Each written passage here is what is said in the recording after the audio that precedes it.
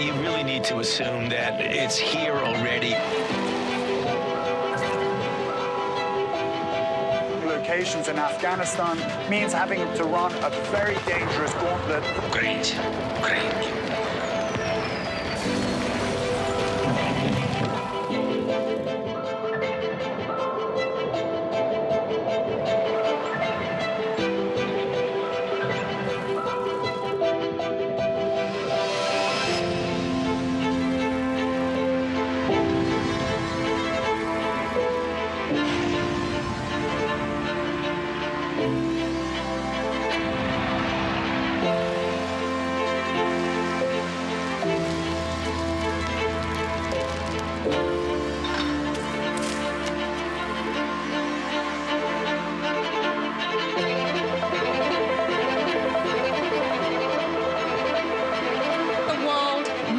Wake up.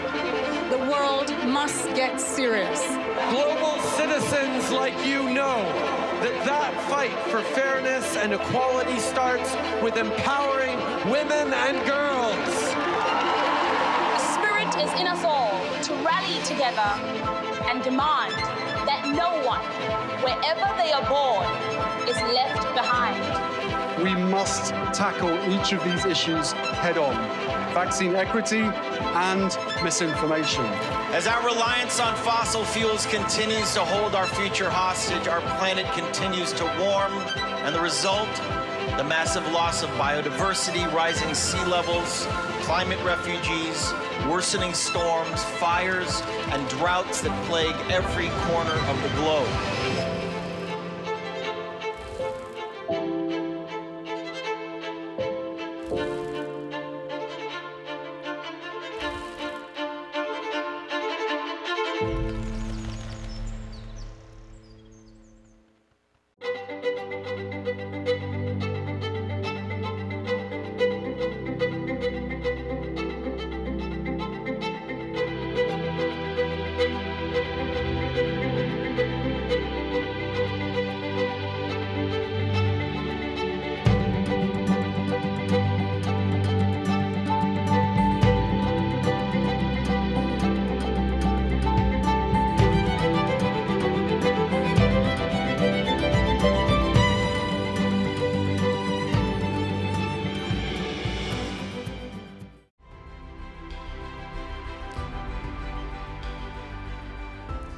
Please welcome Global Citizen Board co-chairs Chris Stadler and Fran Katsoudas.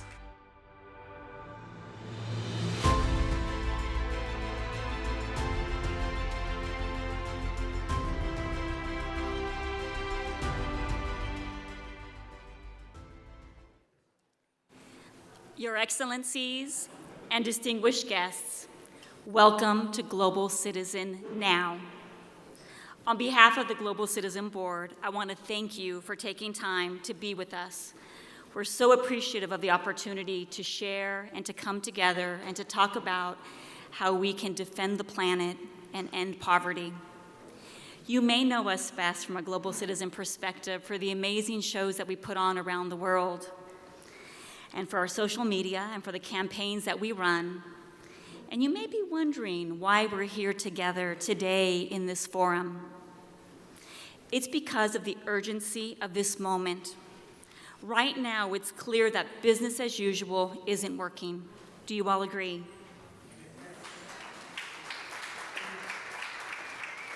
We continue to see the impact and the fallout of multiple cascading crises over the past few years, and we must respond by doing more. These crises have created the first real uptick in the numbers of people globally living in extreme poverty in over 30 years, alongside slowing progress on climate action sidelined during the pandemic. For millions of global citizens around the world, that proves that the system is just not working for them. For me as a business leader, it's about knowing that you can hide with the fiction that if you just keep your head down and you run your business well and stay out of politics, that the world will be fine. We must do more. We must invest our time, our money, and our influence to drive real progress. The past few years have clearly demonstrated that all sectors and industries have an important leadership role to play. And we know that our approach to tackling the biggest challenges facing all of us together is working together. Over the next 2 days, we'll be doing just that, reaching across the divisions of sectors and industries and learning and working together. We have a truly amazing program lined up, and you're going to hear from political leaders such as European Commission President Ursula von der Leyen, who is with us today, and United States Speaker of the House Nancy Pelosi tomorrow. Leading voices, campaigners, and journalists from arts and culture, including Billy Porter, Gayle King, Lindsay Addario, and Pharrell Williams. Business leaders, including Seppo Mahaele, Diego Scotti, Mark Pritchard, Ed Schuyler, and Chuck Robbins. And activists and movement leaders like Gloria Steinem, Eddie Nopu, our amazing Global Citizen Prize and Cisco Youth Leadership Award winners. And remember, if you hear something you'd like to learn more about, catch one of the speakers at one of the breaks. Now, let's get started on our program. We've got 4 amazing discussions for you here today. We're going to start, first off, with the urgency of now. Second, we'll lead to some special announcements about Global Citizens' plans for 2022. Then we'll transition to a discussion of gender equity and the importance of doing it now. And finally, we'll finish on starting a discussion on the impact that Web3 can have on our issues. So let's get on with it. Thank you.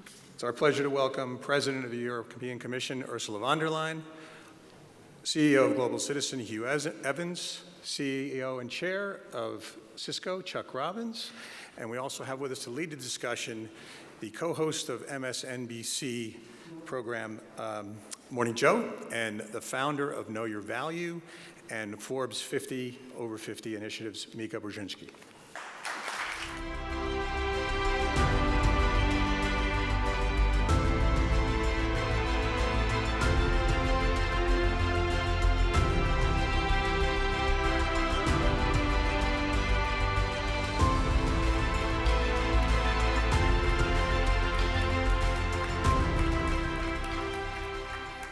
I feel like it's a graduation, and I'm like, class, please have a seat. How are you all doing?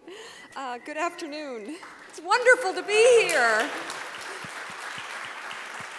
Thank you for the masks. Sorry for the masks. As we all know, Global Citizen has 3 main goals: defeating poverty, defending the planet, demanding equity. But we are going to address this all now with the urgency of now, of what's happening in the moment. And we're going to do it Morning Joe style. Madam President, Morning Joe is a very fast-paced conversation that we have every morning on television, and there's a lot of interrupting.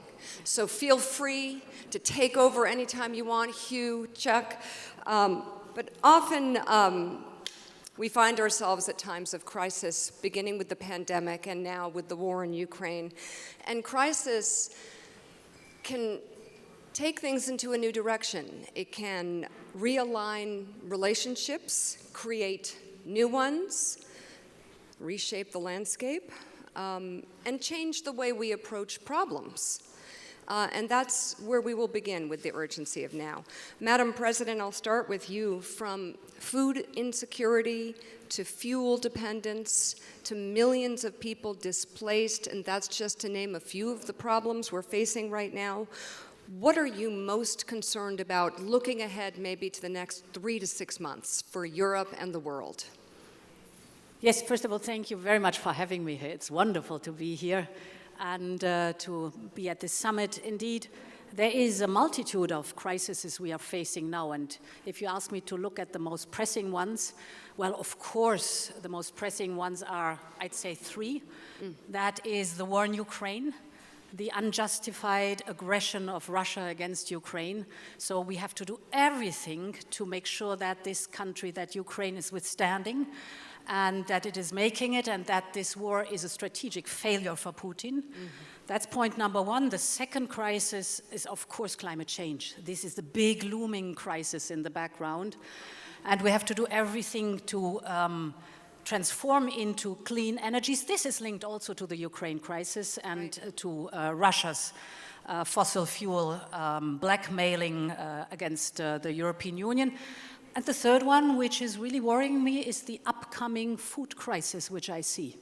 And we have to do everything to get the grain out of Ukraine that is there, and of course to make sure that there is a fair distribution of the worldwide grain also to the vulnerable countries. So a lot is on my mind, but these are my three most urgent concerns. The food crisis is potentially a real strategic concern focused on one area of Ukraine, of making sure we can have access. Before we open it up, I'm just interested, you made a remarkable trip to Kyiv, meeting President Zelensky.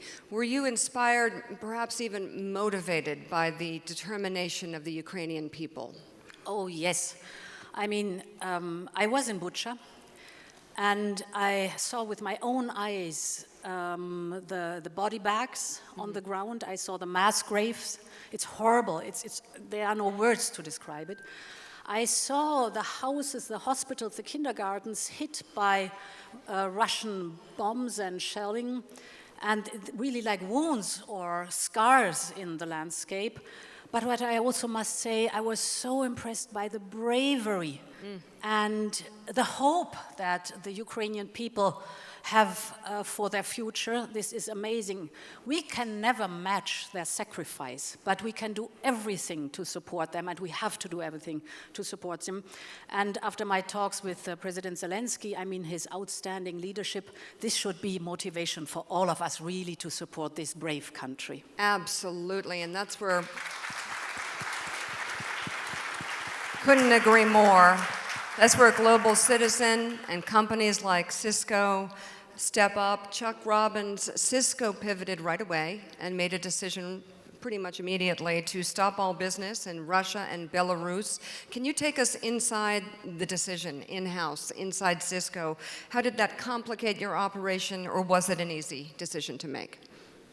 Well, first of all, thanks for having me here, and Hugh, congratulations on everything that you guys continue to do. Just it's inspirational to all of us as well, so thank you.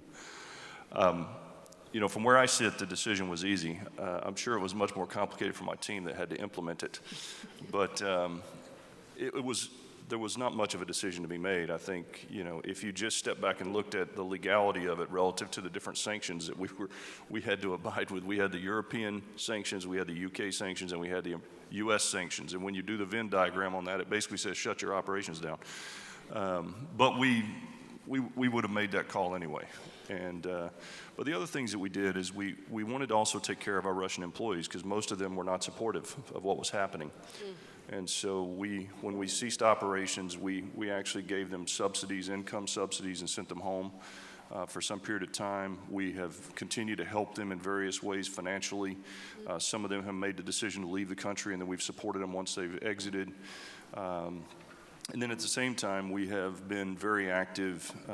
Before the invasion, we had offered to financially cover cost of getting our employees out of Ukraine if they wanted to get out. Subsequently, we've been sending lots of equipment and networking gear in for communication, teams setting up wireless access in refugee camps and all sorts of good stuff. So we have a great team. And to be honest, in a lot of these situations, they come tell me what we're going to do, and because they just know that's what we're going to do. They know what you're going to want. Hugh, Global Citizen, pivoted.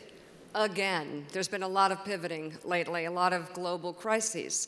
And this time for the war in Ukraine, I know you were in Warsaw, where you had some time with my brother, the ambassador to Poland, Mark Brzezinski, U.S. ambassador to Poland. And you were there for Stand Up for Ukraine, the campaign, which is amazing. Were you just curious at all, motivated by, inspired by the global response to the refugee crisis that you were able to see with your own eyes at the border?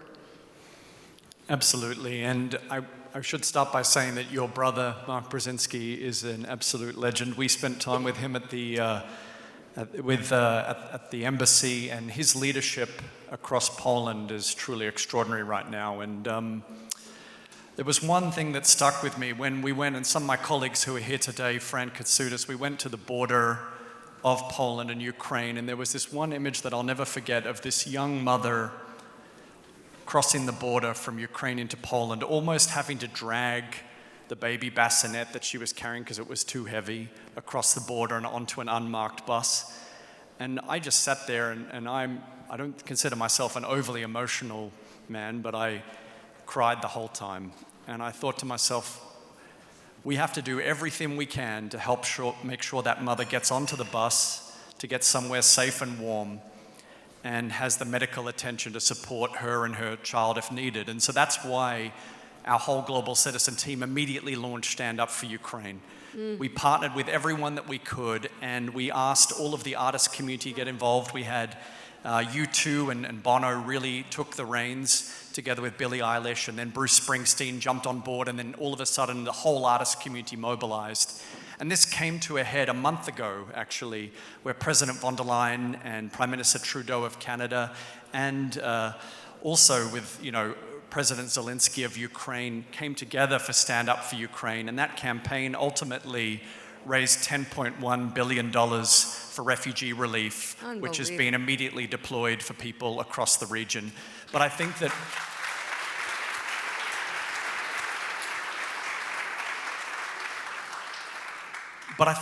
that President von der Leyen made a really important point, and this is something I hope all of us in this room will internalize, that the next crisis of food security is coming. And if we care about the mission of helping the most vulnerable people on our planet, the fact is that people across the Middle East and parts of sub-Saharan Africa soon will not have enough grain, not just to support their own food security, but for their agricultural food security. And so this is a huge looming challenge as Russia continues to bomb warehouses and block wheat from leaving ports. We have to jump onto this right away. Yeah, and can you imagine how tight the timing has been for all this that has happened, including the mobilization? My brother kind of describes this as this sort of rolling miracle that he is bearing witness to at the border, especially in Poland, where the United States and the Polish government, the country, the world, local communities organically and systematically and so rapidly stepped up, taking in, I don't know, up to 4 million refugees in 3 months. By the way, would this happen in America? And by the way, they have baby formula, a lot of it. And so I just wonder, Hugh, Madam President, what are the learning opportunities on how to effectively mobilize on a grand scale so quickly? Well, I think that as an organization, and I'll pass to Madam President in a few seconds, I think what we've learned as an organization is because the world is facing a confluence of crises all at once, you have to be incredibly disciplined because you could take on a new crisis every single week. Yeah. And we have a mission, and our mission is to eradicate extreme poverty within our lifetime. And we look at it through that lens very carefully, and it's a judgment call. It's often incredibly hard to make that judgment call. But to give you one example, I remember when COVID-19 first struck, to be really honest, I was a bit despondent. I was like, okay, where's Global Citizen possibly going to do from here? And I remember our board came together and they all looked me in the eye and they said, Hugh, pull yourself together. Literally, I remember Fran said that. And thank you, Fran. And they said, and focus on where you can be of greater service to those in need. And the next day I got a call from Dr. Tedros, the head of the World Health Organization, who asked us if we could mobilize the artist community. And the next day, One World Together at Home was born. And then when Lady Gaga brought it all around the world with the Rolling Stones, that's actually what enabled President von der Leyen and I to first meet, because it was broadcast into over 300 countries around the world and 300 homes around the world, and ultimately raised $127.9 million in one night for PPE. And that's when together we launched a fundraising effort the following month to raise urgent money for vaccine relief. But I think what this highlights is, one, be of service quickly, but bridge partnerships between, we're an NGO. We mobilize young people all around the world. Chuck's the CEO of a huge, huge organization. President von der Leyen oversees all of the European Commission. Right. We have to build bridges and work together super quickly. Madam President. I can only compliment that. First of all, what we see with the Ukrainian refugees is, of course, fantastic people in Poland, in Hungary, in Slovakia, in Romania, all over the European Union and even further on, who open their hearts, their minds, and their homes. This is the first thing, and we should always really applaud the people who do that. And then, indeed, there's a responsibility for us, each one of us in our place. And what we should ask us, what can I do? This famous Kennedy speaking, don't ask what your country can do for you, ask what you can do for your country. This, in a wider sense, is there too. And then was for me a fantastic experience to join forces with you, because indeed here is European politics, the 27 member states, but there's the artist community, here's the global citizen, and if we join forces, we are so strong. We can achieve so much if we have the business sector, the corporate responsibility on our side. We are so strong, and that should be our motto for crises that are upcoming or that are there. Together, we can really overcome the crisis. And many of the European nations, what fuels the passion here, and the urgency of now, is the shared history. We have been down this road before. We cannot believe that this is happening again, and we will not have it. That is what the Polish people are definitely saying as they look into the eyes of Ukrainians when they traipse across the border, broken families, broken hearts. And that helps. But for the private sector, Chuck, what drives and what more can be done to compel the private sector to step up? Cisco not only stepped up for Russians who worked for the company or Ukrainians who wanted to leave, but also for the Ukrainian people, setting up Ukrainian Humanitarian Assistance Fund. But where does that come from when there isn't that sort of foundational shared passion and history?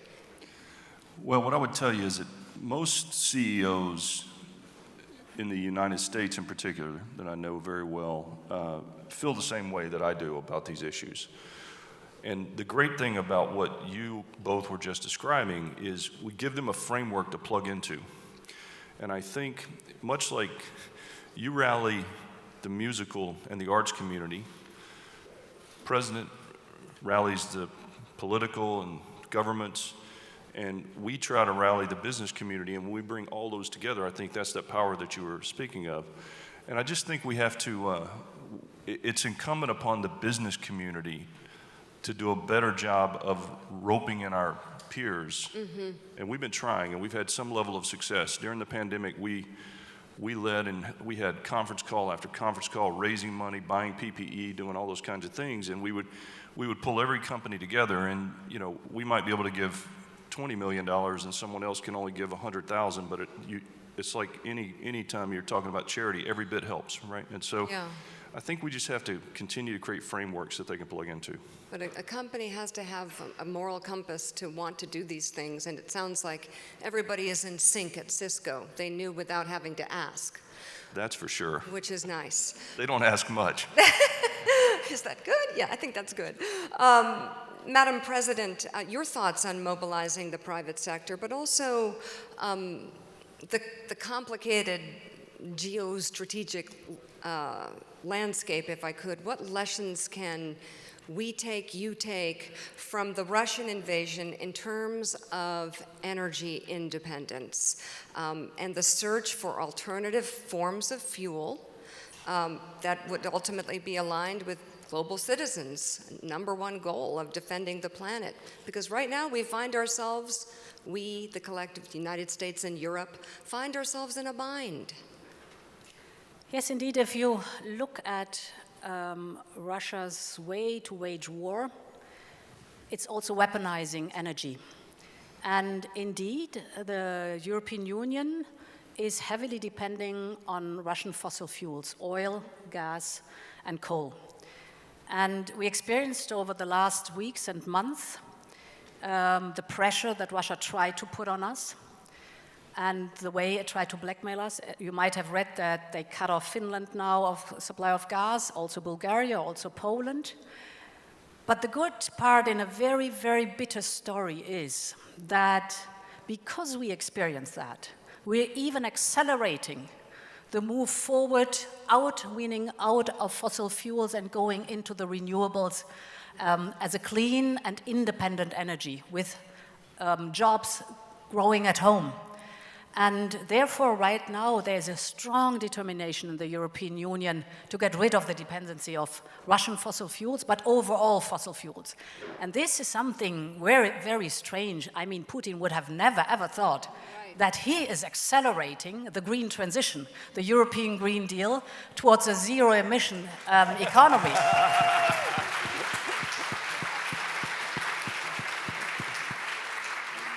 And there are basically three things. First of all, it's all of us, the consumer, save energy. You can do so much by saving energy. Just if we speak, for example, of air conditioning or heating, 1 degree more or less air conditioning or heating, it's 10 billion cubic meters saved per year in the European Union, for example. It's energy, saving energy. The second one is, of course, that we diversify away from Russia to reliable suppliers like our friends in the United States.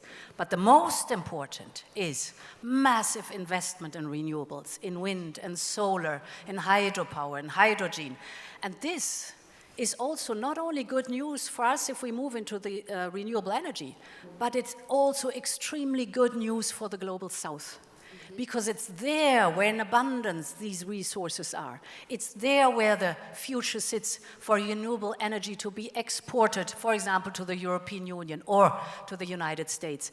So it's also something where we heavily now invest in, for example, with our friends on the African country, to really build the infrastructure for hydrogen that one day will be the energy of the future. But how far off is that? Because for some countries, it's years away, and we are in the urgency of now with this war, and holding back from sanctioning Russia, the EU, on fuel sort of makes it the situation worse, does it not? Should we not fully be surrounding him with the worst sanctions possible? Absolutely, absolutely. Therefore, we completely cut off now our imports of Russian coal. Okay. We're weaning down the Russian oil. And interesting in the gas sector, let me give you two figures that show already a trend. Last year, we imported 40% of our needs in gas from Russia. Mm-hmm. In April this year, we were down to 26% already, so almost cut in half. And we move on that. And in parallel, of course, we have to move forward with the renewable energies. This is our famous European Green Deal. I was a few days ago in Denmark, where 4 member states are forming an alliance for offshore wind. They are now planning together, deploying the offshore wind together, and they plan on having in 2030 heating and serving 50 million homes only with offshore wind. So It's a transformation that is going on. It was already quite ambitious, but with the blackmail from Russia, it's now being accelerated, and that's the development we want. And it is blackmail, so at this point, Vladimir Putin is responsible for reinvigorating and growing in size NATO, bringing great strength and determination and unity to the European Union. And Hugh is helping you get closer to one of your 3 goals of defending the planet. Who would have thought? Absolutely. It's the great irony. And I think that, for citizens around the world that are asking themselves right now, what can you do to defend the planet?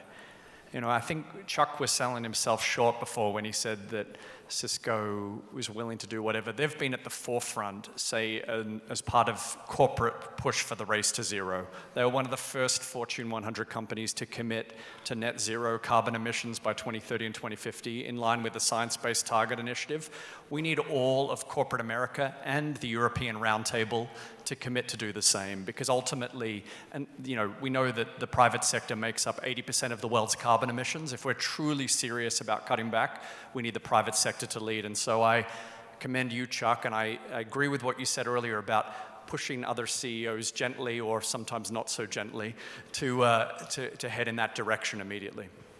Chuck, can you comment a little bit? Tell us how long have you been committed to these goals? Well, we actually got involved with the circular economy probably a decade ago, I think, and so we've been offering, we sell hardware and networking equipment that runs the internet, right?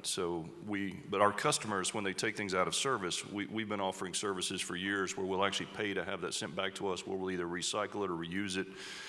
We're now working on lots of efforts around reducing plastics in our packaging, redesigning our products for more efficiency.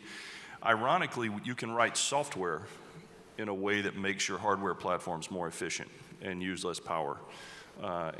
We've also designed our own silicon, semiconductors. Everybody's heard of semiconductors lately, right? Supply chain and semiconductors, things people didn't know about until the last year.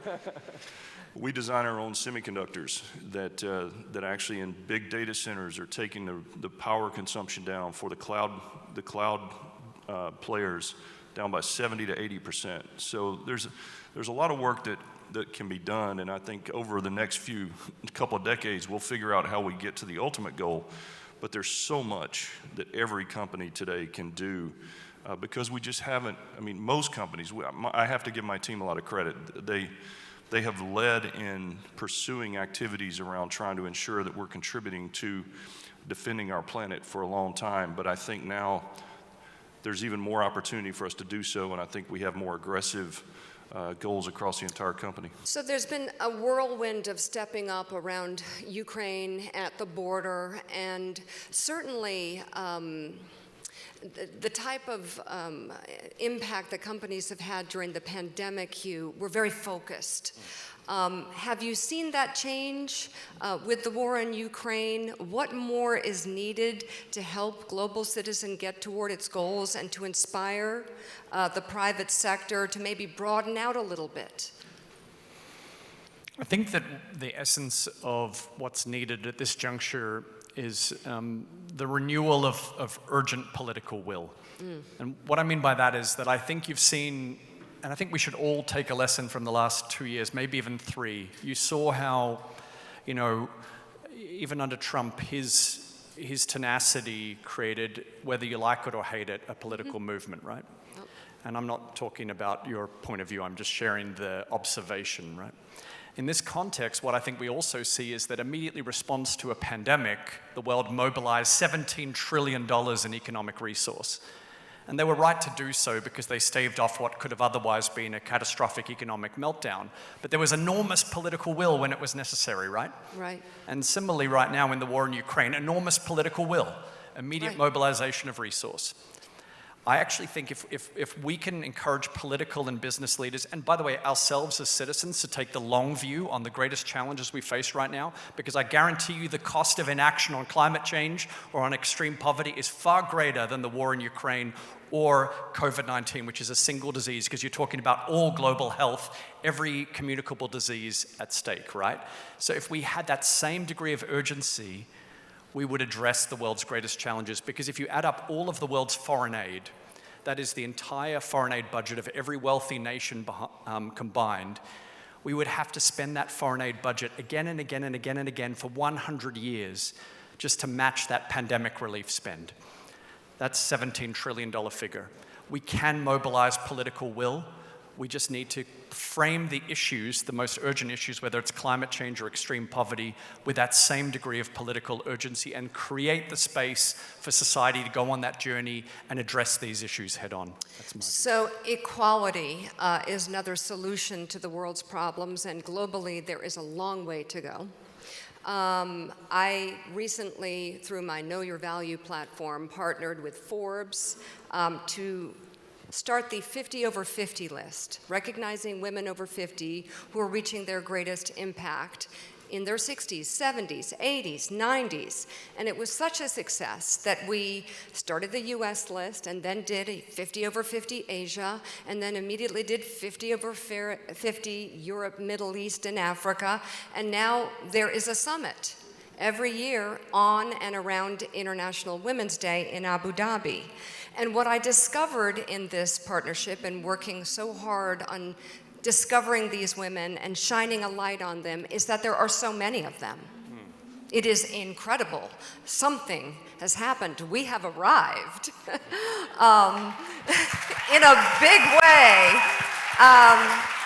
and we're not going anywhere. So my question to you, Madam President, is did you ever, I mean, very honestly, and the answer might have been yes, but I've gotten a lot of no's to this question. Did you ever imagine, because I asked every woman on every one of these lists, did you ever imagine having your greatest impact at 63, in your 60s? And what is your advice to young women starting out? So, of course, I did never imagine that. But what I always had were dreams. I love it. And if I can, I see many, many young people in this audience. That's wonderful. Of course, there are a few over 60 like me, I guess, but not so many. So I had dreams. And if I can give you one advice from my experience, it is never, ever let anybody make you a bad conscience about what you're doing. Never, ever. Stick to your dreams. Go for it. Because only then it is possible to see that you're going much wider than you ever dreamt to be able to do that. And what the over 50s or 60 years old are concerned, there is a very nice saying in Germany that says, well, the young ones are running faster, but the older ones knows the shortcut. So I love it. I will add a few more pieces of advice. And this is what I didn't know when I was starting out. I don't know what it was like for you, but I always felt I was in a rush. And what I learned with this incredible partnership with Forbes, learning about these incredible women like the President of the European Commission, is that you have a long runway for your life and your career. So slow down. Slow down. I'm actually telling my... But stay ambitious. Stay ambitious. Oh, I never said lose your ambition. But slow down a little bit because you make fewer mistakes if you're not rushing, hyperventilating, trying to figure out how to squeeze it all into 30 years. You have a lot more time than that, okay? To pivot, to reset, to have life interrupt your work and work interrupt your life. And secondly, and most importantly about your confidence, nobody knows what they're doing, okay? Especially men. They have no idea. No, listen. You'll be with me on this. They don't remember anything. They don't remember. So they're always pressing reset. Who are you again? I'm Mika Brzezinski. Nice to meet you. Chuck, yeah, exactly. But the thing is, that makes them talented because they don't remember bad moments. They don't remember bad meetings. They don't remember getting fired. They don't care. In fact, if they got fired from a place, they're going to burn it down, right? And they don't remember it, and we hold all that negativity and think like we should live and feed on it. So nobody knows what they're doing, especially the guys, and that's what makes them so successful. So it's a good, I mean, once I realized that, I was like, oh, I'm pretty good at what I do then. Okay. So Hugh, I want to sort of, I want to bring a guest up, but before we do, call to action. Now that I've insulted you, please tell the world what you need. He forgot.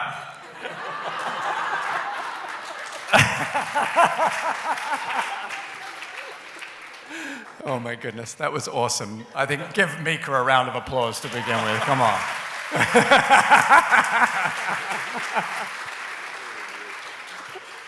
You are awesome, Mika. Well, I think here in the room, everyone is here because you're global citizens, right? You share that common belief that something that happens to someone on the other side of the planet affects you, and that's why you care, and you see the interconnectedness of people. And so my final call to action is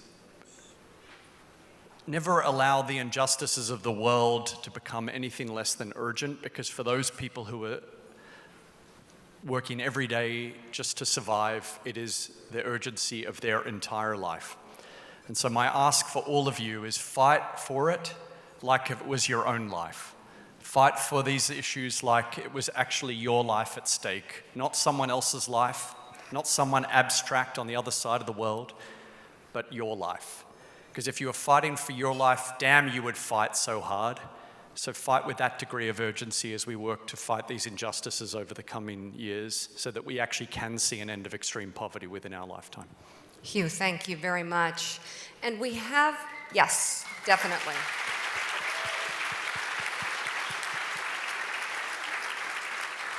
We have in the audience today the Ukraine ambassador to the UN, Ambassador Kyslytsa, and if we could bring him a microphone, please.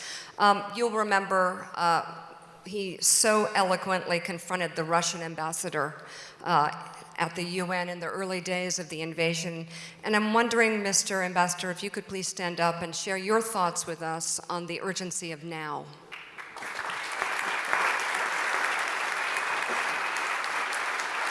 Thank you.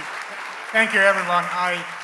I have a prepared speech, but I put it aside because when I see Mika Brzezinski and her Ukrainian-themed flag, I should start with a very famous quote from Zbigniew Brzezinski, who said, and you can quote it better than I do, he said, without Ukraine, Russia ceases to be an empire.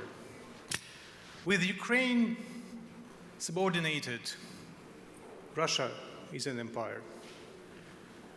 It is very unfortunate that in the 21st century, there are still people, there is still a leader, or the leader rather, who believes that empires can be rebuilt and reestablished. It will never happen, and it will never happen because of the global citizenship of all of you and because of the global effort to help Ukraine to fight the evil. And I would like to thank Madam President von der Leyen and yourself, the entire European community of nations for helping Ukraine and standing by Ukraine. I would like to thank Hugh for his team doing an excellent job to help Ukraine.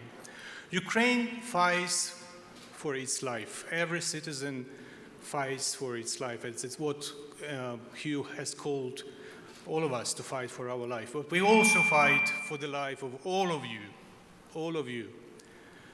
And we have to acknowledge that this fight is a long-haul operation. It's not going to be resolved the day after tomorrow, not even this year. Even if Russia is militarily defeated in Ukraine, it is still not the end of it, because the world will be safe when democracy and the rule of law is back in Russia. And how to make it back in Russia, nobody knows the answer. Nobody knows the answer. We have discussed this in many venues, including this morning. Nobody knows the answer because it is up to the Russians to take their destiny in their hands and to bring democracy back in their country. So once again, I would like to thank the global citizens, Hugh and his team.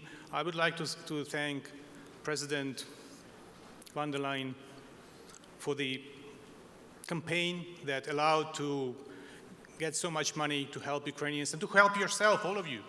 I would like to thank the US Congress and the US government for the decision this week to provide $40 billion to the Ukrainians and to the Americans, in fact, because part of the money is going to be used here in the United States. Thank you very much. And thank you very much, Mika, for the wonderful family, for Zbigniew, for Mark, for me, and for yourself. Thank you very much. Thank you so much. Thank you, Mr. Ambassador.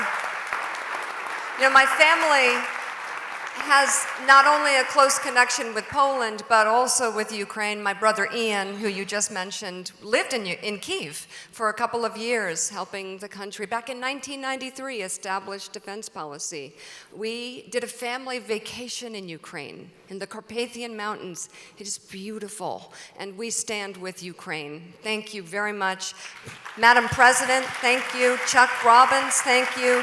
Hugh Evans, thank you very much. Where will we be in 5 years? In 50 years? Let's be here and here. Let's deliver technology to give everyone, everywhere, access to security and privacy, to equality and fairness, to a sustainable world. Cisco has made it its purpose to power an inclusive future for all. Where will we be in 50 years? Let's go see. Between the world and what we make of it, there's a bridge. Cisco, the bridge to possible.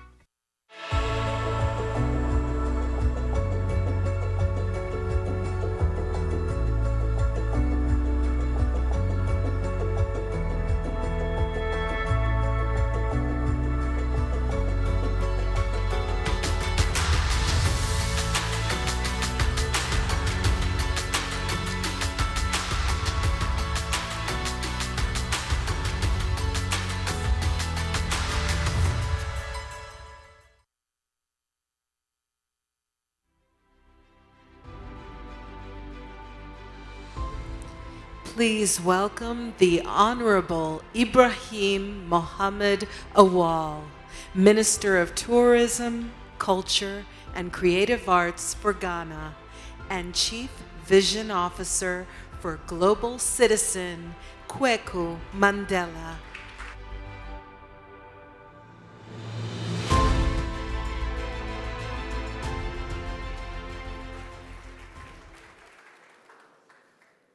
Thank you, everyone, for being here. And thank you, Minister, for joining us all the way from Ghana. Thank you. I was introduced to Global Citizen over 10 years ago. And together we developed a vision to take Global Citizen to Africa. It took us a few years, but in 2018, we realized our shared vision for the 100th anniversary of the birth of my grandfather, Nelson Mandela. We created and launched the Mandela 100 campaign. And the youth of Africa mobilized in their hundreds of thousands to take action on social, economic, and climate challenges that plague humanitarian issues that are affecting our world. 10 years ago, we committed to continue to build on the legacy of so many men and women who came before us. And we have kept our commitment to keep creating an equitable society and empowering the youth of today. Distinguished ladies and gentlemen, the future of the world is African. It is in the continent's youth who are leading innovation, mainstreaming Africa's cultural excellence, and spreading the spirit of Ubuntu, or Pan-Africanism, across the continent and the diaspora. When we come together as one, there is strength in our unity. Ghana plays a critical role in setting the trajectory of Africa's development, and will continue to do so for the coming decades, bridging our past to our future as a gateway connecting Africans at home and the diaspora. This year marks the 65th anniversary of Ghana's independence and 20th anniversary of the African Union. Focus on us is the return MK2. Remarkable milestones of our continent's spirits of unity and resilience. Ghana, along with the whole of West Africa, is emerging as a cultural powerhouse that's leading the world, and we're excited to highlight this to a global audience in line with the Beyond the Return campaign, a 10-year project under the theme, A Decade of African Renaissance 2020-2030, that celebrates the resilience of the African people over the past 400 years. We are committed to partner with Global Citizen to continue to expand the Global Citizen movement across Africa, building on the organization's previous efforts in South Africa and Nigeria. That's why we are proud to be standing here together to make an important announcement today. And we couldn't have brought the festival to Africa the first time without the support of world leaders like Prime Minister Ernest Solberg, and of course, like our partner Cisco. So we're very proud to announce this year, when we hold the festival in New York City on September 24th, we will also be holding the festival in Accra, Ghana.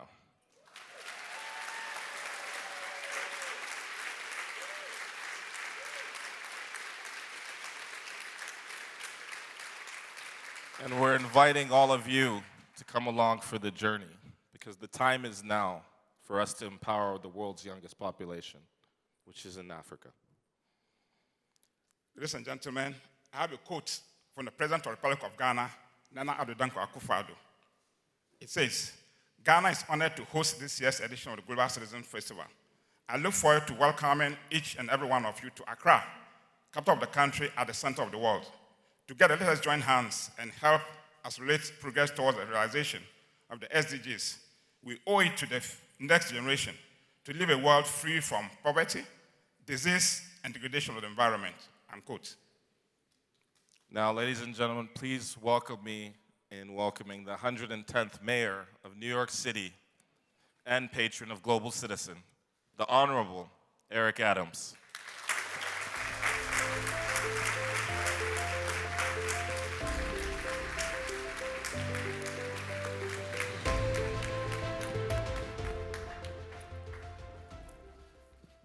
Thank you. It's good to be here with you both. I was just in Ghana last year. Before I became mayor, I wanted to go and return and spend time in Ghana and just really absorb the energies of our ancestors as I started this journey. And I'm looking forward to a continuing relationship between New York and the continent of Africa. And thank you for what you're doing, because we are all global citizens all together. Thank you, Mayor Adams. And in recognition of his tireless effort to drive traffic to Ghana, the Ghana government is decorating him and engaging him as the tourism ambassador to Ghana.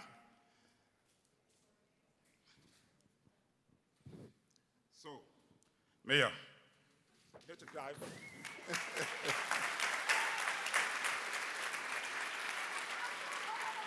Everything about tourism in Ghana can be found here. And then let me add you.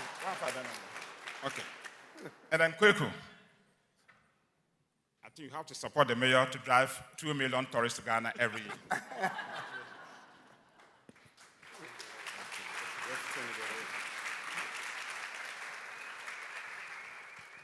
Thank you. Thank you. I need to come with my gifts next time.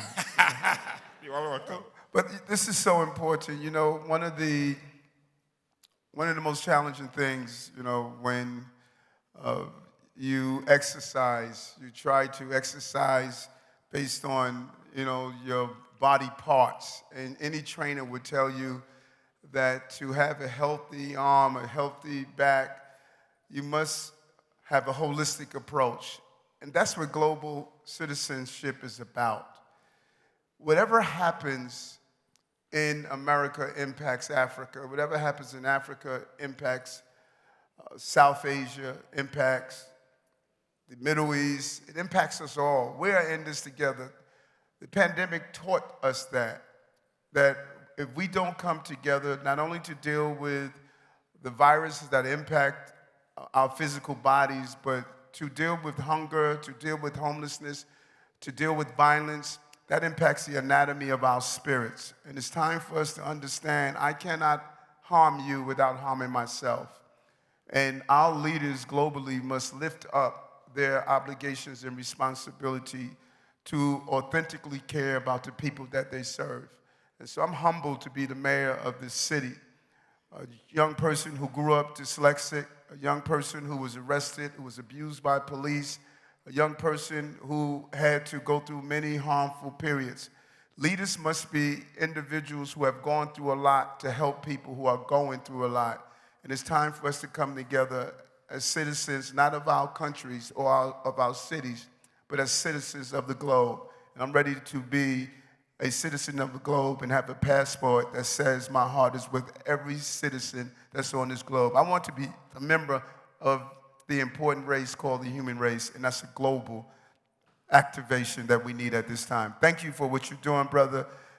You really touched me the first time I met you. Your humbleness, your caring, you really are committed to doing this, and I'm proud to, call you as a friend. Thank you very much. Thank you, sir.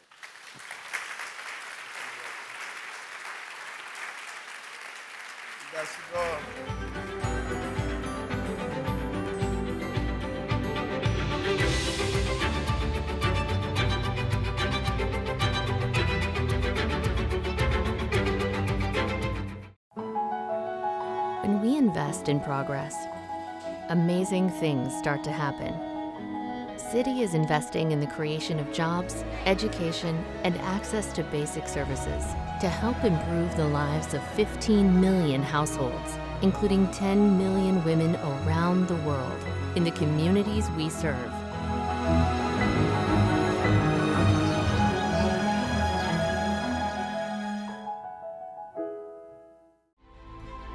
Please welcome former Prime Minister of Norway, Global Citizen Global Board member Erna Solberg, singer, songwriter, producer, and advocate Milk, and co-host of Bloomberg Markets The Close, Caroline Hyde.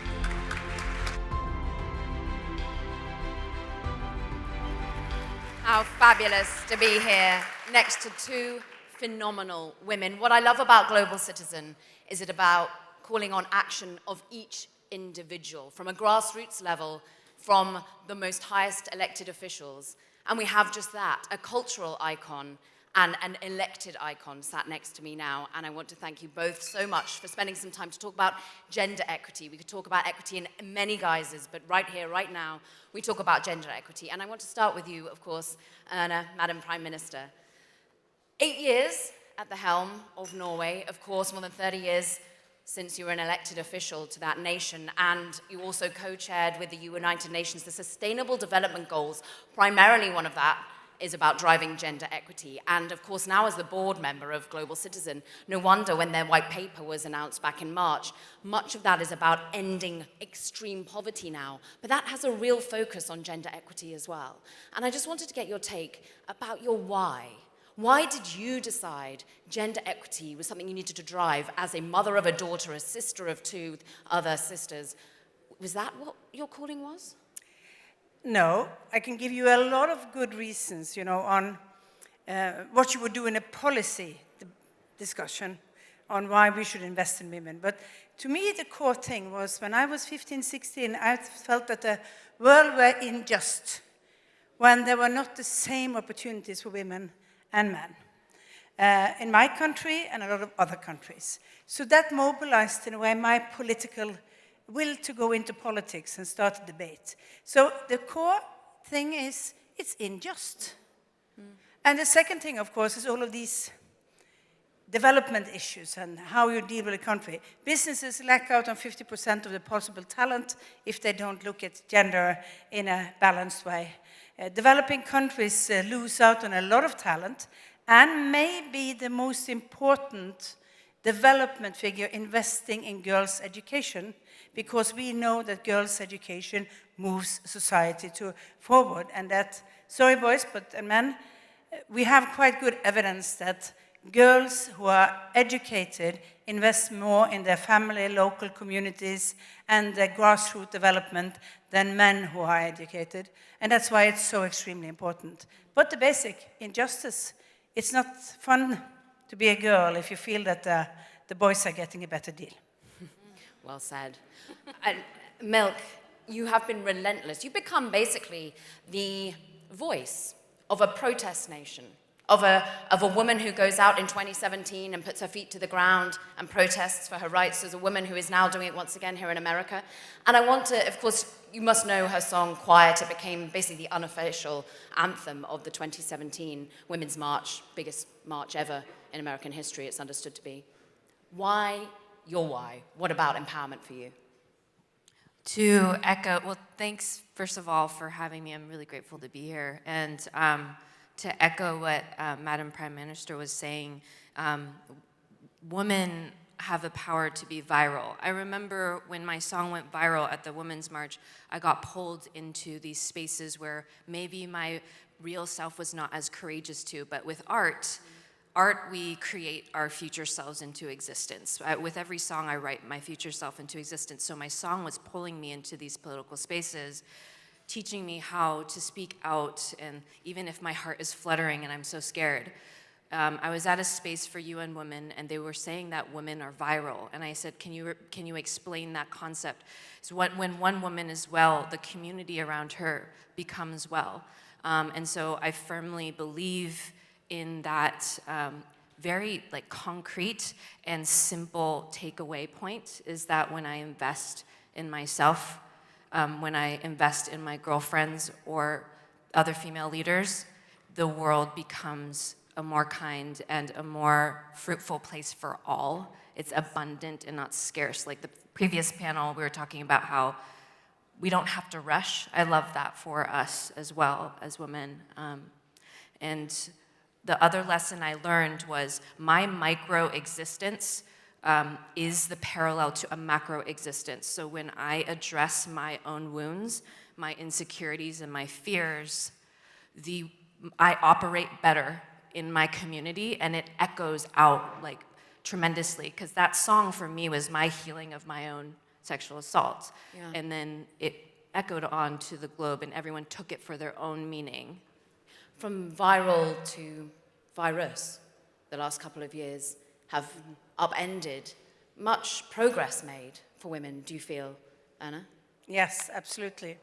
We have now large reports telling about abuse of women, sexual harassment increasing, girls not going to school and not getting back to school when the schools are reopened because families are poorer, they only send their boys to school. I think we have seen a massive backlash on those core areas in a lot of countries. And of course, if you lock people up, and I have done that, I've closed down parts of my country as the Prime Minister in this, you know that for those families who are not functioning, for those who are living in an abuse situation, it's much more difficult. Yeah. And of course, we didn't have that long a period that were so locked down, but a lot of countries have had a long period and maybe have had more also abuse in families because in Scandinavia, I think women's positions are a little bit different, but it's a lot of women who now are losing out on their education, who are going back to not being in the workplace, and who are in an abusive situation in their families. Milk, you just spoke about the abuse you suffered, how you've spoken out about it. This is about grassroots level discussion. The people who could be tuning in on May the 25th want to know how you've helped yourself mentally, supported yourself mentally. What can you say to them? That's a great question. I like zooming in and zooming out. When things in the world become really overwhelming, I like to zoom in and look at the micro moments in front of me. I have my family, my local community, the concrete on the streets before me as I walk, what leaves are there to kind of ground myself in my body, taking deep breaths. And then when I feel a little too self-centered, a little too in my career, a little too heady about where my path is going, I like to zoom back out and look at the global situation. And I'm constantly, like a camera lens, I'm just shifting focus so I can stay balanced. What is always so important about these conversations? There's always something that people are fighting for. And in gender equity right now, it is of real tangibility here in the United States. We both, Anna and I, come from Europe where these things are not politicized, but everyone has Roe versus Wade in their head. I'm interested in your perspective on your reaction to that and to those that listen, what small steps they can take, no matter what their politics. Well, first of all, for Europeans, it's very special to see that such a big issue is not decided in the democratic field of parliaments, but is in fact, and legislature, but is in fact made by a judicial court. I mean, that's just to say Europeans, we don't really feel it, because my first instinct would be vote, advocate, persuade your politician, show your discussion. And I remember my own party. I am a party leader of a European Conservative Party. I mean, they are a little bit different than the Conservatives in this country. We are quite liberal. We are on family issues, for example, and prudent on financial discussions. But it's then we would have said, be active, talk to your politician, know the stories. If you don't allow abortions, it's not abortions you are abolishing, it's safe abortions you are abolishing. More women will die because they are poor, because they will try to stop the pregnancy. All of these things will happen. We know this from history. That's why it's so important to have safe abortion and to make sure that this is accessible to all. And I think Ireland just allowed it. The US is going back. I mean, the last countries in Europe have now changed the other way around, and US is going back. I think it's a bit fascinating, and I think it's worrying that it's not decided on, it's decided on legal discussions instead of decided on by votes, politicians, open debate. But of course, it depends on who you vote on your federal, on your state level. But my first thing would be tell the stories, tell how abortions are, when they are unsafe, will kill both children and their mothers. And it is also a question of inequality, because everybody knows if you have enough money, you will get an abortion. And this is a way people who are lacking income and women who are lacking income will be put into a poverty trap for the rest of their lives.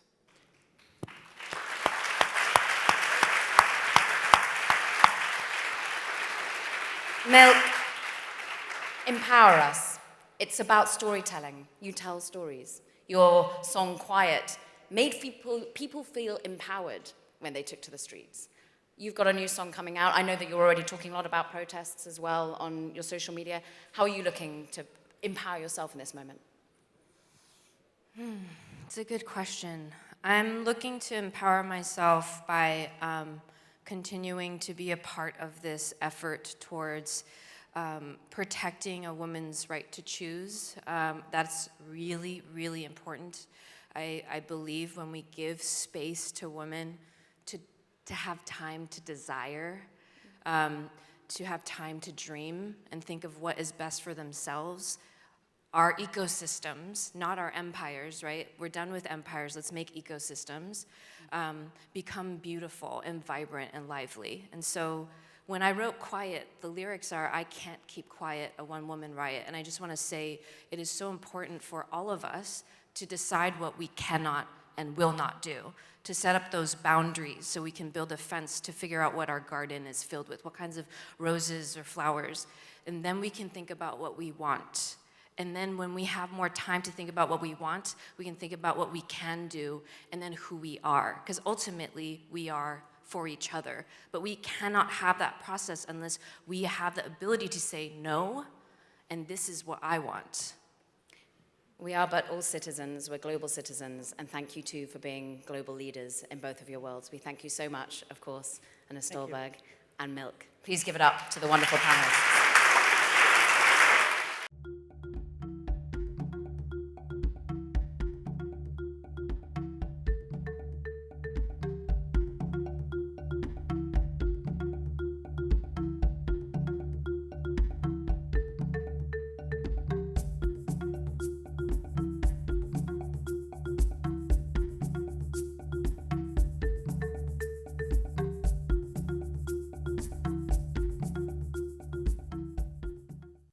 Earthlings, I have come to your planet with one demand.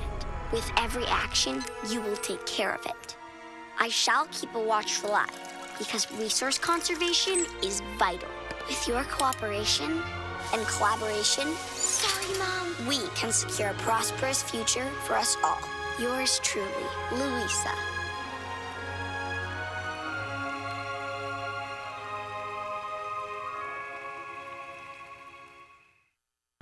Please welcome President of DeFi Kingdoms, Dreamer, Deputy Director of Binance Charity, Elizabeth Lee, CEO and co-founder of Meta Angels, Alexandra Kavallakos, and Chief Content Officer of Forbes, Randall Lane. Raise your hand if when you hear Web3, you nod and go, yeah, Web3, but you have no effing idea what you're talking about. How about that? There you go. A few more. Well, this is a panel for both groups. We're gonna both demystify, and if you're up on it, we're gonna talk about how to use it we're at a pivotal moment to actually take it forward. If I had to define it for those who are Web3 shy, I would say, if you take Web 1, that was about consuming content. Places like Global Citizen or Forbes, we would post content, people would consume it. Web 2, you're creating content. You're doing be a Twitter post or a YouTube video or a Craigslist ad. It was about creating. And now, Web3, if you really, to me, had to boil it to one word, it would be owning. It's about owning. And that's the difference. But what's interesting is that we're still in this very, very early stage where we can try to figure out together, what does ownership mean? What does it mean to own? What does it mean in a decentralized internet to kind of take out the middleman? And how can we then pivot that to actually create some good here? So that's the goal today. And we got a great panel. And maybe Dreamer, start with you first. I'd like, in explaining what you guys do, I also want you to critique my definition. You live this world, so how did I do? And then how do we create, based on what you're experiencing with gamification, how do we create that social good within the ownership? Sure, so I'll add to your explanation first. Those are excellent kicks, by the way. If I was named Dreamer, I would have those shoes for sure. Thank you. So yeah, if I go through that again, Web 1, 2, and 3. Web 1 in the 90s, we had read only. You load up a website, you're just reading, and it doesn't look very pretty. You can't do a lot, but it was huge. It was revolutionary. Information at our fingertips. Web 2, we're talking about social media, read and write. Now we are contributing to the story. However, those owning the data, owning the content, are a select few, very centralized, the Facebooks, the Googles, the Amazons. Web 3 is not only just ownership, digital ownership, the ability to prove ownership of any digital asset, but it's an effort to decentralize, give power to the communities, the people, regardless of border, regardless of where you reside. So that's kind of just expanding a little bit on the read, write, and own. So what we're trying to do now, the technology's there. What do we do with the ownership? So there are projects like DeFi Kingdoms, which I'm the president at Kingdom Studios. We are developing DeFi Kingdoms. It's a play-to-earn game where we have simplified things like trading on an AMM protocol or a decentralized exchange. Some of you might have heard a DEX, decentralized exchange, AMM protocol. What is that? How does that benefit me? How do I make money? How do I play? Well, if you go to look at DeFi Kingdoms, it removes a lot of the fuzz that deters many people from Web3, and it's very approachable. It's a game, but you're learning, you're participating, you're taking control of your own finances. You mentioned remove the middleman. I worked for the middleman for about 10 years. I had 10 years at Goldman Sachs. I quit that to do this. That's the middlest of them all. Because the technology allows everybody to have complete control of the transfer of assets, to monitor them, to apply them, and contribute to the old movement of decentralization. Great. And then in terms of what you're doing, DeFi, of course, is for decentralized finance. And with DeFi Kingdoms specifically, how are you using that platform to then accelerate what you're talking about? Sure. So it's not only a play-to-earn game. We have an invitation out to any protocol out there to come and join us, because one problem, I'll say is a problem, or weakness in Web3 is a lot of people are kind of just trying to figure it out on their own.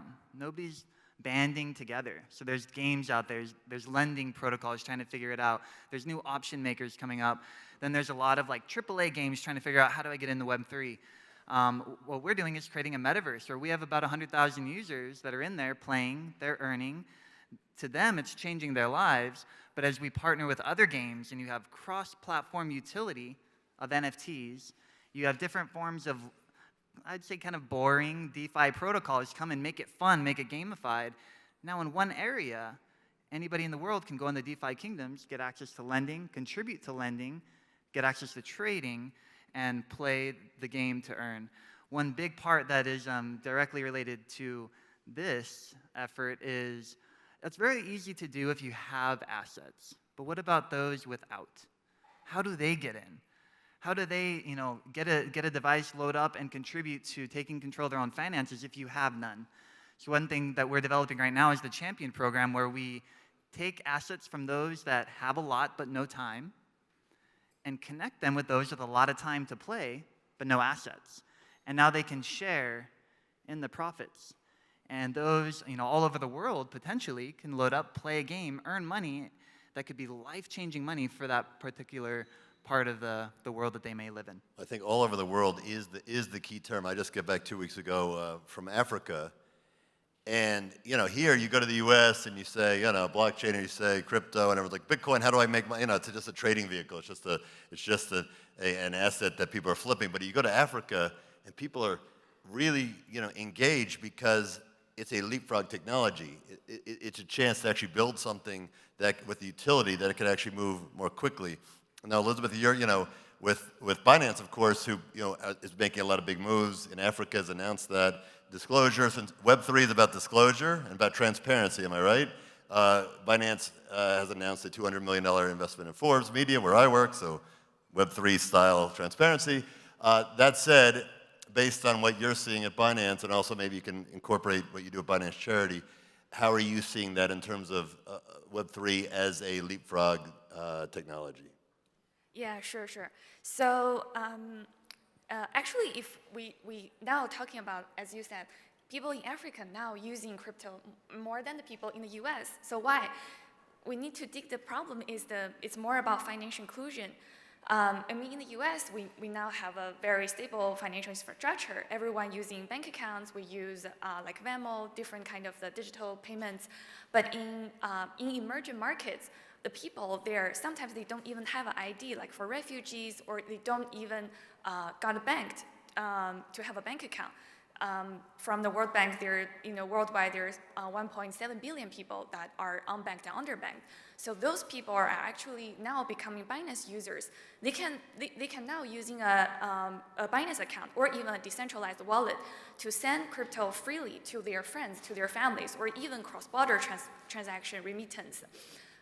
Like immigrants, if they work in some of the, like in Dubai or in the US, they want to send money back to home, they can use cryptocurrency. Now we're thinking we want to send money now to people living in Africa, what kind of tool would you use, right? There's not much efficient tool that we can use, or you need to pay very high transaction fee. On average, it's like 8% or 10%. And also to give an example on the philanthropic giving sector. When last year Taliban took over the country in Afghanistan, we received a lot of inquiries from nonprofit organizations. They're saying, how can we move our funds? We fundraised in the US, in the UK. How can we move it to Afghanistan? And they said, because the bank is now functioning, can you help us actually to turn it into crypto and move funds to Afghanistan and distributing that to people? So, for ourselves, we also did a pilot in Afghanistan to help 100 students there. We helped them create a decentralized wallet. We send crypto directly to them, and then they can go to the local money exchange to exchange those crypto into Afghani or US dollar. And then they can go to the local market to purchase the things and pay their education. So we really found this is about financial inclusion, about really helping the people who are not included in the current financial system. And if I may say, Web3 encourages the free flow of information, then really Web2 is for the free flow of information. Then Web3 encourages the free flow of the value. No matter where you are, no matter what's your nationality, you can own the digital asset that truly belongs to you. It's a global citizen type of model. It's one thing to you talk about kind of what's going on again with what's going on in Africa, what's going on in Afghanistan. To keep in mind what the numbers are. Think about Africa, where you got 1.3 billion people. 70%, as Kwaku mentioned about being a young continent, 70% are under 30. It's going to 2 billion. So think about in the next 20 years. So think about that audience that's adopting crypto as a first currency. And that, again, we have to start thinking about that, not in terms of us sitting here in the US, but it's truly transformative. I think a lot of people in the US, and one more number to nerd out on, because I think this segues nicely to Alex, is that in 2020, there were $2 billion a year. There was $2 billion in venture investments made in the crypto space. 2021, last year, was $27 billion. So this is a monster coming right now. A lot of that's going to NFTs. And I think, again, too many people have the idea, we'll do a little bit of a primer here. They're NFT. I took a picture of my lunch. I'm rich now because I just created an NFT, right? Alex, maybe you can explain. You're in, you serial entrepreneur. Now you're in the NFT space. We see some of your work up here. Tell us, what an NFT really is and how we could use it as an application. Yeah, so an NFT is a non-fungible token. It was not named by a branding person. It's not very easy to wrap your head around, but really all that it means, non-fungible means unique, right? So all that it means is that it proves that you own something unique online. And as as Dreamer said, it's actually quite rare to be able to say this thing belongs to this person. But ownership and provenance has always been important in any sort of transactions, right? Whether it's selling art or a real Matisse and a fake Matisse, right? It matters to know where it came from. And so all of a sudden it's allowing digital things to have value that is able to be exchanged. That's creating value for artists, it's creating value for organizations. But NFT doesn't have to be art. That's obviously how it's captured people's imaginations. And a lot of people think of it as a digital cartoon, probably a monkey cartoon if you're thinking of something in your head right now. This art collection is called Meta Angels. But the whole concept is actually about creating community. I actually think that is what has really captured people's imagination, is how being part of a shared global community allows you to come together. Well, maybe you can go into specifics on that. I do think that we're quickly finding out, I think people who know, that an NFT without utility is not completely useless, but it's close. It's where you see the growth is NFTs with utility, and you guys have kind of hacked that with Meta Angels. Maybe explain. Yeah, and I think, some people buy NFTs for the art, but if you're buying as part of a collection, you want it to do something. We actually pioneered on-chain lending. First ever time it was done sort of from a technical perspective on chain. And it's not because you're trying to actually make money from it, it's actually all about accessibility. So for us, if you have multiple Meta Angels, you can actually lend it to someone who might not be able to afford it. And so our community and our membership community is centered around the values of generosity, transparency, and accessibility. And that means that we have teenagers doing civics DAOs in East Asia who have access to our community and the other people and the resources there. And we have, artists in Lagos, and we have people all over the world who are getting access to networks that are usually closed and gated. Rooms like these they could never be in. So let's get granular here.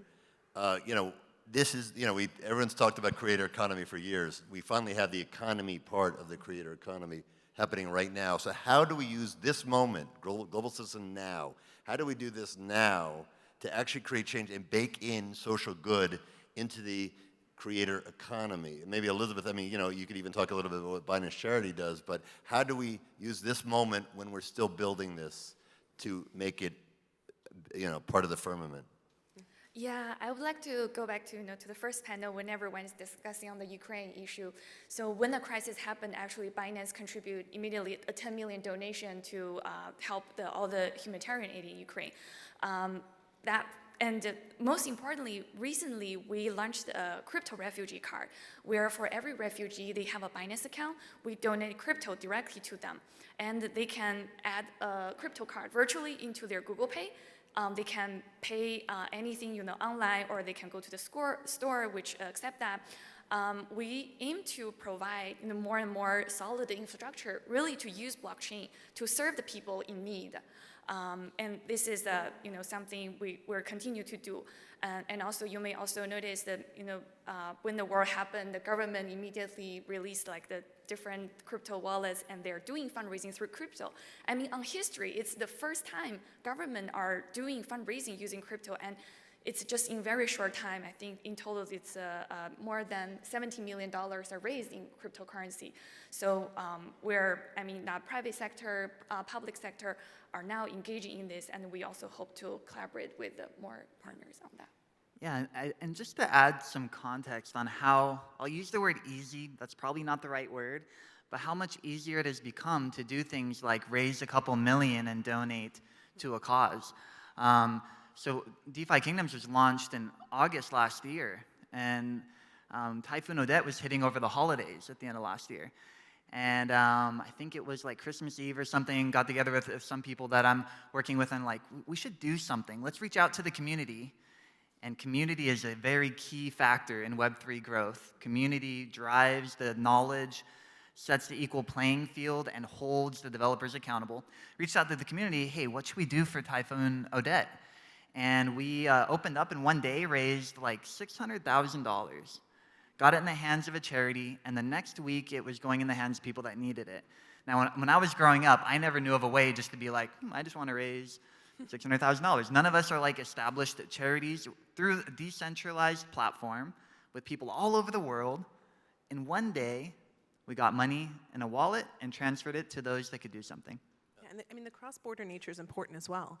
With so many refugees and so many crises happening right now, they may have currency, and all of a sudden they find themselves in another country. It actually makes a really big difference to be able to take that wealth with you.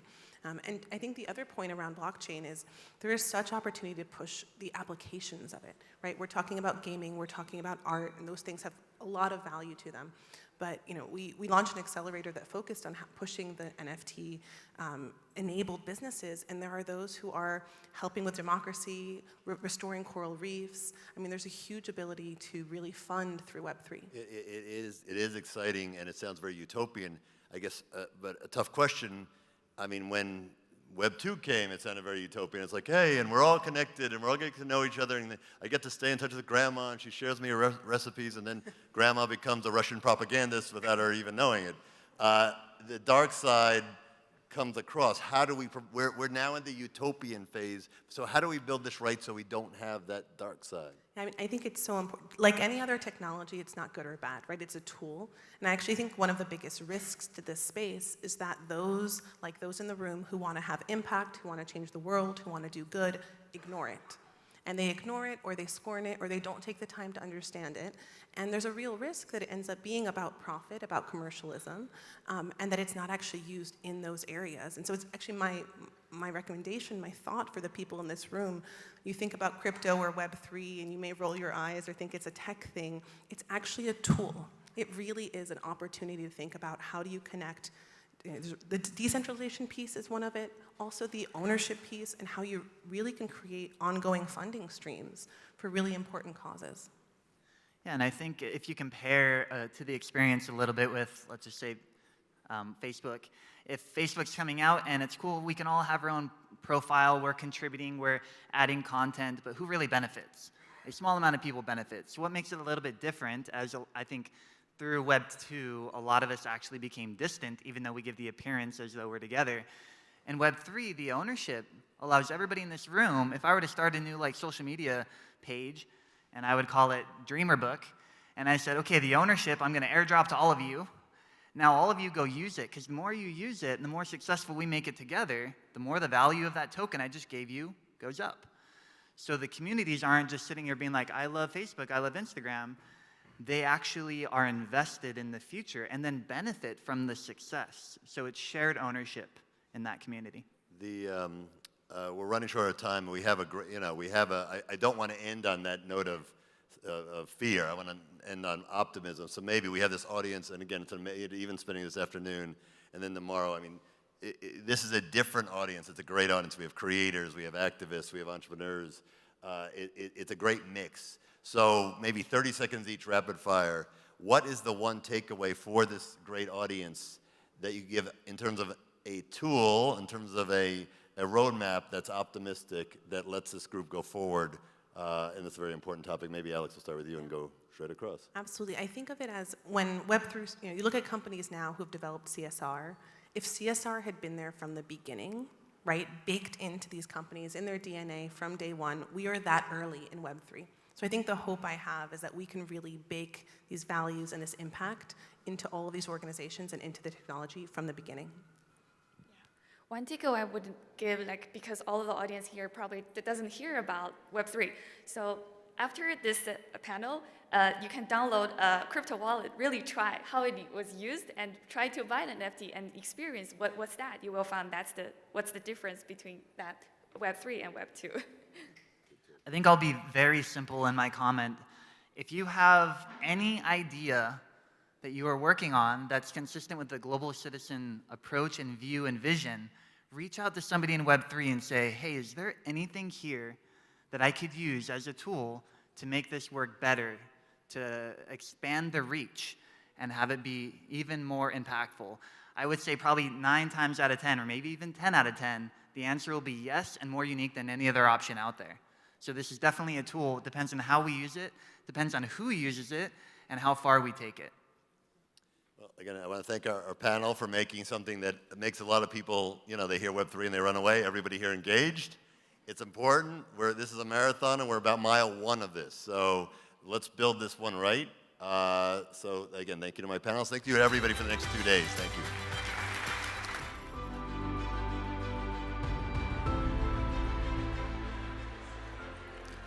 Please welcome Global Citizen President Liza Henshaw.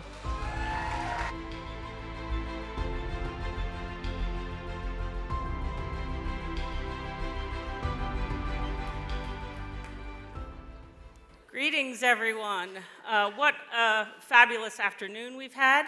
I want to thank all of you so much for being here. Thank President Ursula von der Leyen and Chuck Robbins and our own Hugh Evans and the fabulous Mika. I thought I'd just give you the rolling miracle of governments, corporations, and the NGO sector.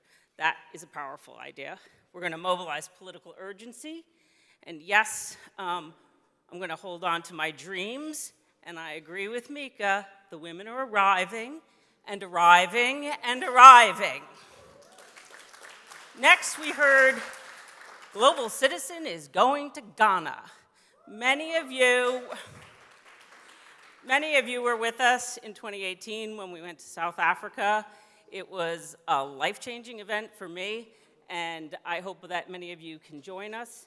However, I think Mayor Adams might say that the 10th anniversary of Global Citizen on the Great Lawn of Central Park is a pretty good event too. So you're going to have a very tough choice on where you want to be on September 24th.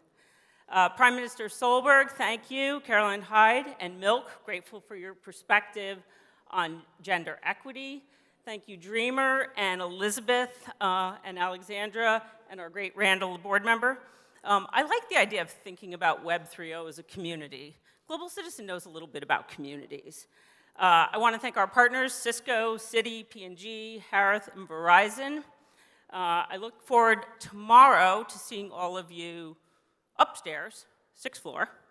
And some of you, we're all going to go to Gotham Hall, and we're going to honor 8 fabulous activists who are worthy of all of our praise, attention, and applause. Next, you heard her speak earlier, and I agree with Milk, women are viral. Now to perform the yet-to-be-released I Built This House. Please give a Global Citizen welcome to Milk.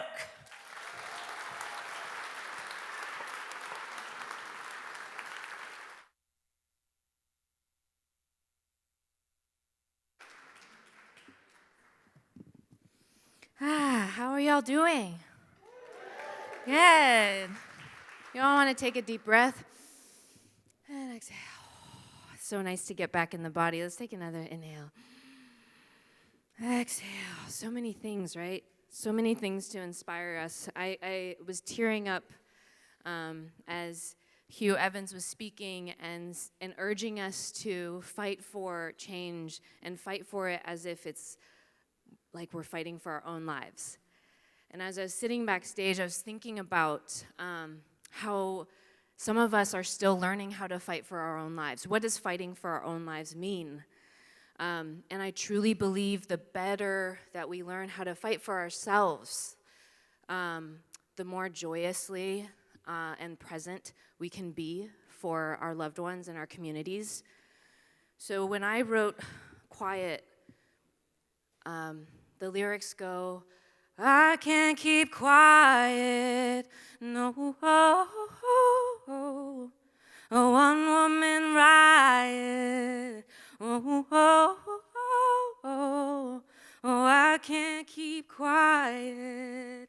I was fighting for my own life because I had this lump in my throat, and I knew that the story of it being my fault was keeping me small. And how can I help make a better world if I keep myself small? And so I've been on a journey since, and that song has opened the door for me to write songs with joy, because I do believe if we don't tap into our joy immediately, now, we're not going to be able to sustain this. Joy is the secret to long-standing change, and I still sing about the big things. I just wanted to infuse more joyous melodies, so I hope you enjoy this song, I Built This House. I let you move the furniture when I knew better, but I wouldn't say. A closet filled with questions that I never answered, just to play it safe. Every voice in my head thought they'd never get out, thought they'd never get out till this day. Yeah, I've been telling myself this is getting too much, gotta clear it all out, walk away. Yeah, I built this house, I can see myself out, don't need it, weigh me down no more. I'll burn the whole thing down, and every doubt, don't even turn around no more. Oh yeah, I built this house.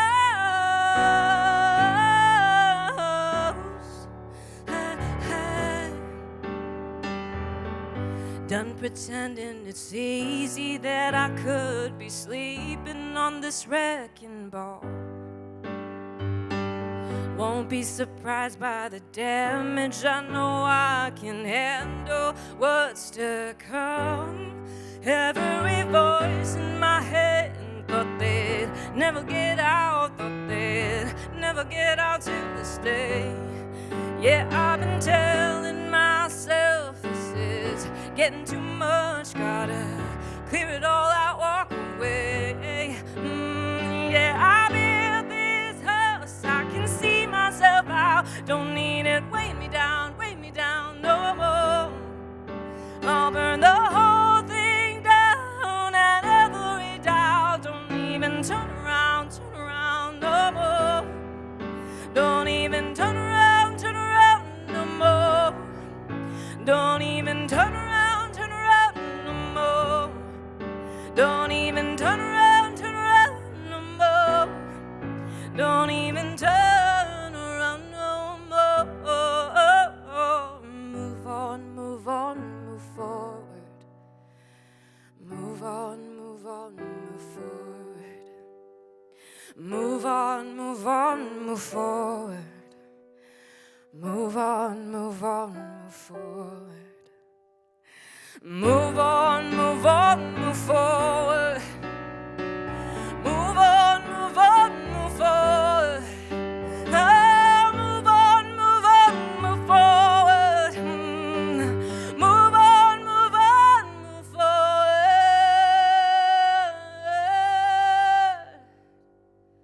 Yeah, I built this house, I can see myself out, don't need it, weigh me down no more. I'll burn the whole thing down, and every doubt, don't even turn around no more. Don't even turn around no more. Don't even turn around no more. And then you ask yourself, is this artist on stage gonna ask us to sing along to that kind of catchy part? You know, it's kind of catchy, I think I got it. It's like, don't even turn around no more. And the answer is yes. Turn around no more. You just say, don't even turn around no more. Don't even turn around no more. Beautiful, let's go. Even turn around. Yeah. Yes, sing it out one more time. Turn around no more. Don't even turn around no more.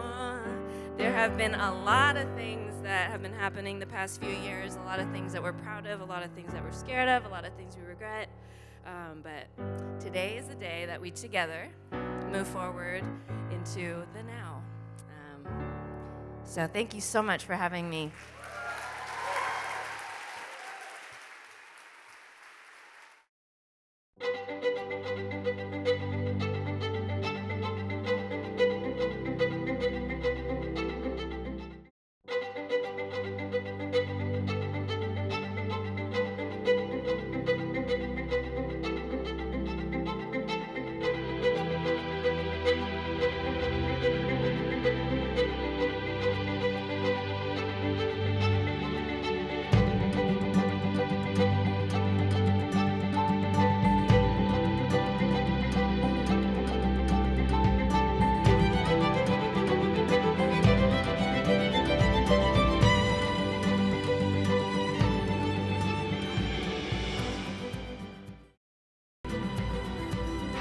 Please welcome Executive Vice President and Chief People Policy and Purpose Officer of Cisco, Fran Katsoudas, and actor and producer Dakota Johnson.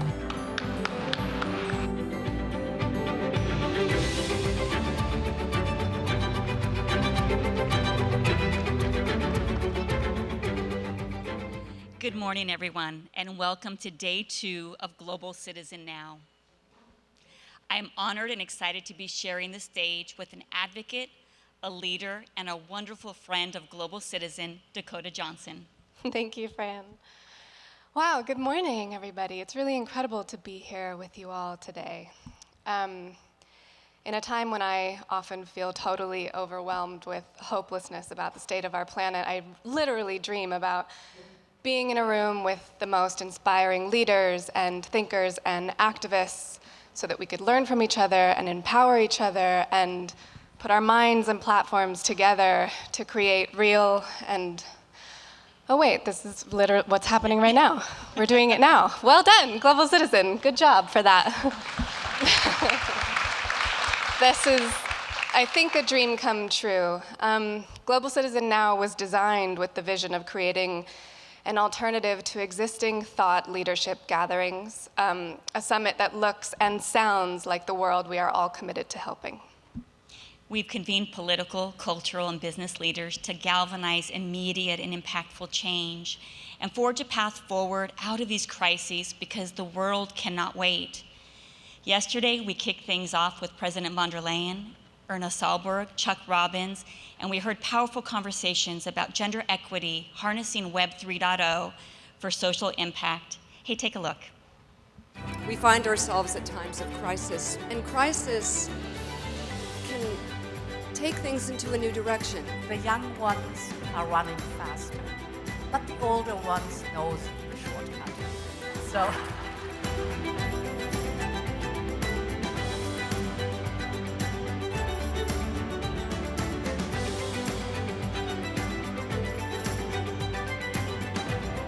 Fight for it like it was your own life.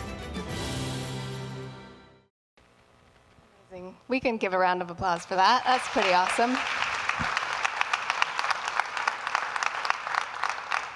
And last night at the Global Citizen Prize dinner, we met 8 incredible activists doing amazing work to defeat poverty, defend the planet, and demand equity. They inspired us all. Let's take a look at this. Everybody, welcome to the 2022 Global Citizen Prize. Inequity is a problem that impacts everybody. One of the key ways of defeating poverty is by empowering and investing in women and girls. Thank you. Now this is Global Citizen.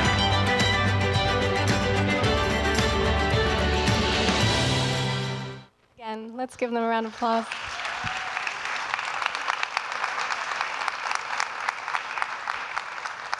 So to share more about why we are here today and what's on our agenda, I would like to welcome to the stage our friend, CEO and co-founder of Global Citizen, the amazing Hugh Evans.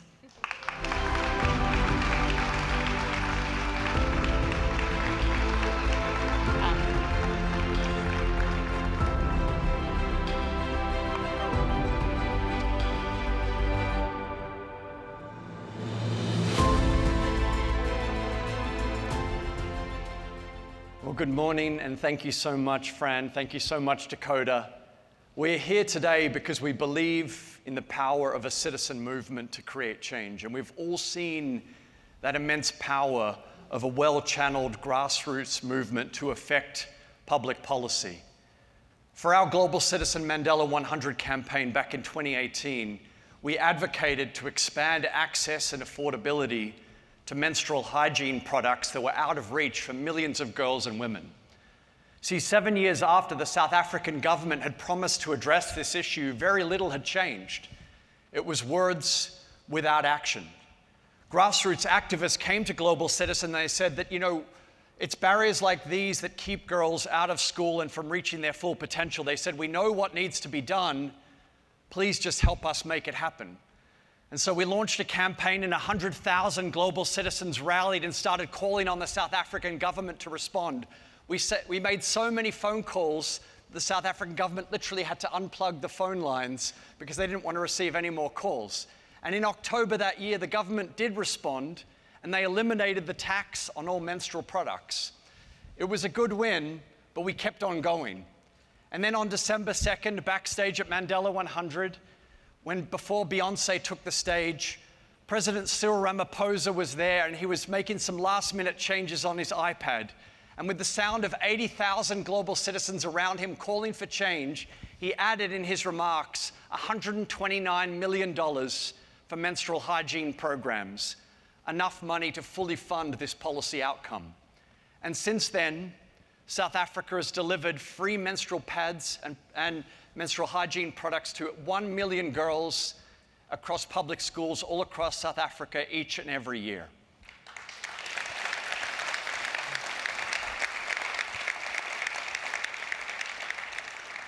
Now, we treasure victories like this, but we know that complacency is as useless as despair. And this really gets to the heart of what it means to be a global citizen. See, it's not defined by race, language, religion, political ideology, or economic status. It's a worldview, a way of looking at the world around us, an appreciation of our interconnectedness, a positive sum equation arising from the insight that expanding opportunity broadens the possibilities for everyone. If, for instance, you see that the conflict in Ukraine is intimately linked to rising food prices at home or food insecurity in the Middle East and parts of sub-Saharan Africa, you are a global citizen. If you believe that withholding vaccines from the poorest nations puts us all at risk by creating breeding grounds for new variants, or that by denying education to millions of girls comes at a huge opportunity cost by depriving the worlds of their talents, you are a global citizen. And that's why in 2015 we were proud to stand alongside then UN Secretary General Ban Ki-moon to help launch the Sustainable Development Goals, the roadmap to end extreme poverty, tackle climate change, and fight for equality by 2030. And that's why we've worked tirelessly every single year behind what remains the world's only viable and credible plan, driving policy change and resources. But 7 years later, the truth is that post-COVID-19, the number of people living in extreme poverty is now increasing. And despite progress before COVID-19 hit, the world is now wildly off track from that 2030 target. Hunger is on the rise as food prices are at their highest in a decade. Climate change is wreaking havoc on communities around the world. In Afghanistan right now, 24 million people are relying on humanitarian aid just to survive. And Ethiopia is suffering from the worst climate-induced drought in decades. And then to make matters worse, Russia invades Ukraine, triggering the kind of kinetic warfare and mass displacement of people that we haven't seen since the Second World War, and that many of us hope was a figment of an unlamented past of geopolitical thuggery. It's a pretty bleak picture, but you don't do what we do for as long as we have by succumbing to pessimism. So we are not despondent. In fact, I'm as optimistic and as hopeful as I've ever been. Why? Because of all the generations that have fought injustice, mine and yours are the first to live in a world where we have real solutions at hand and we have the resources and means to apply them right now, today. How do I know that the world has the resources right now to eradicate extreme poverty wherever it persists? Because between them, in the last 2 years, the world, all of the world's wealthiest nations spent $17 trillion on pandemic relief measures, mostly in the form of stimulus payments and bailouts for hard-hit sectors of their economies. To put this into some perspective, if we add up the entire foreign aid budget of all the wealthiest nations combined, including the United States, we would have to spend that again and again and again and again for 100 years to match that pandemic relief spend. Now, don't get me wrong. Political leaders were right to act boldly and at scale to stave off what might have otherwise been a catastrophic economic meltdown. But my point is this. If the international community fails to deliver on the UN Sustainable Development Goals, it will not be because it was too hard or because of a lack of resources. It'll only be a failure of political will. And that's where a movement of global citizens come in, and that's why we're here today at Global Citizen Now. Today, you will hear from a remarkable group of advocates, activists, entertainers, world leaders, both from business and from government, who are taking action right now to end extreme poverty, protect the planet, and demand equity. Together, we can facilitate immediate change with the urgency that really this situation demands. So friends and partners, welcome to day 2 of Global Citizen Now, and it is now my great honor to introduce Prime Minister Mia Mottley of Barbados, Prime Minister Justin Trudeau of Canada, and Bill Nye. Thank you.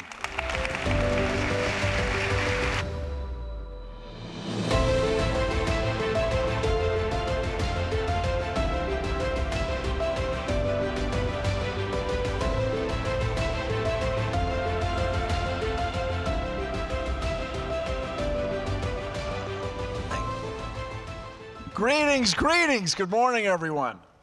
We are joined today by Prime Minister Mia Mottley and Prime Minister Justin Trudeau. Bonjour. You're engaged? You can hear us? I can hear you. Can you hear me, Bill? Very well, sir. Good to see you. So you two, this is the first time you've appeared together as the good old SDGAG. Not everyone, not all at once. That's right. The Sustainable Development Goals and Advocates Group. So this, let me just say, as a citizen of the world, the word sustainable thrown around all the time. Thrown around sustainable this, sustainable that.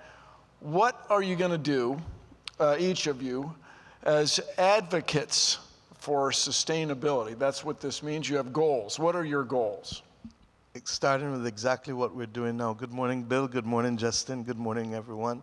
Look, we're only going to move the needle, and you heard it from Hugh just now, when populations start to say enough is enough and that this is what matters to us. We want our spending to go in education. We want our spending to go in healthcare.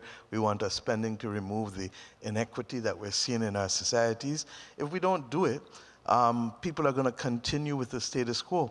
And I think both Justin and myself understand that our voices have to be used to be able to excite ordinary citizens, not just other government leaders, but ordinary citizens wherever you are, because your voices make the difference to politicians, trust me. You're talking about voting. Not only voting, active citizenship. I mean, I was just telling you that we became a parliamentary republic on the 30th of November. You spearheaded that. That was yes. Sure, yes, applaud. That was your thing. Thank you. And we did it for a number of reasons. Yes, because a Barbadian should want to become a Barbadian head of state and not someone from another country. But secondly, we had a charter that our parliament passed after consultation, and we introduced the concept of active citizenship, a duty to care for each other, a duty to work with each other. Because more often than not, and you heard it again from Hugh, complacency is the enemy of progress in the modern society. We are so intoxicated with what immediate gratification is, whether it is fast food, whether it is fast entertainment, whether it is fast anything, whether it's fossil fuels, using and creating all of the ease that we can have. but there are consequences in the long run to all of this. And therefore, unless we get our citizens to realize that each one matters and each one can and must play a role, then what you have is a lot of apathy and a lot of things going and being driven by those who have a profit to make, rather than those of us who need to care with each other so that we can have this sustainable future of which you spoke. Sustainability is the key, and we're going to have, for quite a while, we're going to have fossil fuels. That's right. And we're going to have to, the big idea is we have to generally, as Hugh was alluding to, we have to redistribute wealth. Yep, and we have to balance. Yes, balance, that's one of your faves. Yep. So Prime Minister Trudeau, Canada is going to greatly increase its sustainability investment over the next 5 years. Go ahead, tell us your sustainability goals. Well, listen, first of all, Bill, it's great to see you again. Mia, so happy to join with you in this event and this co-leadership that we have on advocacy. I want to pick up right where Mia left off, and the idea of engaged citizenship. I mean, one of the challenges that we have in our democracies now in general is everything is designed not just in our lives with fast food and quick solutions to everything, but even in our democracies. Everything tends to be short term. We plan for the next mandate. We get elected on how we're going to respond to people in the short term. There's not a lot of long-term thinking that comes in. And that's where young people are so important in the conversation, because young people are natural long-term thinkers. You're thinking 2 or 3 decades ahead what the sweep of your life might look like, as opposed to people who are stuck in the immediacy of their career, their mortgage, their vote right now, and how it might change their life next year, not the next decade. So we have to step back from the short-term thinking that got us into this challenge and move beyond it. And that's a big piece of it. But the other part is that people despair that their actions today can actually have a positive impact tomorrow and for decades to come, because the challenges seem so big. So people both, feel disillusioned, but also angry that they're not having an impact. And that's where we need to pull people together and show, just like we did on the pandemic, just like we're doing on climate change, that individual actions, not just being responsible in your own life, but also how you push your community, how you push your democracy, how you push your world to change really, really matters. So it's not just about taking sustainability into everyday actions, but it's making it part of our thinking about the broad impacts of everything we do and the deep impacts through the next generation of everything we do. And that's where stepping up on the big things that have put us off track on the sustainable development goals, whether it's climate change, whether it's and the impacts of climate change, hitting harder and harder with extreme weather events, whether it's the challenges of the pandemic that certainly upended a lot of progress we were making by making the most vulnerable even more vulnerable, or whether it's the rise of global conflict like the war in Ukraine, where we're going to need to counter distractions and challenges like that.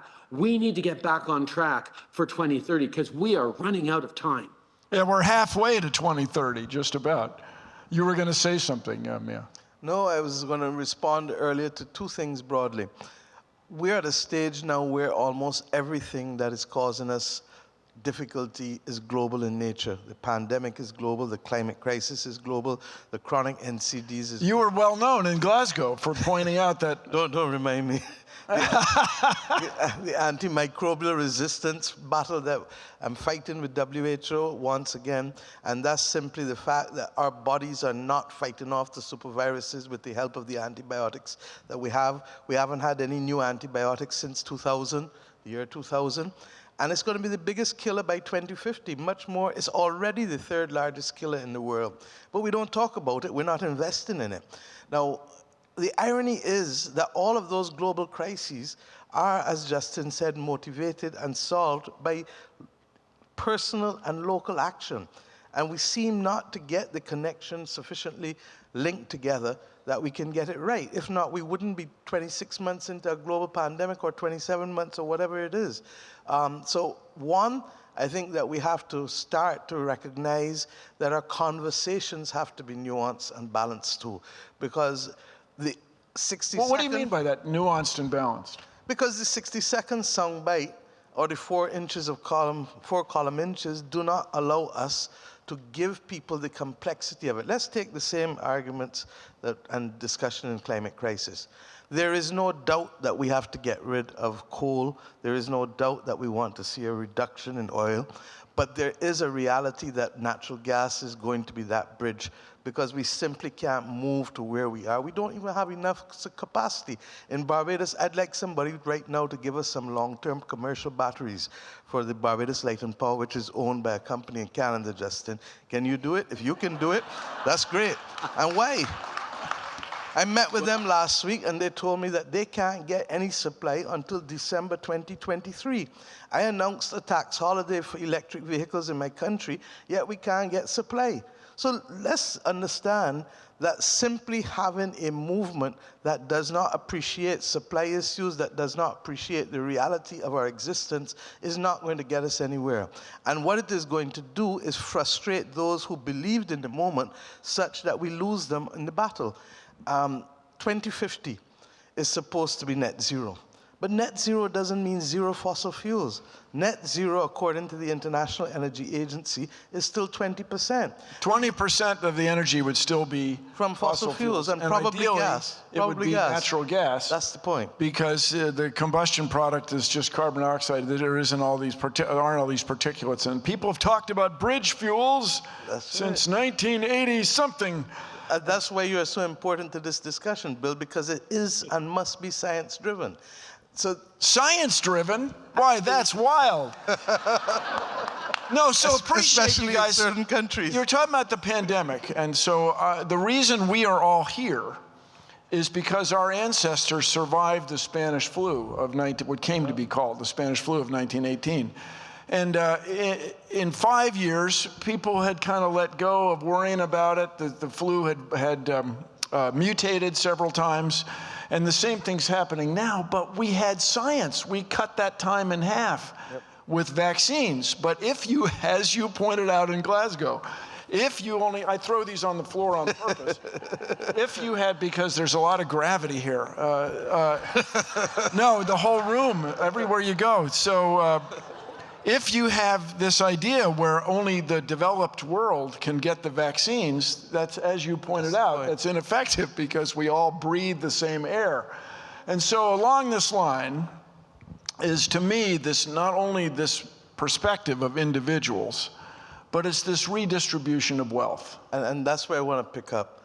Because if you have financial institutions today saying that they're not going to support the extraction of any new natural gas, it means that only those who have will continue to dominate that 20%.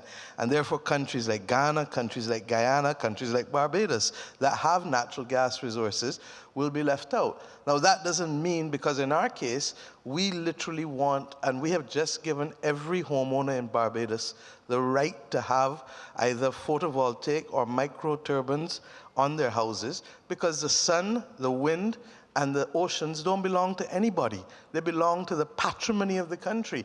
And if, therefore, we're going to allow foreign investment to come in, it can only come in after local population have been able to benefit from the resources of that. And it allows them to own their houses by de-risking them for mortgages. So, but similarly, internationally, that's what you need, and that's the redistribution of wealth of which you spoke. If we don't redistribute it locally, if we don't redistribute it internationally, then the world is going to end up being a very unsafe place in which to live. So that's the thing. Inequity leads to unrest. So Prime Minister Trudeau, you alluded to the war in Ukraine. And I think that really highlights the problem you have when you're buying fuel from somebody who's shelling your cities and destroying them. It leads to it's a bad decision. So would you, sir, please expand on that a little? Well, listen, I mean, first of all, you know, as Mia pointed out, we need to transition. We need to manage the transition off of oil and gas. But it doesn't mean we can suddenly end it today or tomorrow. We're going to continue to be reliant on it for a long time into the come. We need to reduce the carbon emissions. We need to clean it up. We need to invest in those transitions as much as we can. And that's where Europe is realizing that its dependency on Russian oil and gas is a real problem, not just geopolitically, but also in terms of getting to net zero by 2050. That's why we've been working, I've been speaking with the Chancellor of Germany and others around LNG, not just because natural gas... Liquefied natural gas, LNG.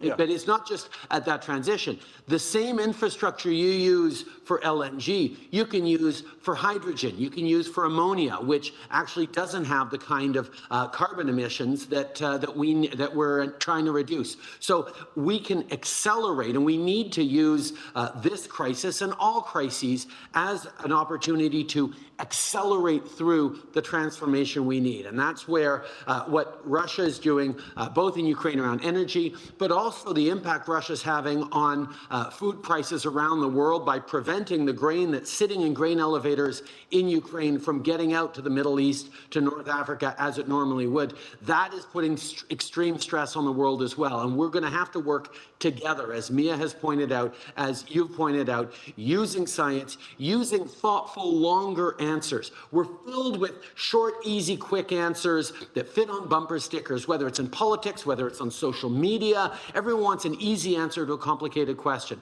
Well, we have to start using science. We have to start laying out thoughtful paths that aren't just going to feel good for the next 6 months, but actually take us through the next 6 decades. And that's where the conversation that Mia's leading, that we're participating in, that all of us need to do through Global Citizen, understanding the urgency. It is now. It's right there in big letters behind you. If we don't start taking action in real ways and not pie in the sky, oh, let's just stop fossil fuels tomorrow. But no, how we manage a transition that no one's ever been able to do in the past. How you change from one type of energy to another. How we fight climate change in a way that, as you keep pointing out, Bill, brings everyone along, takes care of people in the global south who don't have the luxury of being able to install solar panels, who need to have those investments, which is why Canada's doubled its international financing for climate change. We need to keep moving all together, because if we don't, none of the rest will matter. There you go, everybody. And I'd just like to point out, we're here in New York City. Tell us how you really feel. Yeah, we're here in New York City, and you can find pictures of the streets right here where the horse manure was up to your knees. And people decided that was not really the best way to get around. And I think all the time, my grandfather was in World War I, and he rode a horse, apparently.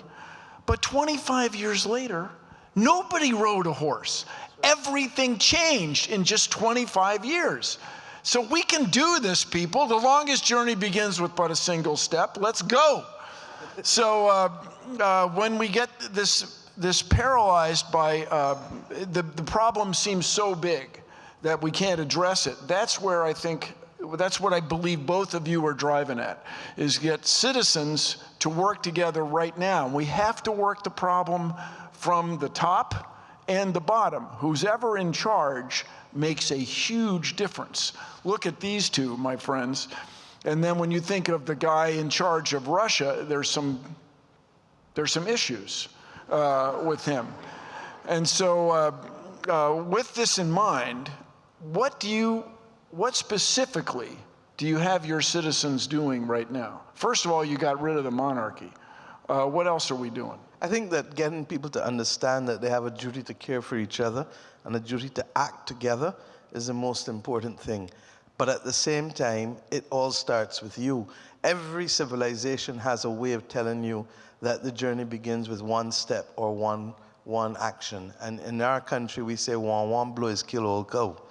And that's just simply to say one blow at a time, one action at a time.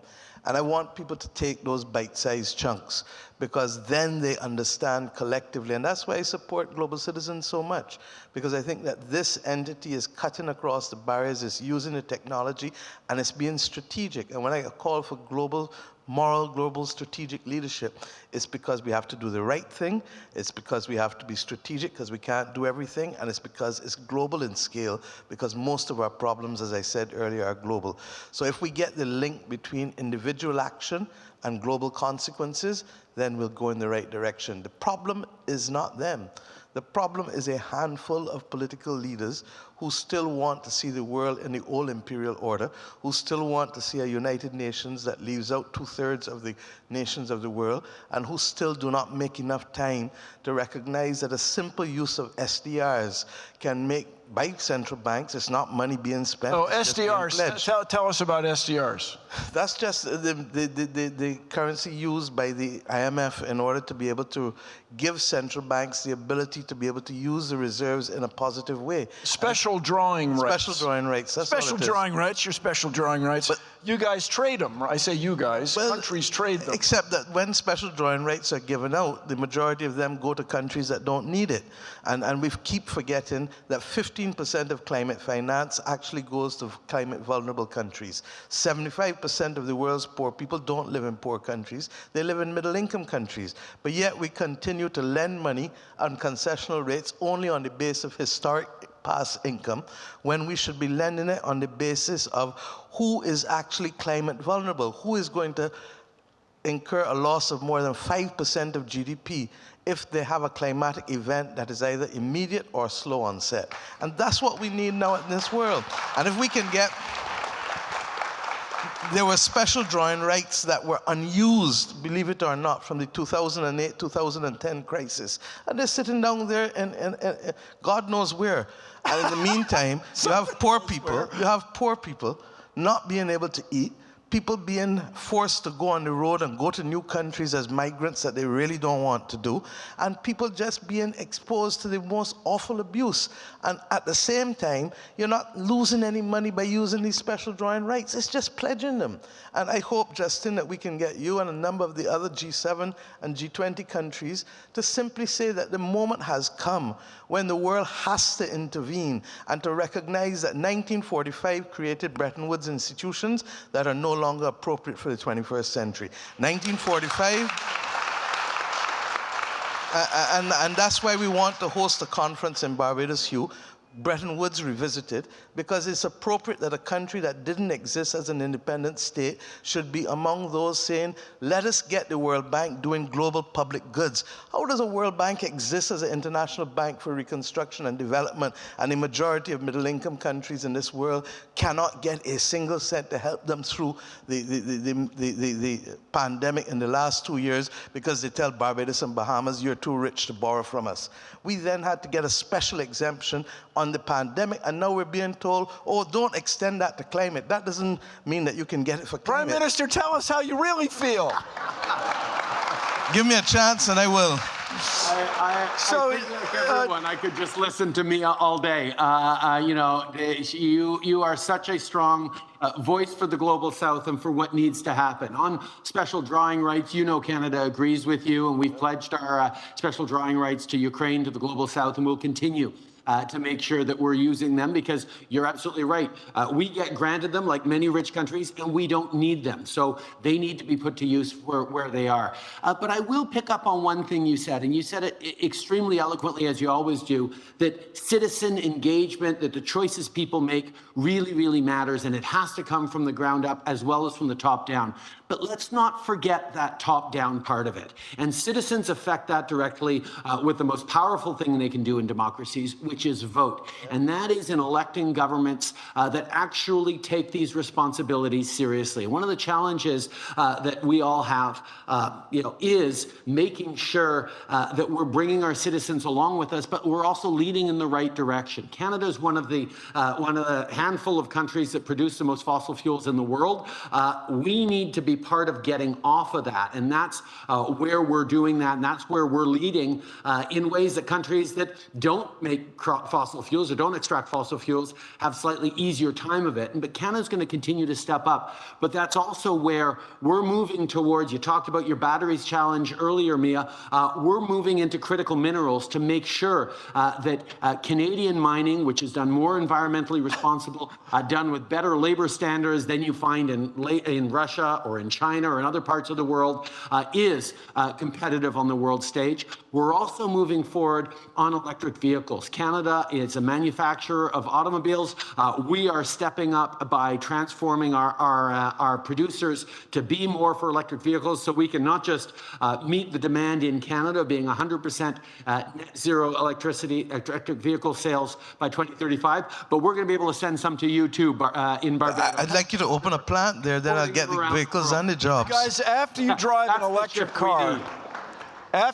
electric car, you will never go back to a gas-powered car. They're just so much more pleasant. And by the way, the car doesn't know where the electricity came from.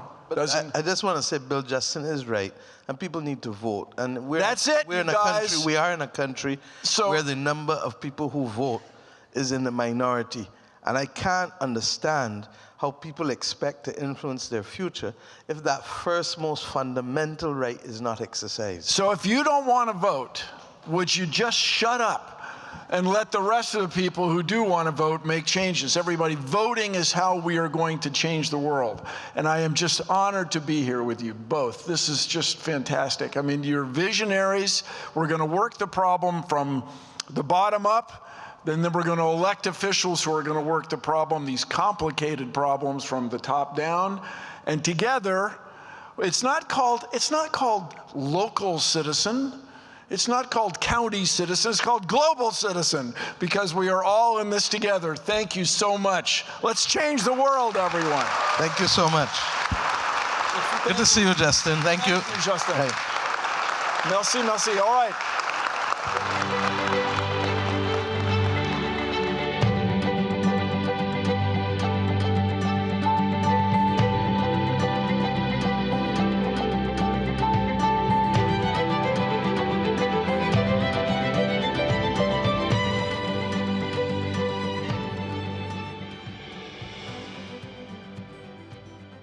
Good morning, everyone.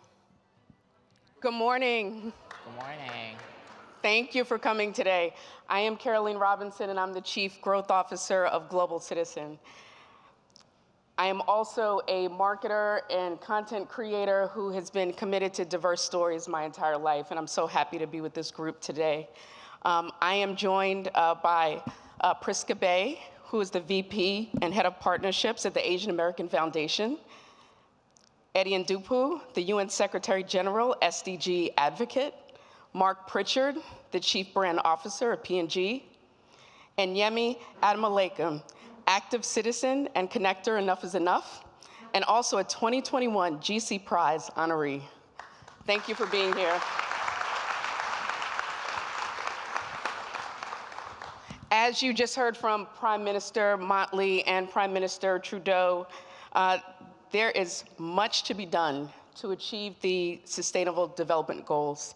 And this is especially true when it comes to equity and inclusion. I want to first share with you some statistics that will put this in perspective. Women account for just 4.6% of the CEOs currently running a Global 500 business. 90% of children with disabilities in developing countries do not attend school. Out of 141 countries, 57% experience increases in acceptance for LGBTIQ+ people, but 33% experienced a decline. So when we talked about doing this panel, we wanted to skip past two things. One is that equity inclusion is important, we got that. And second, that there's much to be done. Our panel today features 4 transformative leaders who have been unapologetic about advancing equity within their spaces of ownership. And I wanted them to talk to you today and give you tools. Their work has proven that not only can this work be in the spirit of good, but it can also be done in the spirit of growth. So let's get started. Priska, The Asian American Foundation's 2022 Status Index report says that Asian Americans are the least likely to feel that they belong and are accepted in the US. The report also states that there is broad agreement that people of color are much more discriminated against and much less advantaged compared to white Americans. How are you in the foundation working to change this narrative? Thank you. I think everyone in this room is in agreement that there's discrimination in the U.S. and the people of color are absolutely, at a disadvantage. So I just want to set that table. The Asian American Foundation is a new organization we launched 1 year ago, and the rise of hate against Asian Americans. And if you live in New York City, you know what I'm talking about. And if you're Asian American and I see you in the room, you feel this very personally. In the last few years in New York City, I've never felt more unsafe. And I think that, all across the country, we're feeling this. So my board at the Asian American Foundation came together. Board members like the co-founder of Yahoo, Jerry Yang, the co-founder of Alibaba, and the owner of the Brooklyn Nets, Joe Tsai. I say their names because these very powerful, successful men came together to found an organization for the Asian American community. They funded it at $125 million over 5 years because our community needed an organization to stand up for us. And so when I came to help launch the organization, my background is in corporate diversity. I see many friends in the room. I focus mostly on women's issues. And I told them that even though I was in some of the most inclusive rooms on the most inclusive teams, Asian American issues just weren't on the agenda. We're not in budgets, we're not in the conversation. And I'm looking around to see how many Asian Americans are in the room today. And I'm hoping that'll change, and I know that this is changing right now. And so with the Asian American Foundation, what we're trying to do is talk to corporations about Asian Americans and diversity, but not because we want to take from other budgets. When we have these conversations with our partners, and we brought in over 60 partners at our launch, we are very mindful to say that we are not taking from anyone's budget. We want you to grow your budgets. We're working in solidarity with other communities of color, with all the feminists.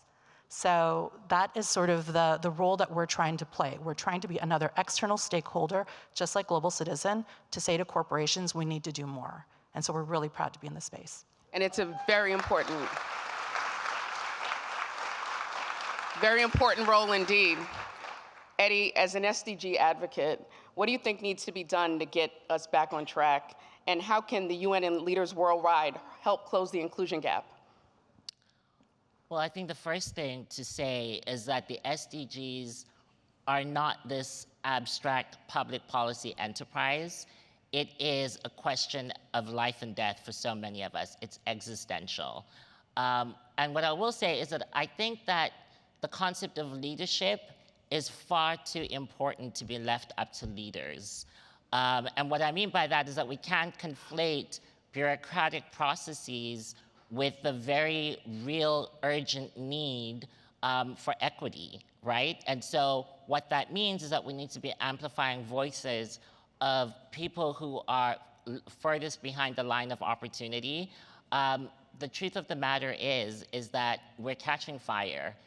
If you're Black, if you're Indigenous, if you're a person of color, if you are disabled, if you are a woman, if you are from persecuted minority groups, the world right now feels incredibly bleak, right? And so I'm concerned not only about the abandonment of the SDGs because of the various geopolitical issues that are confronting the world, but I'm particularly concerned with the retreat on the leaving nobody behind aspect of the SDGs. I think we need to return to this idea of leaving nobody behind beyond a rhetoric. It's got to be practiced. And what I would say is that I think folks need to step aside and actually allow those of us who are furthest behind to really lead and shape the discourse.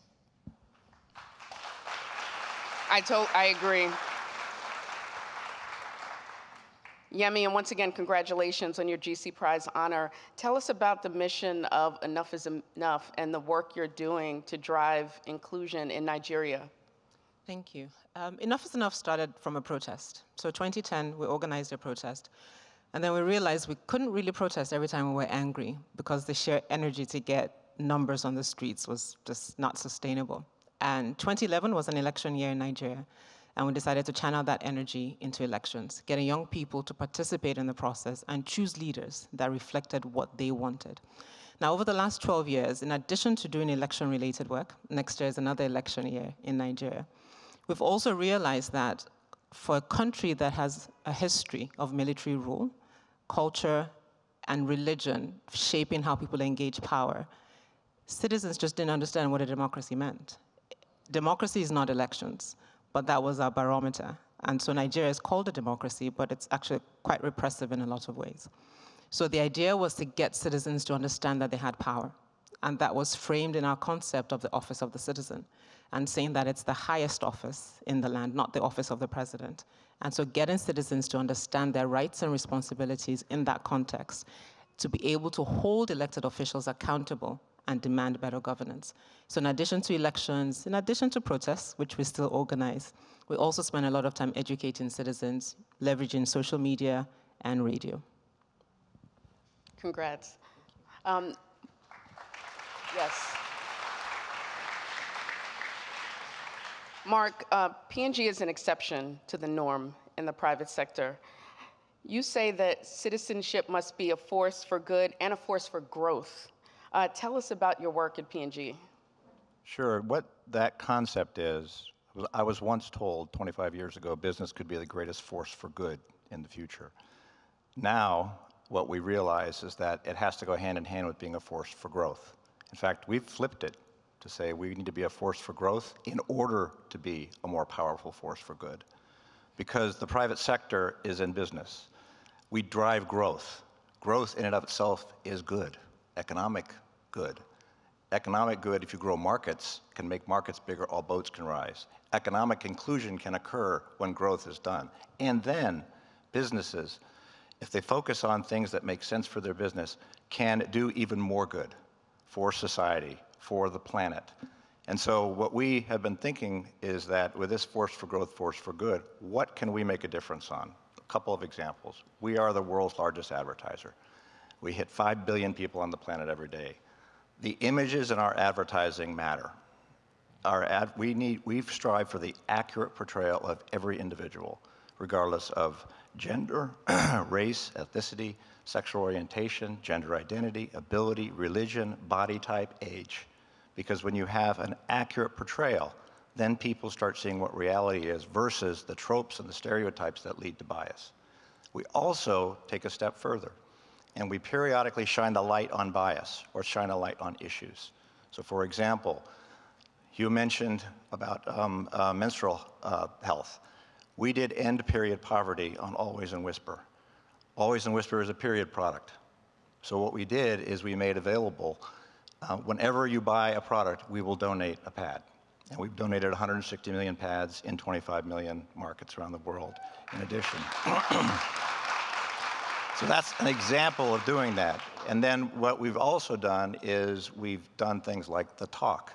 The Talk was focused on shining the light on the talk that black parents still have with their children because they're going to face bias and prejudice. We did The Look to shine the light on the everyday aggression that black men face. We did The Choice when George Floyd was killed to really try to encourage the white community to step up and use their power for good. And then we just released The Name, which is focused on the Asian American and Pacific Islander community to be able to create belonging. Those are the kinds of things that create conversations, and they spark belonging, inclusiveness, and start to move toward a more equitable approach. Final thing, we put our money to create equality in our entire supply chain, including our creative and media supply chain. When you have equality, for example, behind the camera, what that does is allows you to make sure you have images that are accurate. It also raises economic inclusion. When economic inclusion, then we donate a lot of the stuff that we produce to black-owned media companies, because what that does is give them the opportunity to be able to get their businesses going, and that ultimately will drive growth, which will lead to more good. It's amazing work. Yemi, this next question is for you. According to the World Bank's State of Economic Inclusion report last year, economic inclusion programs are on the rise in 75 countries, benefiting nearly 92 million people. What do you think this aid needs to look like, and what can world leaders do to create lasting change towards extreme poverty? Well, 92 million people helped, but if I'm not mistaken, there are almost 700 million people living in extreme poverty. So there's still a huge gap. And in shaping that, the data also showed that, I believe, economic empowerment programs for women were the most successful. So we say, the American note says, "In God we trust," and then the corollary to that is, every other person bring data. Now, if data shows you that women's empowerment yields greater results, then let's put more money in there. So one is investing more in women-focused programs so you can get the outcomes that we need. Two, world leaders, I think there's a need for a lot more courage and compassion in putting actual plans to commitments that goes beyond paper. And also in terms of debt reduction, the way that aid is structured, you can't, and I think Prime Minister Motley was speaking to this about the ability to access funding and access borrowing, that if we don't lending money to countries or reducing their debt in whatever format, ensuring that those reductions go towards poverty reduction programs. So it's not just commitments, but actual plans that then follow to get the results that we're looking for.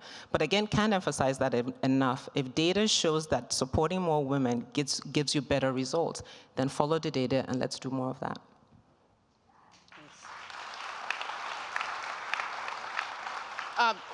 Priska, in your organization, what kind of dialogue are you having with companies, and how can companies engage with you? So our corporate engagement strategy is something called the AAPI Giving Challenge. When we were launching the organization, we saw a research report that said 0.2% of philanthropy went to Asian American organizations. 0.2% in recent years. I mean, that's teeny, right? And I think we all know, if anyone is in charge of a corporate foundation, think about your budget and think about how much is actually going to an Asian American organization. Think about how much is actually going to organizations led by people of color, probably not enough. And so the Giving Challenge is a strategy to just bring companies in. What we did was ask companies, what are you doing for Asian American communities? Can you tell us what that is over 5 years? Because we knew that if we asked for 5 years, then it would likely stay in the budget. So added together, 16 companies in 6 weeks gave us over $1 billion. In commitments to the Asian American community. It's a big number, but it's not big enough. So our goal is just to meet companies where they are.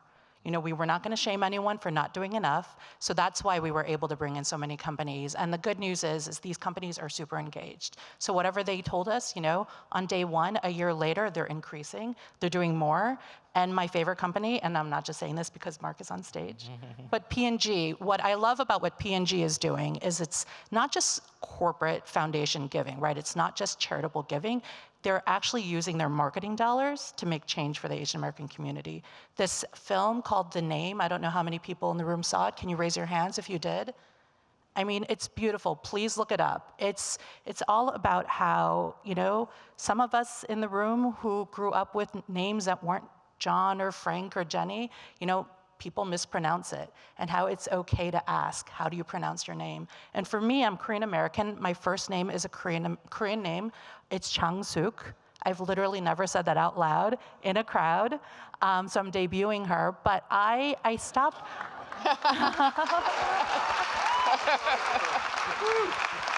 No, but I stopped using that name when I was a kid because some teacher butchered it. And I hated it. I hated how it sounded. And so for me to see this film, and it's a film by P&G, right? And you're thinking like, oh, is this gonna be cheesy? But it is so beautiful. And it really, ever since I saw it last week, I've been thinking about my Korean identity in a way that I've never been doing before. And I do think that for belonging, for all of us, regardless of what race you are, it's about feeling like you can be yourself at work. And if you can't even use your name, then what is that? And I think the other thing that's cool about this is that it allows people to ask, how do I pronounce your name? We're so scared that we're gonna say the wrong thing, right? And so we don't. And so then that, what does that do? It does nothing. And so thank you for this ad. Thank you for all that you're doing for the Asian American community, and I just ask that you continue to do it. We will. Thank you. We are. We are glad you're here, Chung Soo. We're glad you're here. Oh my God, that's crazy. My parents would be thrilled. Eddie, I want to pivot to something that is very dear to both of us, intersectionality. And none of us are any one thing. You are Black, queer, and disabled.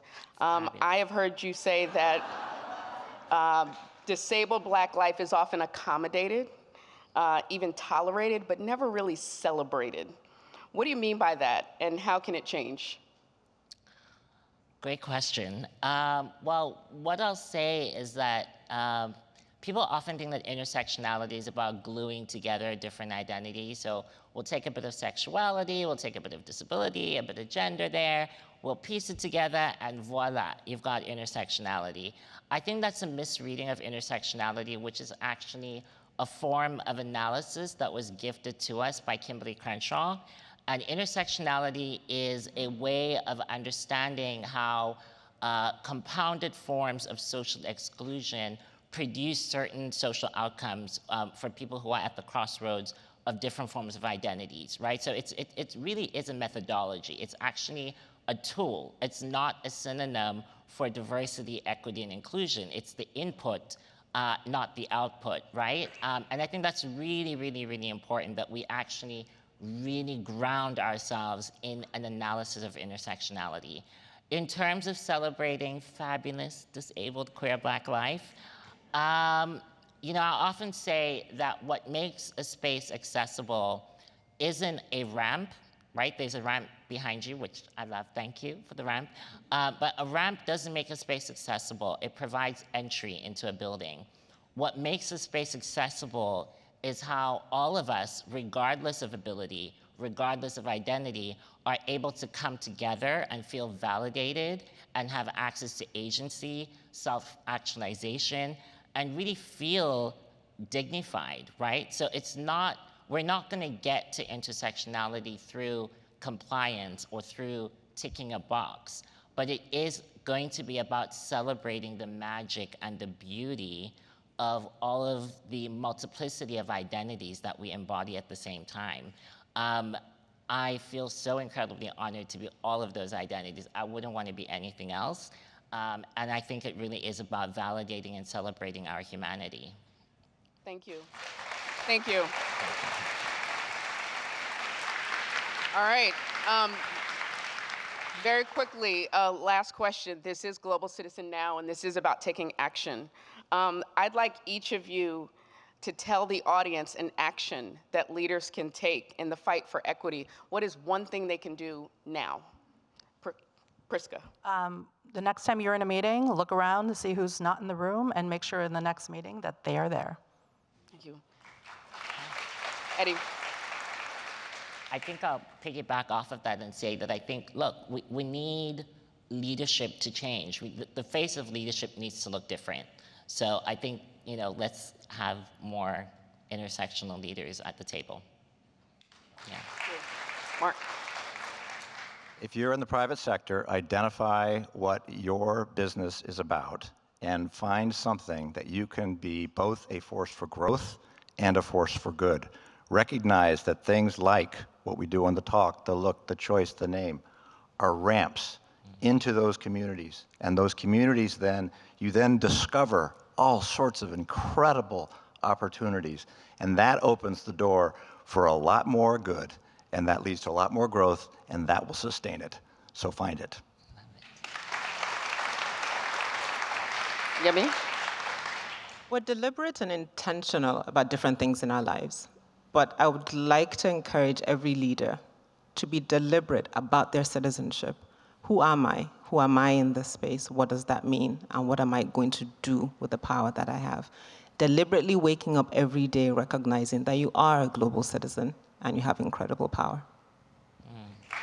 Thank you. And thank you, everyone. Yeah.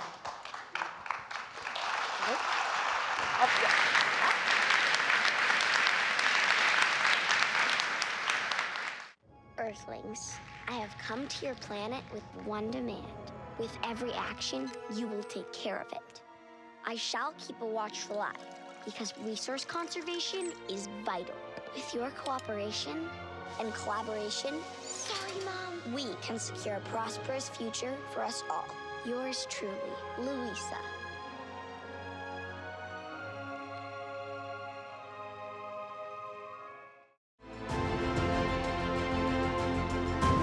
Please welcome Ron Lafitte, Emmy, Tony, and Grammy Award-winning actor, singer, director, author, and activist, Billy Porter, CCO and co-founder of Shore Media Group, head of media for Parkwood Entertainment, Yvette Noel Shore, EVP and managing executive, Wasserman Music, Marty Diamond, with journalist, host, and producer, Scott Evans.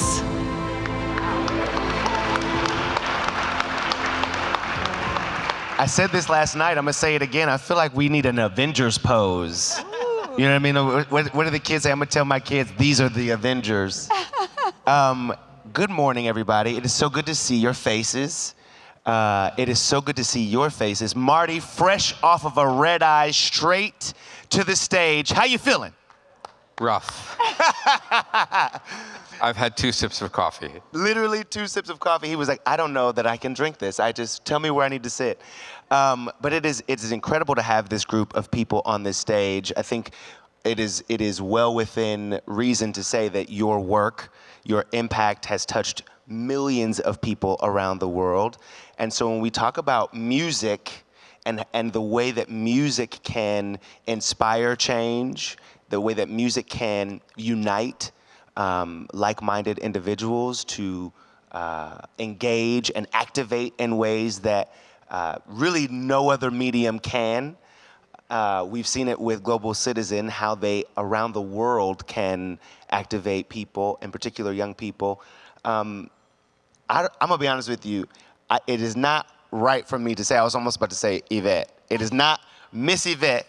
Scott. I wanna come to you first because I wanna ask you, you have been instrumental in the creation, the success of one of the most influential and successful girl groups of all time, Destiny's Child. I don't know if you familiar? It's a little group. It's like an up-and-comer Beyonce. I mean, you really saw this group, these young ladies, before anyone really knew who they were, and pushed them, molded them, taught them, grew with them. But I'm curious about how you might view the change that has happened in the industry when it comes to women and how they might activate, how you might activate as a result, you know what I mean, of being in this industry for so long. Yeah. First of all, good morning. Good morning, everybody. Good morning. Like we say in the Caribbean, good morning. Good morning. I have been privileged to watch these young women come into their power. They were 15 when I started working with them, and I everybody knows the music, but I think I always say that I came for the music and I stayed for the heart. Yeah. Because it is in the giving that is the most precious thing for me, and in particularly with watching Beyonce go from helping her family contribute to a church in Houston. Destiny's Child, when they first got their first check, they bought a church van. Yeah, they didn't go to the Galleria and spend the money. Right. They Gucci bought shoes. No, they didn't. They bought a church van, which, by the way, still goes around Houston serving. Wow. Yeah, so to see it grow from that to be good, I can't help but see the power of women and what they can do, and now touching lives in Africa and all over the world. And just to be the person that tells the story is really important to me. And I think it's a lesson for not just young women, but for young men to know that your power is not powerful if it stays inside. Your power only works if it makes a difference in someone else's life. Can you talk about one of those instances where you saw the work beyond perhaps the church bus, but where you saw the work of Be Good and these young women actually making, where you saw the impact, where you know those moments where you're like, oh wow, this is, the thing that we planned is happening. The thing that we thought we prayed for is happening. I think it goes back to 2017. And Ivy McGregor, who runs Be Good, and I got a phone call from Beyonce. And it was a Sunday, and she was watching some program. Before you go on, just humor me. What is Beyonce listed in your phone? I just want to know. Is it B? Is it Bae? Is it Lady? It changes every week. Sometimes I can't remember, but I think this week it's Wonder Woman. Yes. It's Wonder Woman. I love. But she called and she said, I saw this program with this preacher, and he said a country that I don't know that I'm familiar with. And we were like, what is the country? And she said, Burundi. And I quickly started Googling Burundi, and I was 20 pages in and couldn't find something good. I said, how? Who is the PR person for Burundi? Right. Do they need a publicist? Because what is happening? There's got to be, no matter how bad it is, there's got to be something good, right? Yeah. But what she saw was that children were dying. There was a water problem. And said to us, get on a plane and just go and, like a fact-finding mission, and tell me what's really happening and how I can help. Immediately, I go back to this 14, 15-year-old girl in Houston. I'm like, oh my God, we're actually going to get on this plane and do this. Yeah. And to go years later and to see that we've built wells and we've changed lives. And I think that in a very short period of time, you can change the life expectancy of an entire village, an entire country, by providing water. And let me just say one thing about this water thing, right? When you go into a country and you try to figure out what is the water crisis, you start digging and you find out that there are so many more problems when you don't have water. It's not just you can't bathe. Right. It's simple. It's gender violence. It's gender-based violence. It's young girls that are there. It's their job to get the water for their families. So you're talking about 12-year-old girls at 6 o'clock in the morning. I'm from the Caribbean. It's dark at 6 o'clock in the morning. So anybody from a village in Africa, it's dark. There's an 11-year-old girl out there going 2 miles, 3 miles, 5 miles to get water. It means she's probably going to miss school. Right. And she more than likely will get raped. On her way there, probably on her way back, the water will be spilled. It was for nothing but to violate her. All because there is no water. You got to fix that. You got to fix that. So when you get a call from the most gorgeous, the most talented, who's a mom who says, those girls in that village need to be saved, you get up. You get on that plane and you go. And you get with people like Hugh Evans and Katie Hill from Global Citizen who say we're going to come on board, and you get on board with UNICEF, and we walk through the village, through the mud, and you sit with the people and you say, what do you need? And they don't even know who you're representing. Right. Wonder Woman. Did it? Wonder Woman. It's incredible. Man, it's incredible. It is, you can't help but get energized.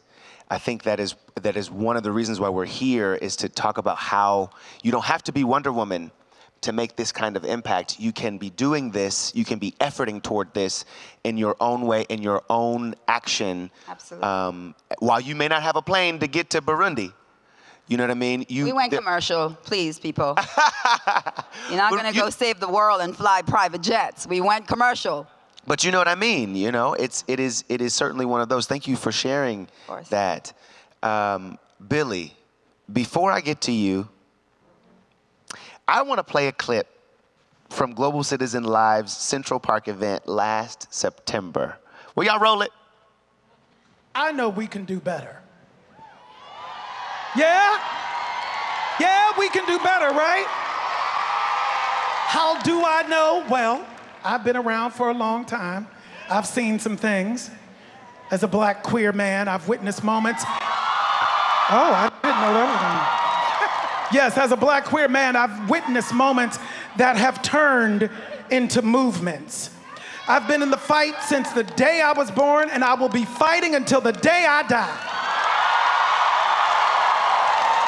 That same power is in your hands, within all of you, on all 7 continents, united with the legends of music, world leaders, activists, and champions for change.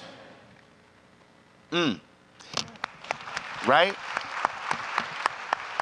Before I even ask the question, here's what I want to say about one of the things that I love about you. When you go off script, man, you will have a production team like, where's he going? Where do we? But you activate people in such a way, you move people to think, to act, to reconsider. I remember just watching you, literally, we just talked about this a minute ago. We were at the Oscars, and this man showed up in a tuxedo gown. He did not say a word. I'm in first position, got a microphone with jewels on it. Billy! He did me like this. I'll be back. I was working. No, you were working. You were working. And what you were doing at the same time is you were changing minds, right? You were freeing minds. I'm curious to know, is this all intentional for you? Or is it just who you are, right? Like, I feel like your advocacy happens on purpose and on accident. Yeah, it's always intentional. I came out in 1985. So being first generation post-civil rights movement, so I had all that history and all of that understanding. Right. And then we went straight to the front lines to fight for our lives during the AIDS crisis. So the only thing I know is activation.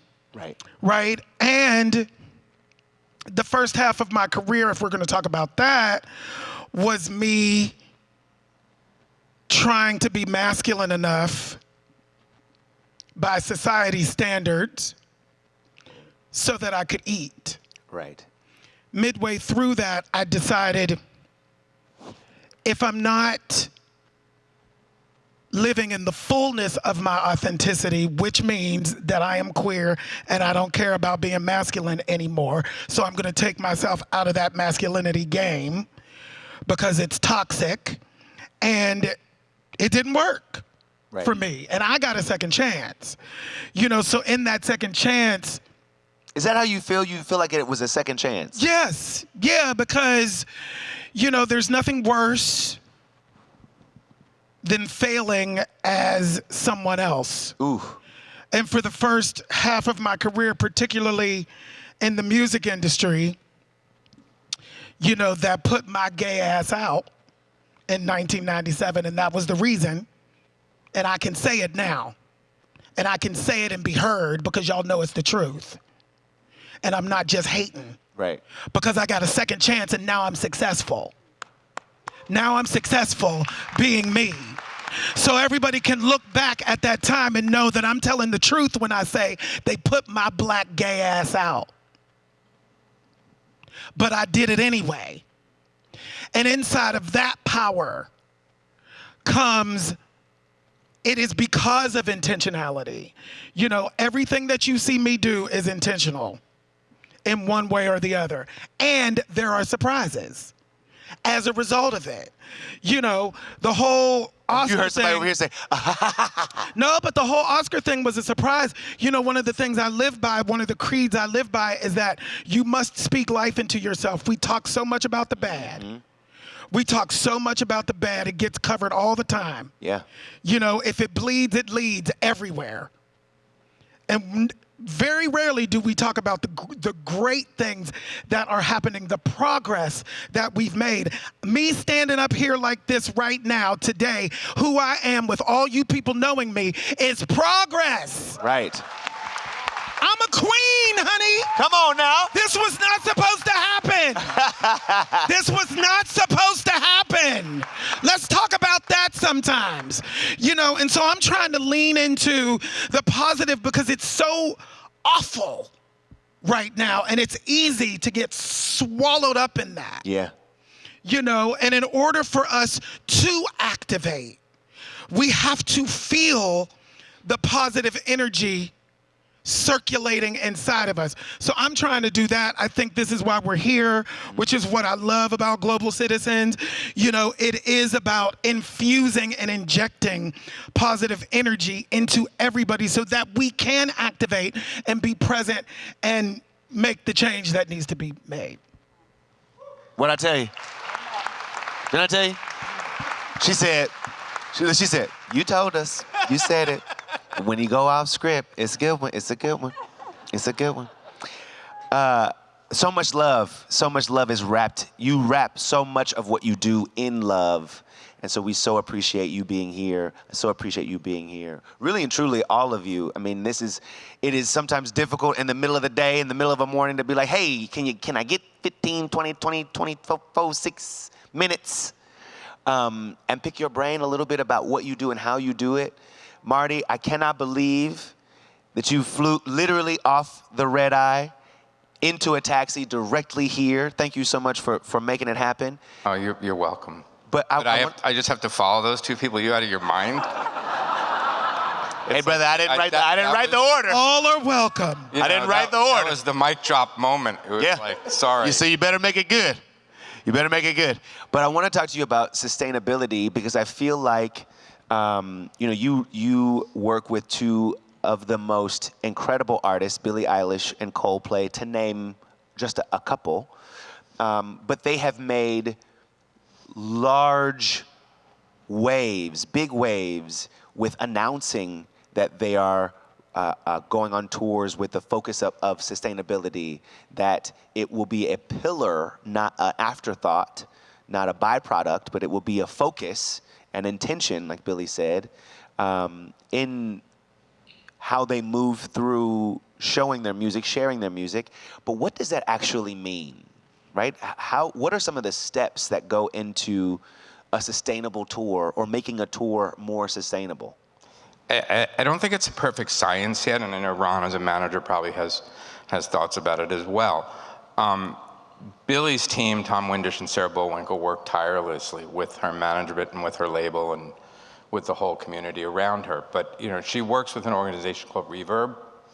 I think I probably have, it's the Lumineers, Billie, Lorde, Guster, Dave Matthews. There are a bunch of bands that work within the auspices of Reverb, which has basically started with getting rid of single-use plastics.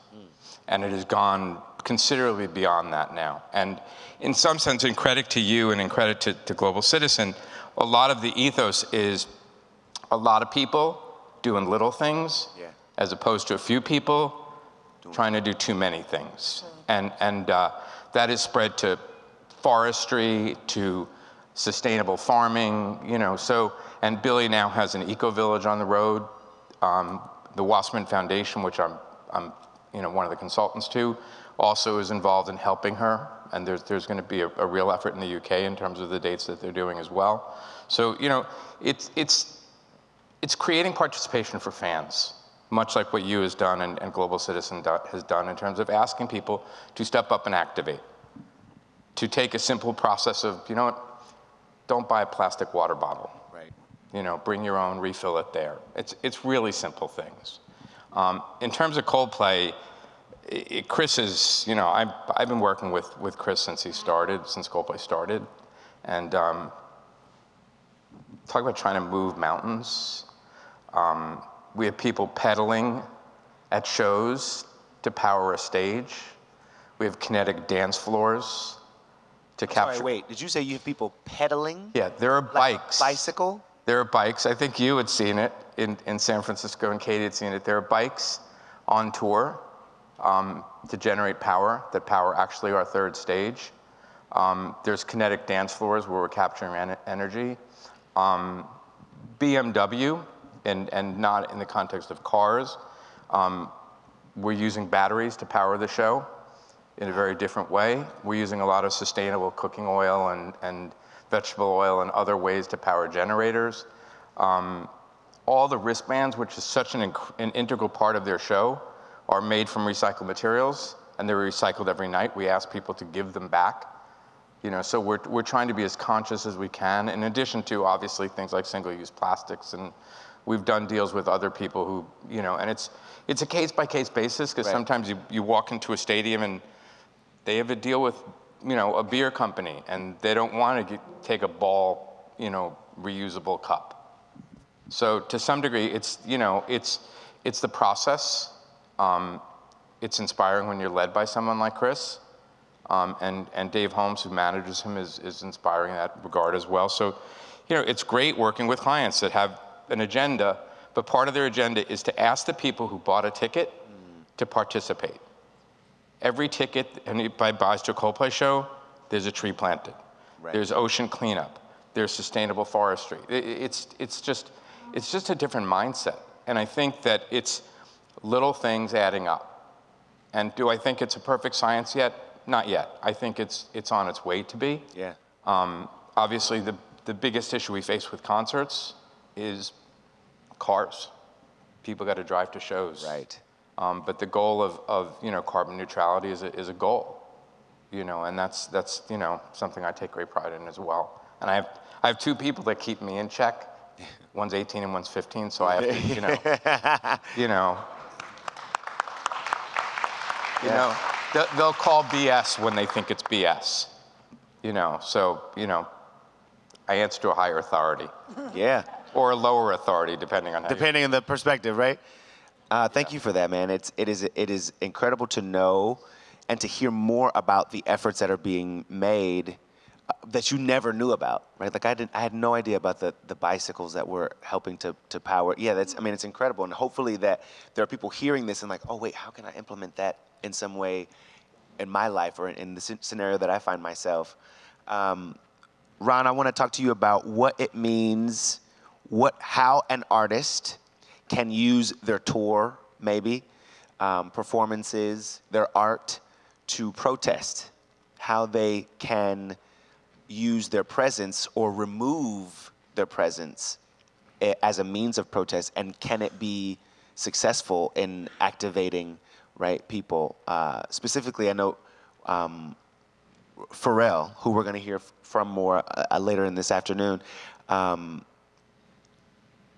pulled out of a concert at Virginia Beach after he believed that his cousin did not receive a just go, you know, after being killed, and decided, what we're not going to do is support and bring people to this space if we believe we have not been properly treated or treated well or treated equally, fairly.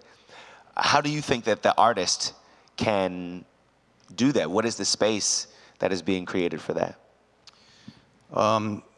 To sort of play on what Billy said about intention and what Marty said about artists who have a very specific and clear agenda. Pharrell Williams is a man who has very clear intentions in his actions. And before I answer the question about taking Something in the Water, which is his festival, out of Virginia Beach, I think it's important to understand that Something in the Water was originally contemplated as a solution for a systemic racism problem that existed in Virginia Beach for as long as Pharrell understood what that meant. He grew up in a housing project called the Atlantis Housing Project, just blocks from where we did Something in the Water on the beach.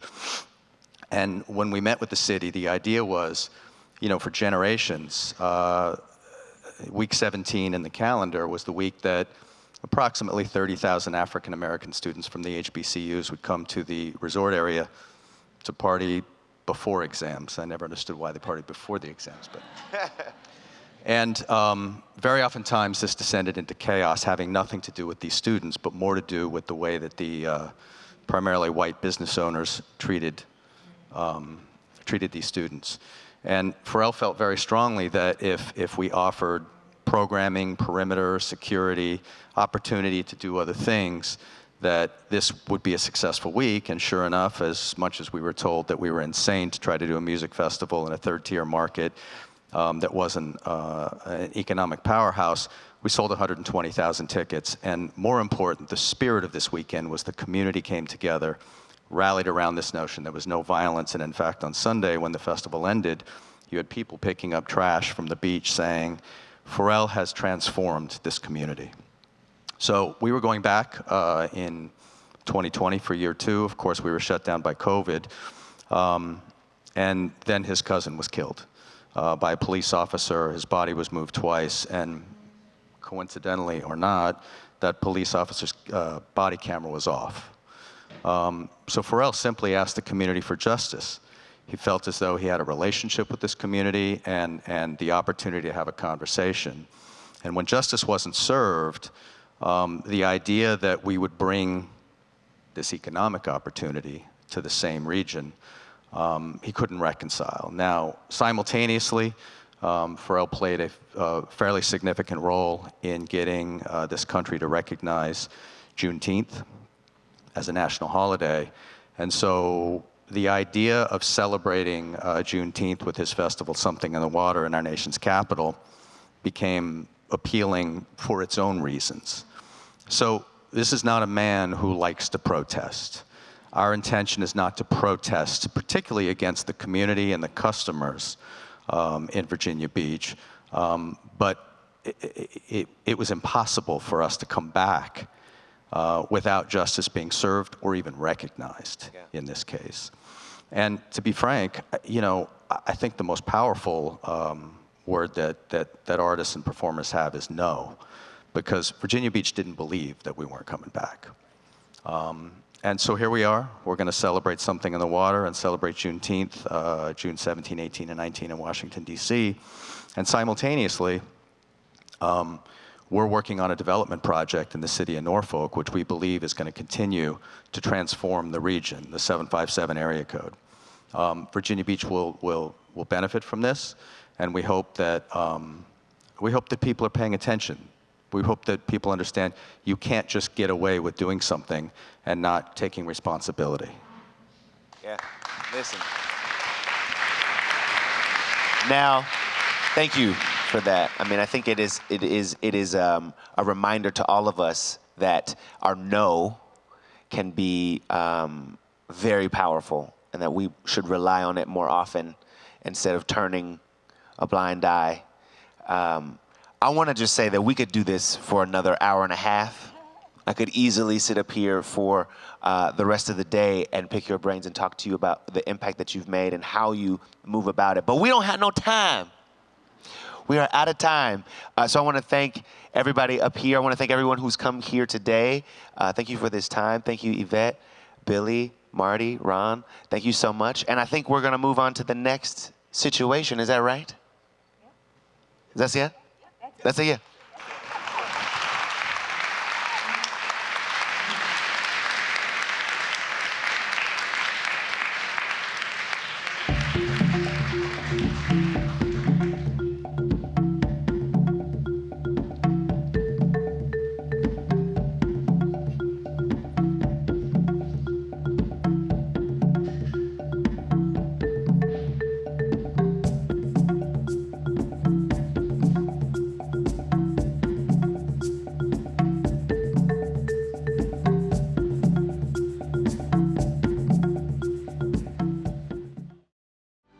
Please welcome human rights advocate Ayo Tometi, singer, songwriter, and activist Aloe Blacc, and CNN host and Dreamcore tech founder Van Jones.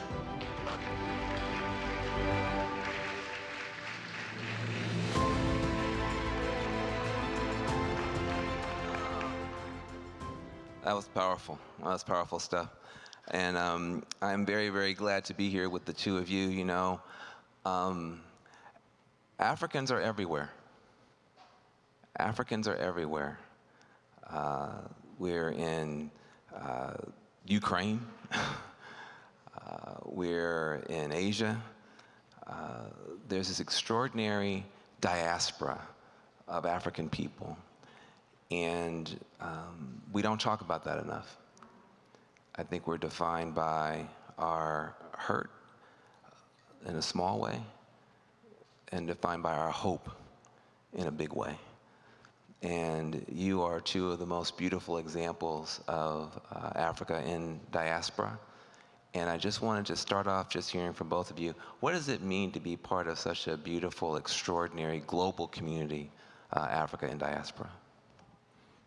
Well, it's a pleasure to be with both of you on this stage, and I love this question because it's so central to who I am and how I identify. I'm the daughter of Nigerian immigrants, born and raised in Phoenix, Arizona, and so much of why I came to this work of movement building, human rights, organizing, all of that, was because of my love for my community, for my pride in our people.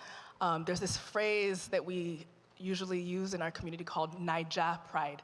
So Nigerians in the audience may have heard this phrase, but it's just that sense of real love and respect and the desire to celebrate our culture unapologetically. And I grew up with that. My folks, even in a place like Phoenix, Arizona, were very proud of who they were. They found their strength in wearing their garb and the foods that we ate and their accents. They couldn't hide it, so they just brought it to the fore, celebrated it, and led their lives in a way that was so rich and so beautiful and instilled in me a real love and passion for our people. And I never shook that. From a young age, I wasn't able to shake that. And in the face of so much injustice, I still find myself in awe of us, in awe of our people, and the resilience, the desire for reckoning and reconciling. And that is what I'm here for, and that's what I'm committed to. And I'd be remiss if I didn't just also take a moment to acknowledge what just took place in Buffalo, right? So while there's this love and pride I have in us and our celebration and all of that I think we deserve, I'm also very clear that we're also tied together by hardship. And, you know, what took place in Buffalo was the single most lethal hate crime in recent time, right? In the last 100 years, I think. And that just took place in 2022. And we're not talking about it. And, you know, I just would be remiss if I didn't acknowledge just the fact that while we're connected by our love and our pride and our culture and our music and all the beautiful things, there's also the racism. There's the struggle against anti-Black racism and white supremacy that we're also tied together by, because we have to resist it, because we are targets for that type of hatred too. Well, I appreciate you bringing both into the room, and I just want to say on behalf of a lot of people, your work in lifting up the beauty of resistance as one of the founders of Black Lives Matter, as now a founder of Diaspora Rising, is just, you know, you are a global source of hope for so many people. Just welcome Ayo Tometi here. I just didn't even get a chance to just say how much we appreciate all that you have done. Very few people make history. You'll be in history books, and we love you for it. Talk on a little bit, Aloe Blacc, and also from the point of view of you have a Latin connection into this whole conversation? Yeah, you know, as a first-generation American, my parents are from Panama. There is this beautiful fabric of African diaspora all around the world. We don't often get to recognize it. The way that blackness is displayed on television here in the United States is very, I think, monodimensional.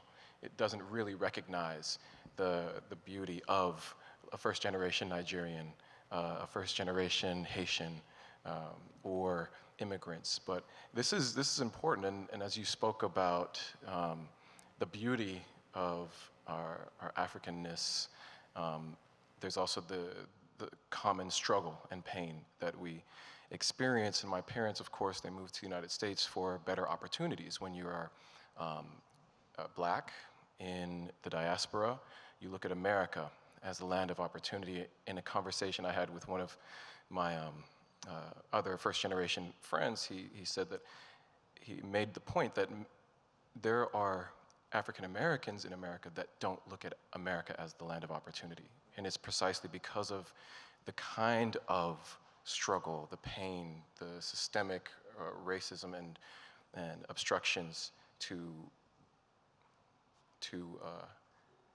feel safe that we all kind of experience, but in slightly different ways. And so what ultimately my experience has been is that my parents saw this as the land of opportunity. There was a civil rights movement, but it was not to the extent of what happened in the United States. So racism exists everywhere. They weren't able to get the kind of jobs that they believed they deserved, even with college educations. So they came to the United States and had to endure another level of, issues and racism here, but at least the opportunities were a little bit better. That's good. Well, look, you guys are doing stuff about it, and I want to get to that part.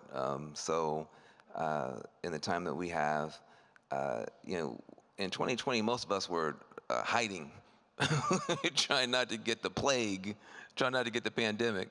Ayo, you decided to start a new organization, having already started a world-changing organization with Black Lives Matter, Diaspora Rising. And whether you're talking about Haiti and getting involved in what's going on in Haiti, or whether you're talking about SARS, you did as much during the pandemic as most of us do in our whole lives. Talk a little bit about Diaspora Rising and how you're getting African people around the world to come together to do something about the stuff that we're just talking about. Yeah, thanks for acknowledging that. It was not a pandemic, and I mean, we're still enduring it. It wasn't one for me where I got to bake bread or learn to do TikTok dances. I was definitely connected with our people around the world who were going through it.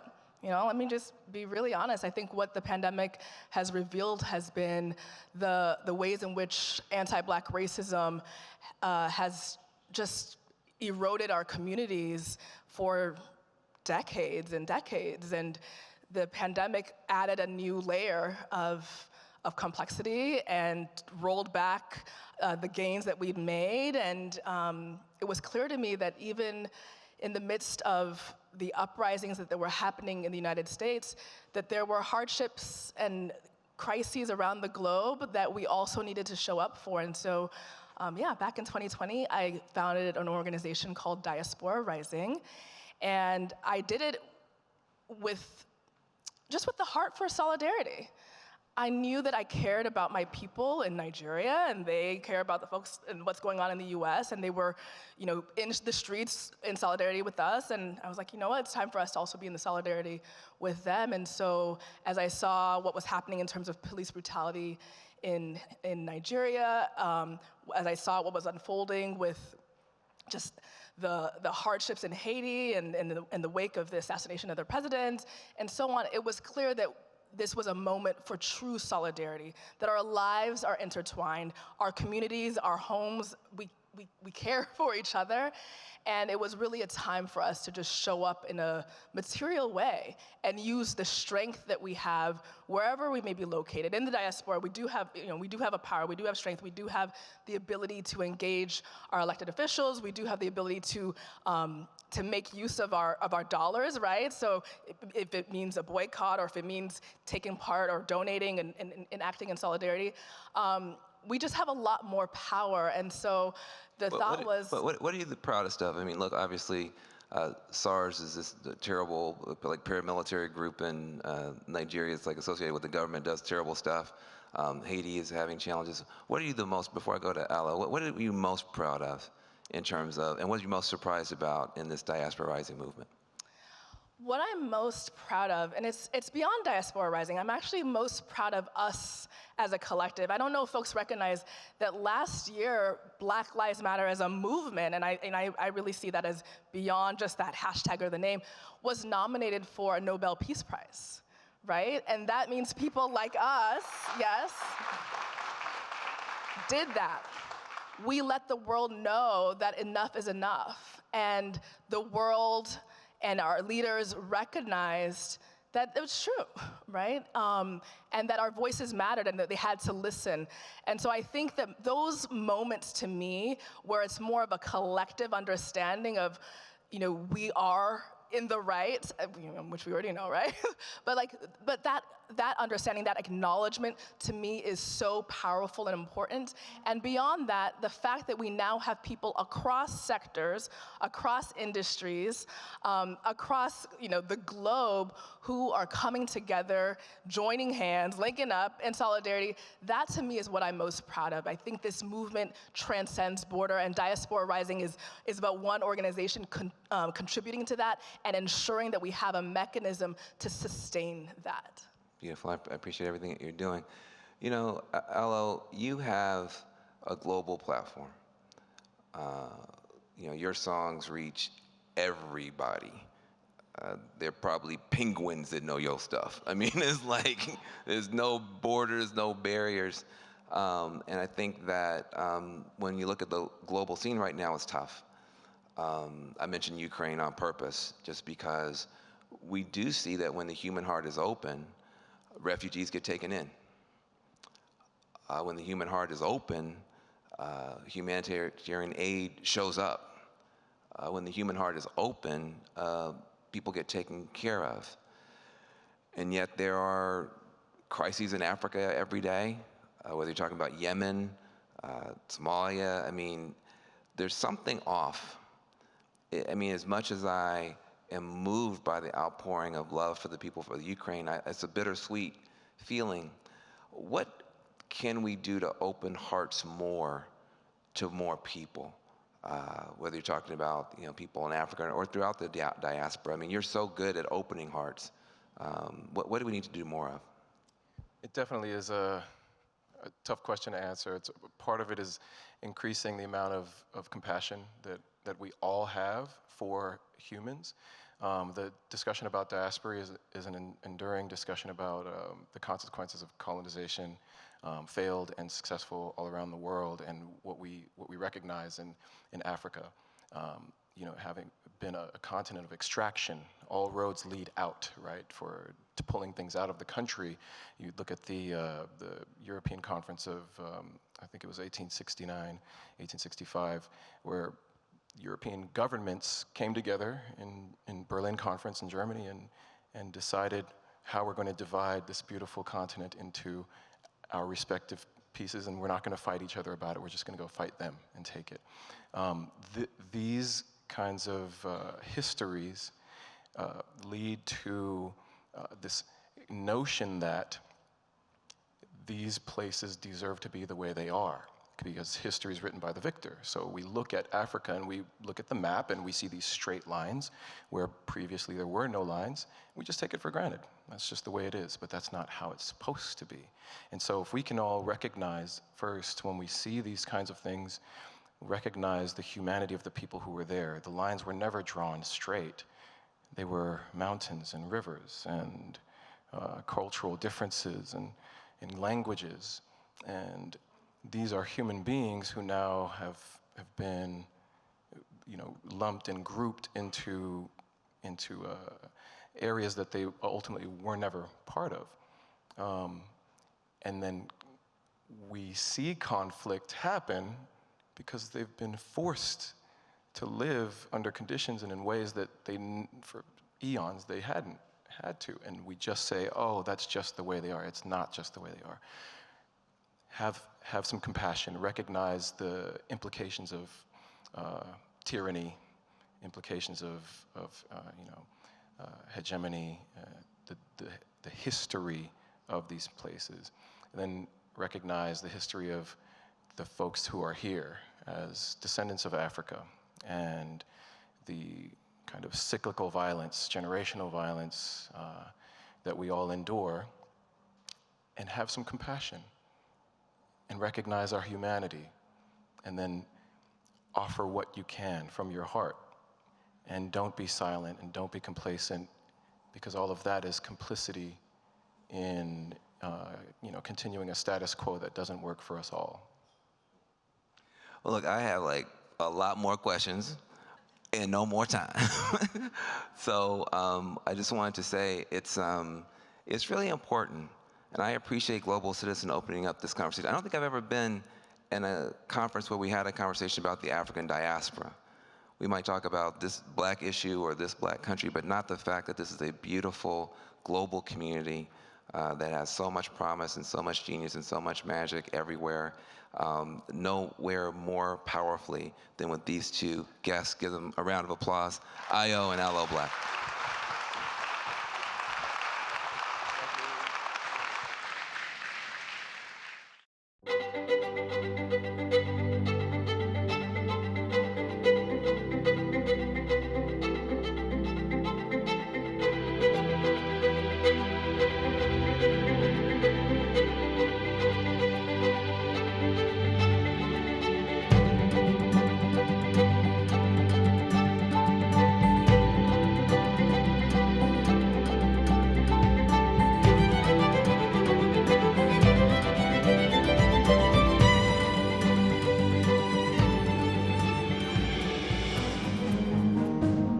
Please welcome Ukrainian artist and activist Jamala and CNN entertainment reporter Chloe Melas.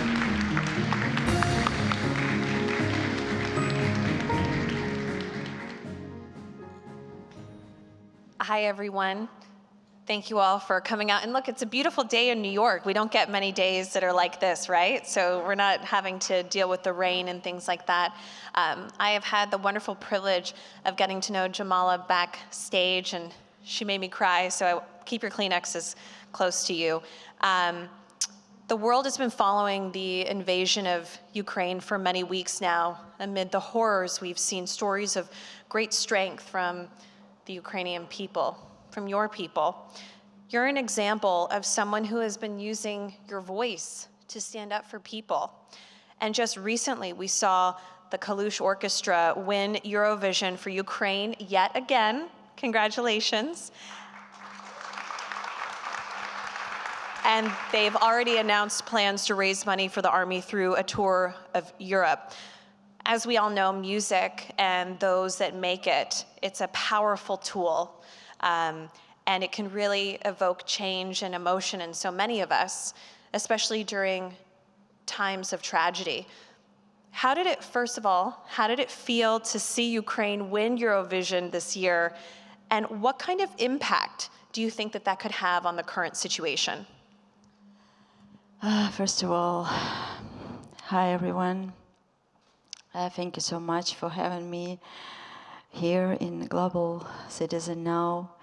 It's really important for us to have this stage to tell about horrible war in Ukraine. Now it's 89 days when has been Russia started full-scale war in my home, Ukraine.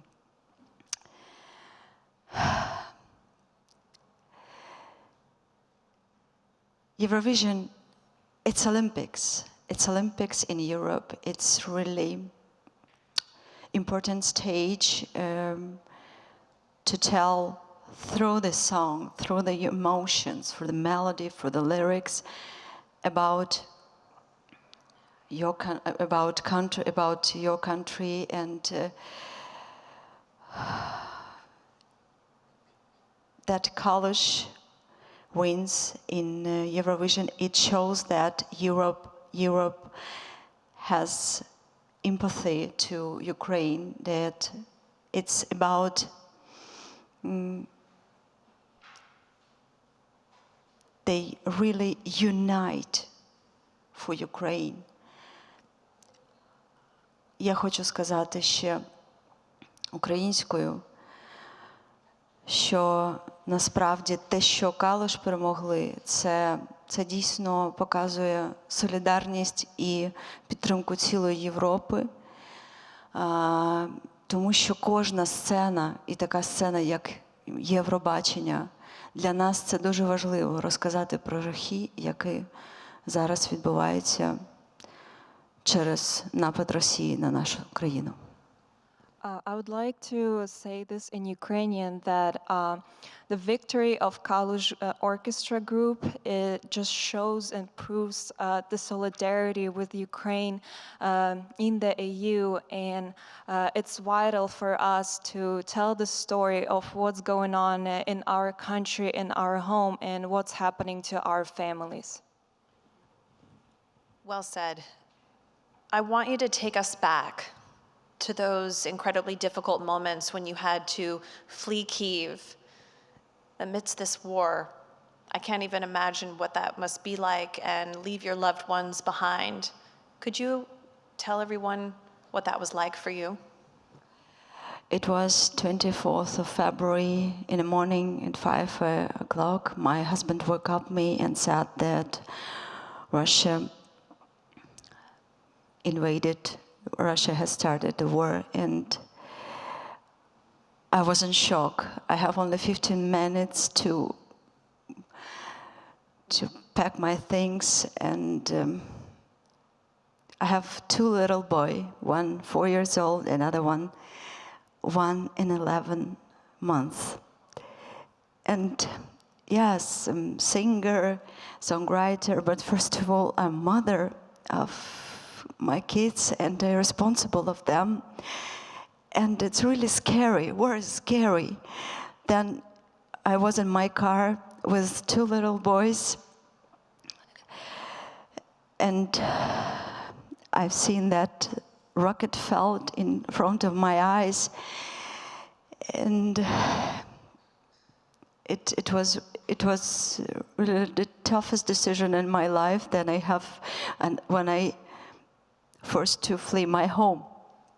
And it's in this war, it's really war for our right to live in our home. And it's, do you know, it's not only Ukrainian war. It's a war for our right to live in our home, as I said, for freedom, for democracy and equality, for all of us. Because if Russia succeeds invading in Ukraine, it shows to other countries that they can do the same.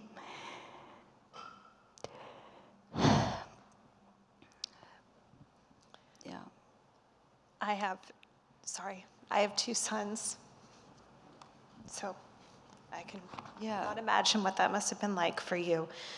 So you've said that you will do everything in your power to help your country, and you've been using your voice to inspire change. How can artists use their platforms as a call to action? What would you like to tell them?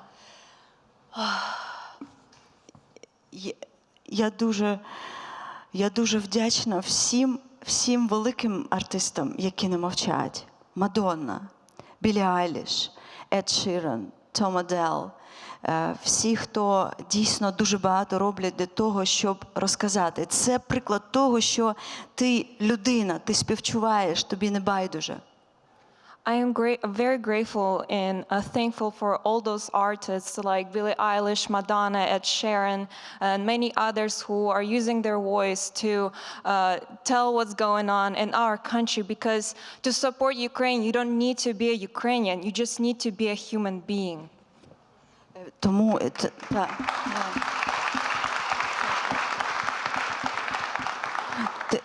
вони просто відчувають те, що це дійсно набагато ближче, ніж ми думаємо. Коли ми всі думали, що пандемія це десь далеко в Китаї, і воно нас не торкнеться, але за місяць ми опинились всі в одному становищі. І насправді те, що зараз відбувається в Україні, набагато ближче, ніж просто десь там в Європі. I know that they feel that this war is not only in Ukraine. They feel it personally. They feel that it's closer to them. When the pandemic happened, we all thought that it's not going to spread all around the world. But a month later, we all ended up in the same environment. And now we're experiencing the same thing. This war is not only in Ukraine. It's going to spread if we don't stop it there. And Ukrainian people are dying right now for this freedom, for this democracy, for all those democratic values that this democratic world stands for. Тому кожна підтримка співака, артиста, блогера, вона дуже важлива, тому що кожен артист має сильний голос, має велику аудиторію, він до неї говорить, і тим самим ми стаємо ближчими.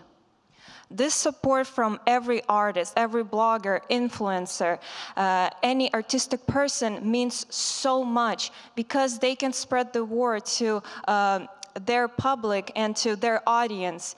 And together, we're very thankful, and we can stop this unprovoked and unjust war in our home and to prevent it in any other place. So for those people in Russia who are getting misinformation, who don't actually understand what is really happening in Ukraine, what do you wish that you could tell the Russian people? Мені здається, що зараз такий час, що кожна людина, якщо живе в цивілізованому, демократичному світі, вона має вибір, вона має інформацію. Вона може перевірити різні істочники, подивитись, перепитати. Якщо ти хочеш знати, ти будеш знати. Такого немає, що зараз повна залізна завіса і ти не можеш дізнатися. Мені нема чого сказати тим росіянам, які не хочуть чути, які не хочуть знати, які бачать, як бреше їх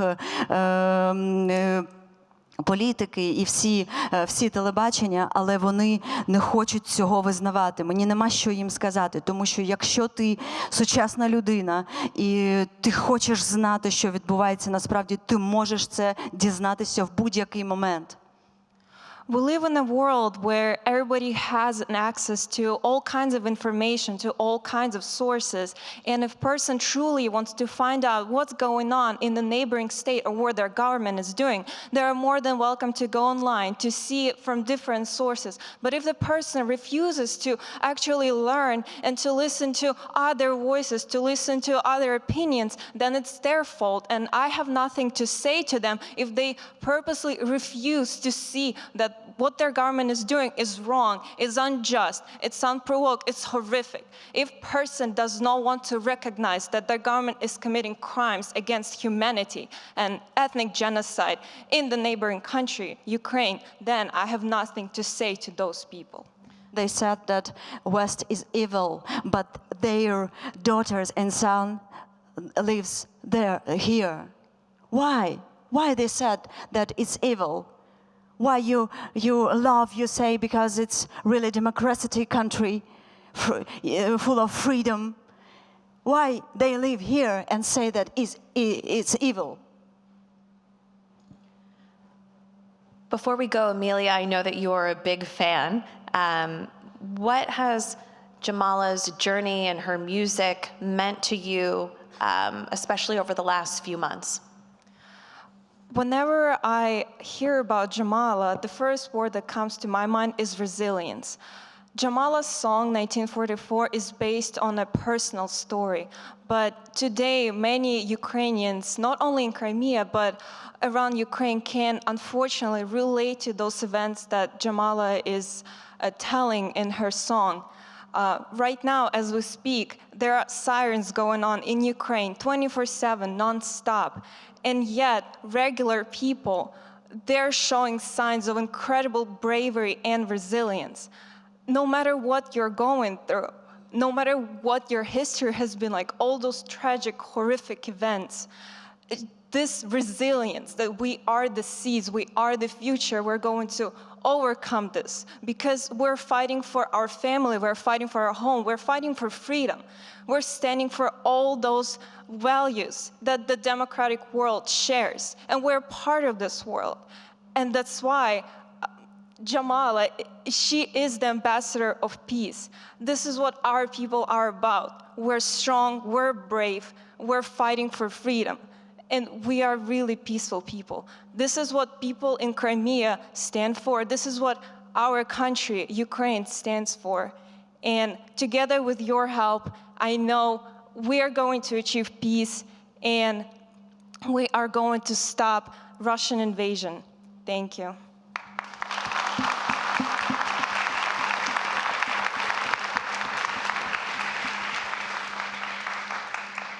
Thank you so much for sharing your thoughts and your story. Thank you all again.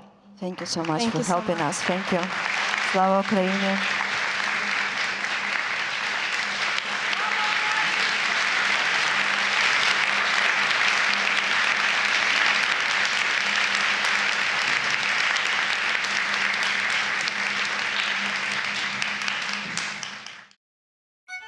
Where will we be in 5 years? In 50 years? Let's be here and here. Let's deliver technology to give everyone, everywhere access to security and privacy, to equality and fairness, to a sustainable world. Cisco has made it its purpose to power an inclusive future for all. Where will we be in 50 years? Let's go see. Between the world and what we make of it, there's a bridge. Cisco, the bridge to possible. Please welcome #1 New York Times bestseller, Purpose Coach, Chief Purpose Officer of Calm, Jay Shetty.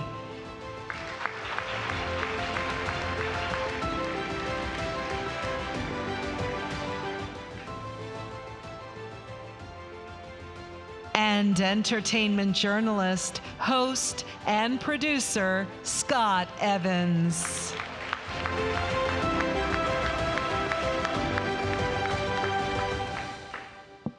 It doesn't stop being epic. I don't know. It's every time. I do want to acknowledge, though, the energy in this room. I do want to honor the emotion in this room. I don't think it is appropriate to move on and to even have this conversation, though I think it is directly related, without taking a moment to really absorb what was just shared. You know, the purpose of this is to inspire, to encourage, and to urge, to activate. And I just don't know how you can hear those women talk without feeling that. And so it just didn't feel like the thing to do to be like, okay, cool, now I'm up here with my friend Jay Shetty.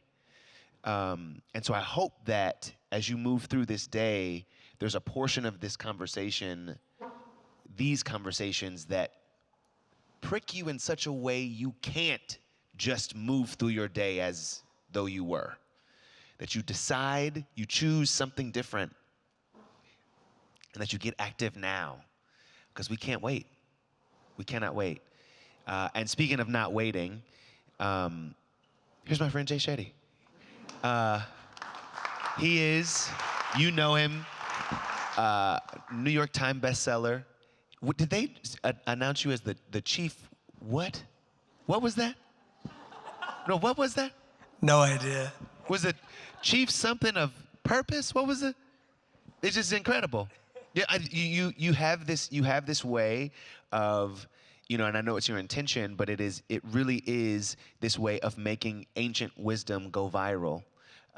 Your podcast is, of course, one of I think it is actually the #1 podcast in its genre, one of the most downloaded of all podcasts. We're hungry for this knowledge, and so I'm excited to be able to share how you applied what you gained living life as a monk today. And I want to start really with asking you first, what would you say in times that can feel like the darkest, right? In times that can feel like there is nothing to look forward to, what would be the thing you would hope people would apply today from that monk lifestyle?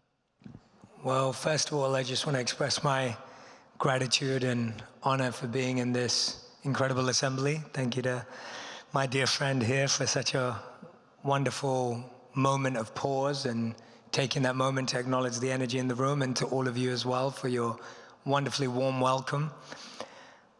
I think what I'm feeling or hearing right now, as you ask me that question, is the need for compassion. And when I lived as a monk during those 3 years, one of the most revered qualities or revered characteristics was compassion. And leaders specifically were not chosen simply on their caliber. They were evaluated on their character. Leaders were not chosen simply because of their competence. They were chosen because of their compassion. And I think we live at a time today where we're no longer seeing leaders have compassion be the compass of their actions. So my hope and intention would be that in times like this, we are being forced, galvanized, incentivized to dig deeper to find that compassion within ourselves that we don't need on a daily basis, that we may not even need to go there to live our daily lives. But we're really being encouraged to find it during these times. I want to ask you specifically about how, you know, in some cases it can feel like a other issue, right? It's someone else's problem. It's not in my backyard. It's not in my day-to-day. And so somehow it's some further removed from me. How would you activate, how would you encourage someone to change their perspective when it comes to, like, especially in a case like Ukraine, right? What would you say to someone to say, this is, maybe you want to change your mind about that thing? I'd say that the first thing, and this isn't to suggest that I don't want it to extend, I do believe that if people became more active in their communities and close to home, we'd actually gain more confidence and more resilience to then go and help further as well.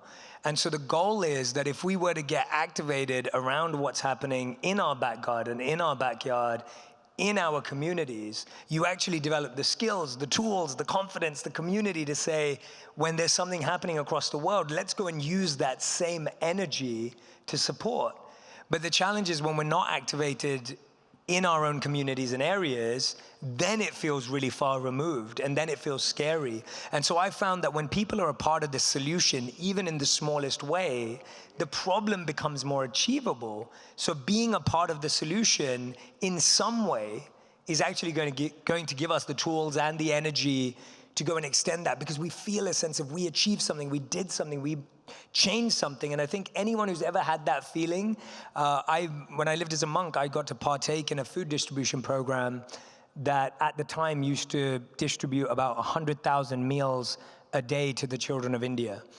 And that felt like a big amount. That program today, since I left, it got better, distributes 1.2 million meals per day to the children of India. 1.2 million meals per day. Whoa. And so for me, Yeah, thank you to all those. And it was amazing. For me, I thought 100,000 was our ceiling. Like, I thought that was, everyone did a really great job. But that's what I found, that when you've done that, you then feel confidence to go further and further and further and further. And so even if that started, I was never there, but someone would have started that program for 1 meal a day. Right. And it was because of that person that we got to 100,000, and it's because of those people that we got to 1 million. So to me, it starts with that one person who goes and distributes that one meal. Can I ask you a really personal question? What was the thing in your years of living as a monk, what was the thing you missed the most? Right? Like, of all of the things you had to sacrifice, you gave up, you did without, what was the thing that you were like, dang, if I could just get a piece of chocolate? Oh, you're saying it that way. Oh, I thought you were asking me now, what do I miss now? Because I was like, I don't miss the cold showers. I was coming up with a list of things I don't miss. Oh, you're saying when I was there, what did I miss? Yeah. Yeah, so the day I left being a monk after 3 years, the first thing I did, went back to London, where my parents are from and where I was born and raised, and bought a big pack of dairy milk, like this massive slab. It was chocolate. It was chocolate. It was chocolate. It was chocolate. You were right. It was dairy milk. Chocolate. I get it. I destroyed that thing. It was amazing. You deserved it. Yeah, thank you. You deserved it. Thank you. That's actually made me feel better. Yeah. Always had a cathartic experience. Now I feel like I deserve it. You know? Well, because it leads right into my next question, which was there are so many things that a monk does as a means to point toward meditation, to point toward stillness, that are also good for the environment. Yes. Right? And I'm curious what you might suggest we could adopt, we could consider, and allow us to use the hashtag act like a monk. You know what I mean? That might also be focused on making this a better place to live environmentally. Yeah. So the first half of our days were spent in silence and solitude, what you would expect monks to do. And the second half of our days was spent in service. So we were building sustainable villages so that we could demonstrate how agriculture could change and how the environment could be taken care of. And what I found really interesting is it's not about whether we were waking up at 4 a.m., which is what we did, or had cold showers, or slept on the floor, or didn't have a bed, or lived out of a gym locker and all of our possessions fit inside of it. Those were not the habits that I think change our lives. They do, but they don't. What I find today is whether we're looking at the climate crisis or whether we're looking at any crisis in the world, we have a crisis of habits. Right? Our real crisis is the ability to change our habits. I know people who want to change, but they don't know how to change their habits because you never learned how to change your habits at school. Or to notice them. Or to even notice them, or to even know you have habits and that they are changeable. So I believe that it's a willingness to change habits, is the wisdom of how to do it, and then it's what to do. And so I would encourage all educational institutions, I would encourage all governments, I would encourage everyone to be helping humans learn how to change their habits, because our habits are what we're seeing out there in the world. I know so many people I'm sure if I asked everyone here in the room, how many of us would like to be more environmentally friendly, I'm sure everyone would put their hand up. But then if we asked how many of us know the habit changes that are required, how many of us know practical ways to actually make that switch? And so I think instead of forcing people or blaming people or guilting people, if we were able to train people. I was a 21-year-old going on being 22 who was waking up at 4 a.m., sleeping on the floor and practicing celibacy. Like, that is habit transformation. That is not attraction as a 21-year-old. And changing people's habits is the real crisis that we're facing right now. That's incredible. And it's so funny because I think sometimes when you ask a question like that, you almost anticipate there being this very complex you do this, you do this, you do this. And it's like, no, it's actually very, very simple. It's look at your habits, identify them, and then find the spaces in between where you can change. Right, like you can own that. One of the things that you said is one of my favorite quotes from your teachers: "Plant trees under whose shade you do not plan to sit," and it's really about service and about giving, not for your own benefit, but for the benefit of others. And I'm curious, what might you want more people to know about that exchange? Yeah, our teachers would always repeat this phrase of planting trees under whose shade you do not plan to sit. I think we live in a world that's always addicted to investments and ROI and, what's going to be the result of this? And actually living from a place of I'm giving without thinking this is ever going to benefit me is the highest way of living. And I think there are 3 pursuits to human life. We're obsessed with survival, and survival often is where people have to spend a lot of their time and focus. Some people are struggling to survive, right? We know that. That's very real. For those people who figure out how to survive or have the privilege of figuring out how to survive, they pursue success. But we know a lot of people who've survived and are successful who are not happy. And so the only pursuit of human life that truly is worth it beyond those 2 that most people never get to is service and contribution. And so for those of us who have had the privilege of surviving and had the privilege of being somewhat stable, we can use that stability as an opportunity to serve and extend ourselves back to communities that don't have. And so to me, that is the 3rd and most valuable pursuit of humanity. And anyone who has some stability has the opportunity to serve. So what you're saying is we all could be doing a little bit more. Me too. Yeah. All of us, including me. I just think that I was so grateful to the monks because they made service and contribution become the greatest pillar of human life. And I think that we've been, we're wired for generosity, but we're educated for greed. If you look at every single one. Say that one more time. I feel like that's one more time. Every single one of us, if you look at children, if you look at who we are as pure souls, as consciousness, as energy, we're wired for generosity, but we're educated for greed. And so we're wired that way. We know within our hearts that we'd rather help someone. I mean, the science shows it today too. People who help other people are happier.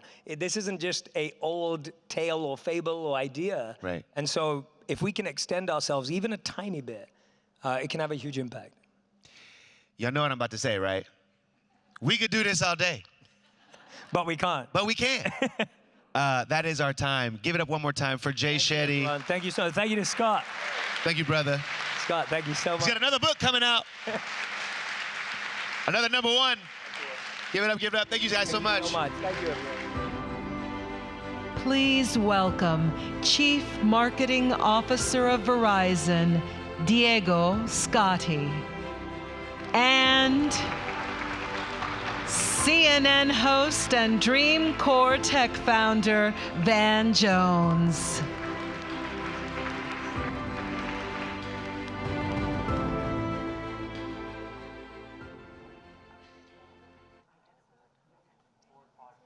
Check, check, check. There Check. you go. Now it works? Does it work?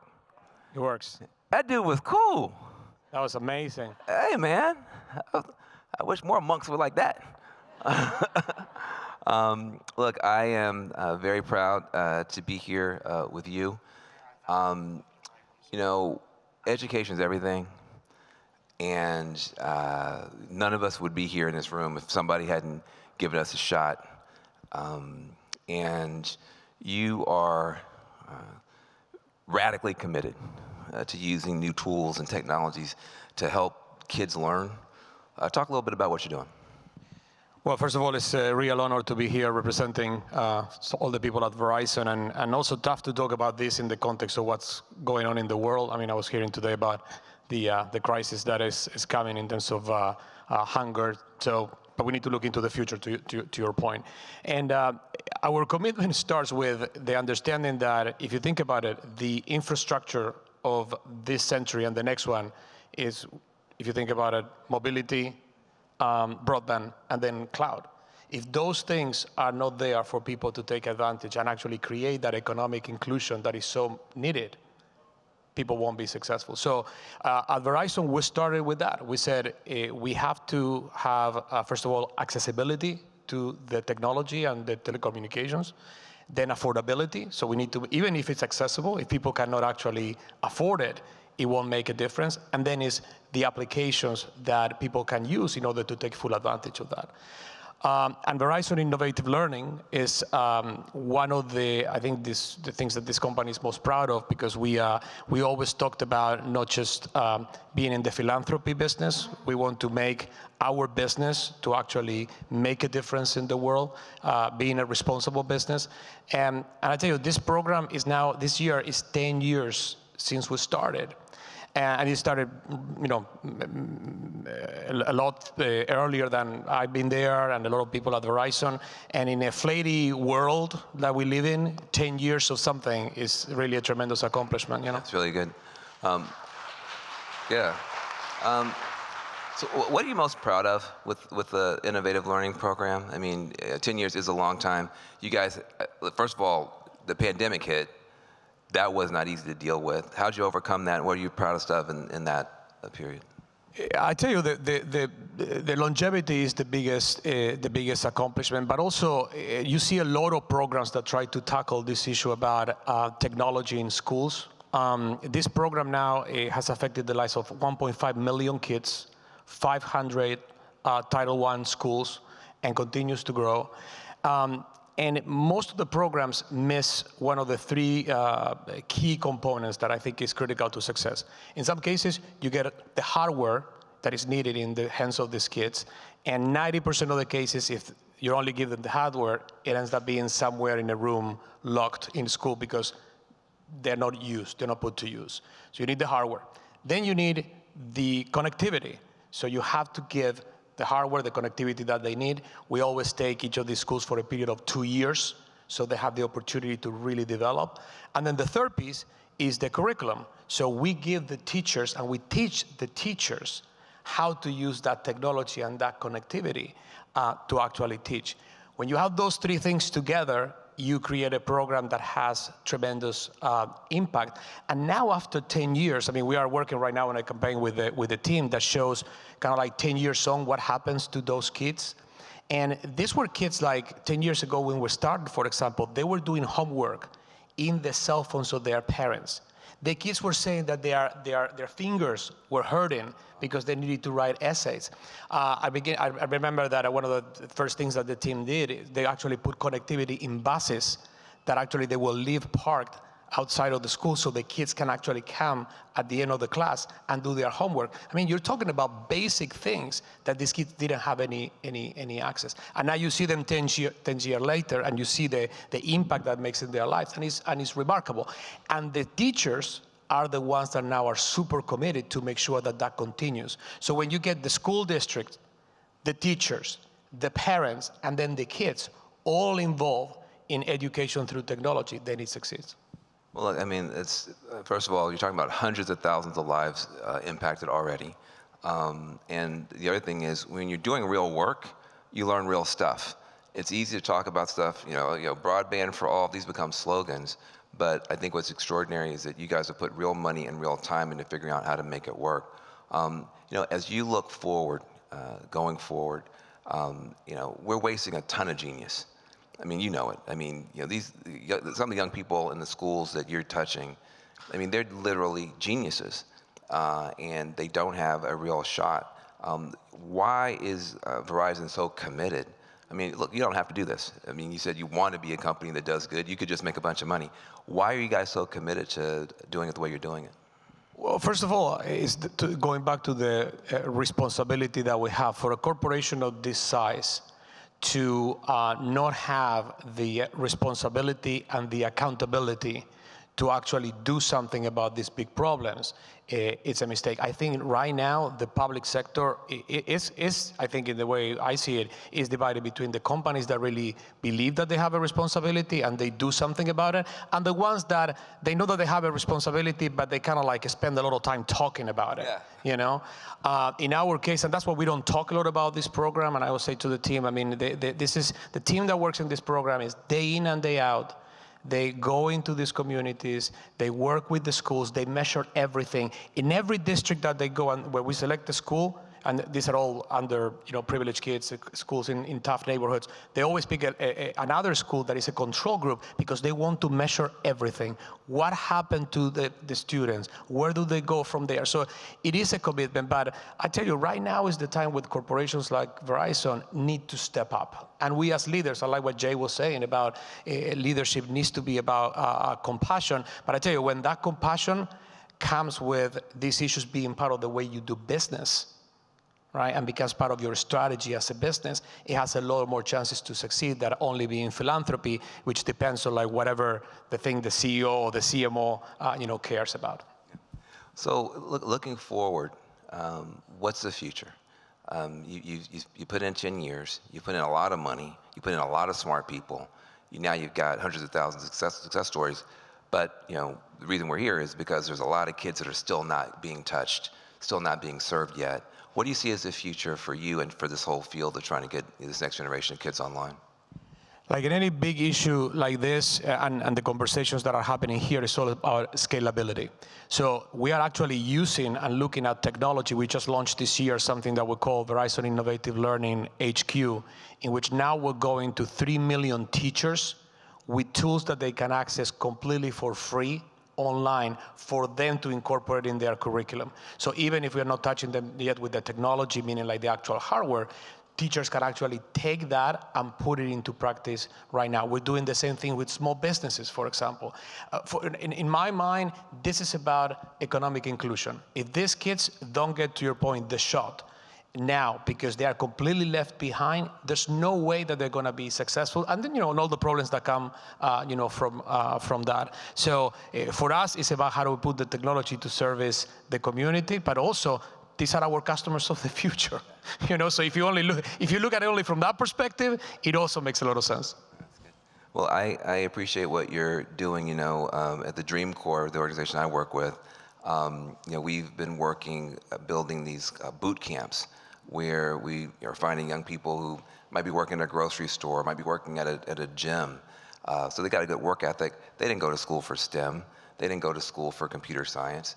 But with a 10-week program tailored to the cultural specificities of those young people, we've been able to turn people in 10 weeks into coders who, their income goes up 2x or 3x literally within a couple of quarters. There's just a lot of genius out there. And, people, it's not all about people have privilege. Sometimes it's about privilege. Sometimes it's just about luck. I mean, some of us got where we are because one coach or one teacher saw something in us that others didn't and made a bet on us, and here we are. I think we got to scale those kind of bets. And, that's what you're doing, and I'm very, very excited about it. Can I ask you a question? Sure. When you think about the scalability of Dream Corp Tech, what would be the one or two things that you were looking for? Well, I think that I want to take the curriculum that we have now, which is very good. It's very good. And I want to combine it with historically black colleges and universities and other minority-serving institutions so that those organizations who already have a huge footprint with young people of color can get the kind of curriculum that can supercharge. We need to be turning historically black colleges and universities and other minority-serving institutions into centers of excellence for technology training.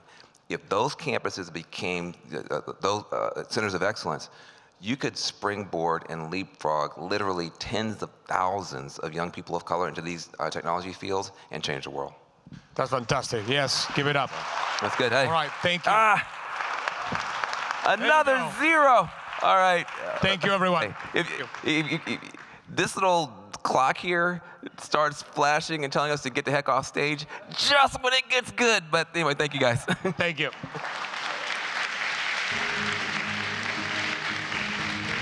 Please welcome Edward Schuyler, City's Executive Vice President, Tsepo Mahuele, Founder and Group Executive Director at Harith General Partners, Dr. Phumzile Mlambo Nkukar, President and Founder of Umlambo Foundation with CNBC's Seema Modi.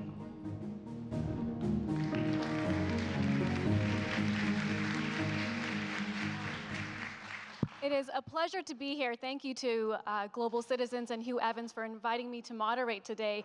I'm excited to convene this discussion with three leaders that span continents, the government, and the private sector on this discussion around financial inclusion and the crucial role to support girls and women across the world. Let's start the conversation right there with Dr. Phumzile. Right now, we know women's reproductive rights are in the headlines here in the US and overseas. You've often said that to end poverty, we must support women's reproductive rights in marginalized communities. Explain what you mean by that. Thank you very much, and good morning. You know, women's reproductive rights define a lot of progress that women have made everywhere.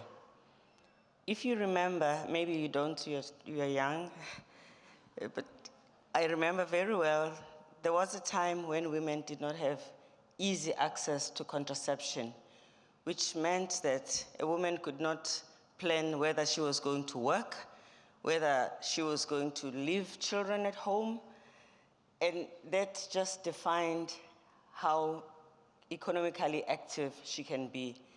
The absorption and the participation of women in the labor force is defined by access to contraception.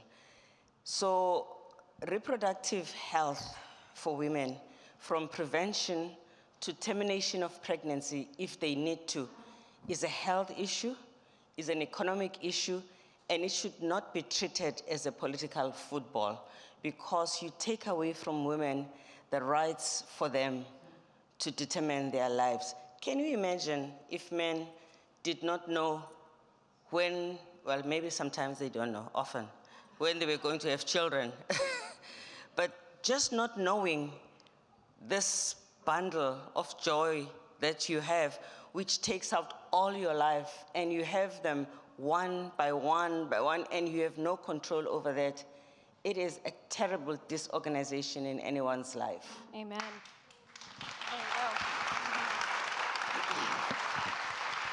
You know, Ed, as a daughter of 2 immigrants, I was also always told that financial independence as a woman is key to our success. I was looking at some numbers last year. The amount of money that went to women from venture capital, appalling. I mean, you would think this is 1940s, not 2021. Only 2% of venture capital money went to female founders. Of that, 0.34% to black founders. What is the issue here, and why is it taking so long? Yeah, well, I can't say exactly what the issue is because it's absolutely confounding. I mean, I have no problem with, white men. I happen to be one. But it's sort of crazy to suggest that we have all the best ideas that require or deserve investment. So when we launched our impact fund in 2020, we launched it with a $150 million commitment. It was the largest impact fund from a bank using its own capital as opposed to investing on behalf of its investors. We made a commitment that we were going to do all the seed funding to either women or minority-led entrepreneurs. And then shortly after, we announced an additional $50 million just for black entrepreneurs.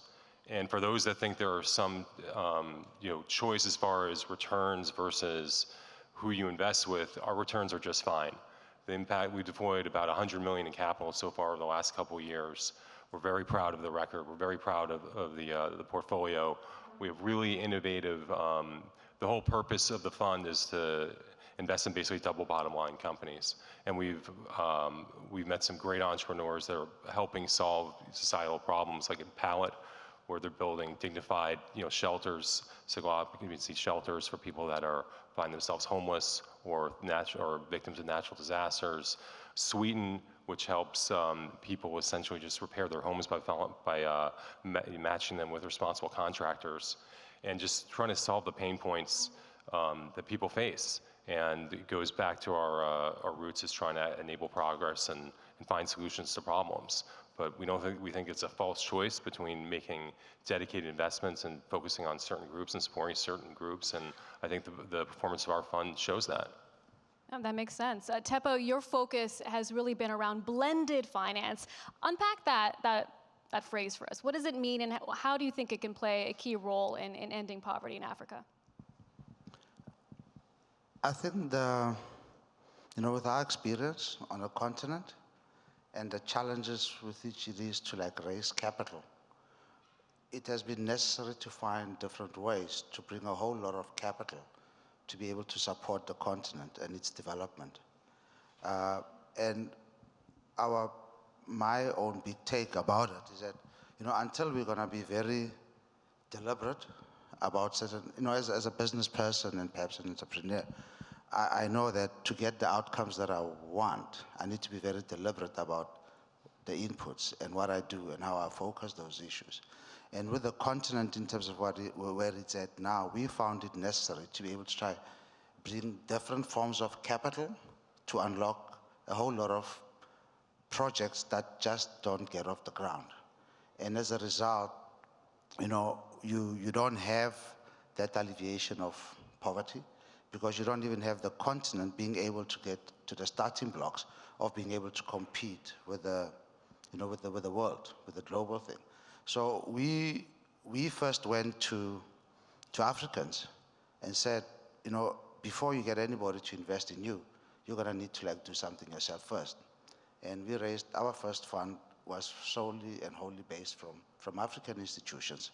And we also took a deliberate decision to say that to be able to attract properly priced capital to these infrastructure projects, you're gonna first need to like get a good layer of equity to ensure that all these institutions which come with debt and what you wanna call mass capital, but which actually requires an equity return, it's like, you know, which is very unfortunate for the country. We said to Africans, first put in a good layer of equity there in to like reduce that. And then we also like, you know, got in development finance institutions you know, we were lucky in our second fund, we even started getting like, you know, high net worth individuals to start backing up long-term infrastructure. So therefore, bringing those development capital, bringing sort of like, you know, some of the, banks in there, bringing, life companies, insurance companies, to enable, and structuring also in some of the projects, some insurance products around the project. We were able to like make some of these projects happen, you know, over the last, 16, 17 years. And I think that's what we had to do, because the environment would not provide long-term capital to the continent. And so that layer of bringing all the different parties to make this happen was what so like enabled us to. And why was it hard to bring on long-term capital? Some of the issues there, and why you've had to resort to sort of these different financial tools? Nobody's taking a long-term view on the continent's own development. And for you to be able to construct and develop a power project or a bridge, you know, to like maybe like make access in a city of Cote d'Ivoire easy, or rail projects, you know, you need long-term money. You can't do it with 5-year money. You can't do it with 10-year money. You're gonna need the type of capital which will then like, you know, say, this is a project that must last for the next 30, 40, 50 years. So you're doing it with short-term capital, it then doesn't even start. When that capital, instead of being priced at 2% in dollar terms, like, you know, or even below, you know, we've seen like some of like the OECD countries, like even getting at less for the stimulus packages. For the continent, you start getting that money at 8%. You can't even start. It becomes a very challenging program issue. No, that makes sense. Dr. Phumzile, when we talk about the upward mobility of women, what's the role of men? They must stop the mess.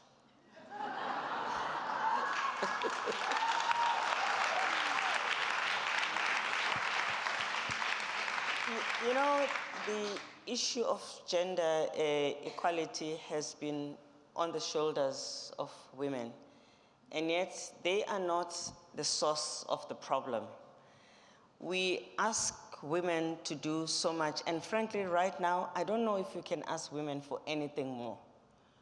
We need to work with men and create a feminist men, feminist boys that we bring up, so that they can integrate in the movement and in their own rights be the leaders of the movement that we need.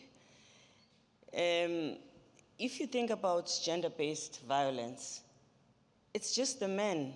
It's the only one who can stop it. If men were to decide that I will not beat up a woman, problem solved. So we go around women, the one who's receiving the bashing, and she has to be the one to be active and try to fight gender-based violence. If we talk about child marriage, the brothers, the uncles, the fathers, the chiefs, they have to take a stand on this issue, because the women are forced to get married to older men. The girls are forced to get married to older men because the father says so. I mean, it's amazing power that men have, that even those who are not committing these crimes need to be worried about how they are part of a cohort, a population that is so oppressive to other human beings. And we need to engage with men in such a way that also they don't think that they're doing something heroic. They're just living a life that is decent. Because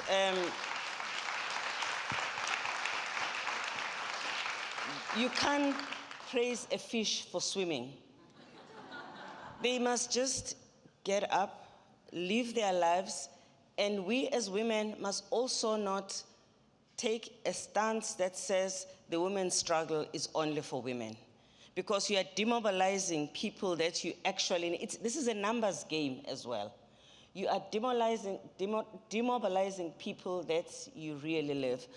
So after having been long in the struggle for women, because now I'm old, I'm a go-go grandmother, I'm just realized how all along the way we've missed real serious opportunity to engage men and to give them responsibility. And this is now my issue.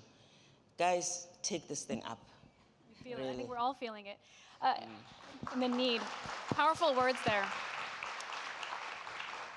Tepa, what would you say? How do we break down these cultural stereotypes held by men? Listen to like Mom. I think we must listen to her and do that.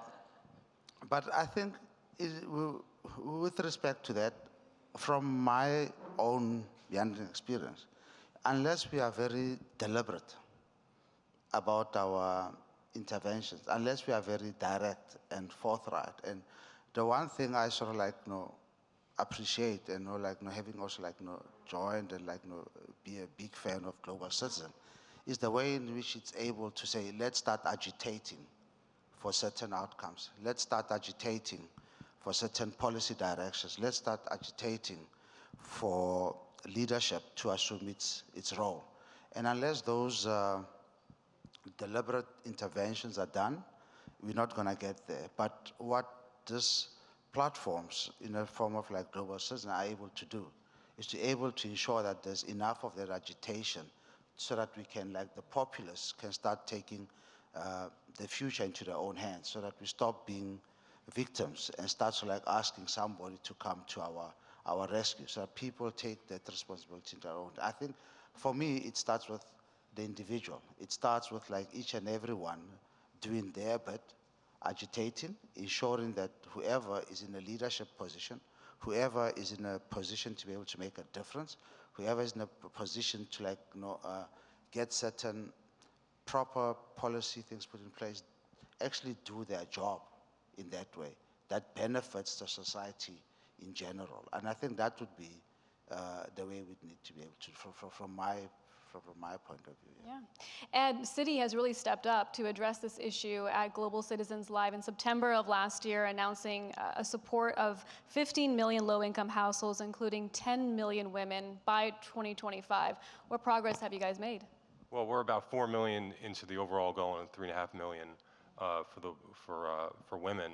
But just, it's not only abhorrent from a human rights perspective, gender inequity, it's also economically destructive. I mean, we estimate that having gender equity would add about $2 trillion in GDP annually. So even if it doesn't offend you morally, it should offend you economically.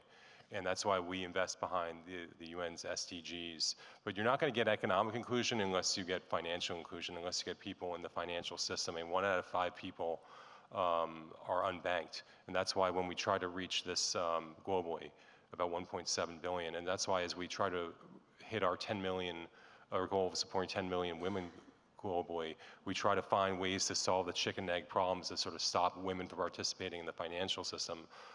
For example, now, if you, so much of the payment system is being run by phone, but you could be in a country where you can't get a phone if you don't have a credit score. So these cycles sort of unfortunately reinforce each other. So we work with providers in Mexico such as Pay Now, which actually help you build a credit history so you can get a mobile phone, because sometimes it's not about the loans, it's about actually the phones. And so we have to think about innovative ways to support people, get them into the systems so they can work themselves out of the predicaments they're in. Yeah, Dr. Pumsile, you and I discussed this, the success of microloans across Africa, but specifically digital literacy. You think that's the next initiative to really help? Absolutely. I mean, everything digital is the next thing for everyone, but very much so for poor people, because digital literacy enables those people who have no access to the banking system as it has existed. With digital literacy and therefore getting involved in digital finance, they are able to have access to financial services, but also they are able to move money without having to move themselves. And you don't know how much of the time it saves, because time is something that women don't have. How much of the money they save, which they would use moving from point A to point B. So there's, just a win-win-win-win-win knockdown in the introduction of digital literacy. And we must make sure that women are not being left behind, that families who are poor in general are not out of the digital space. I think it's important for us to keep on emphasizing that digital literacy is now a basic need. It's as important as water, it's as important as health, etc. When governments do not have departments that are so focused on providing this service, which gives also information, they are locking out the poor people for something they definitely need in order to navigate their lives. Well, I think we all feel empowered by this discussion and those powerful words. Dr. Pumsile, Teppo, and Ed, thank you for your time today.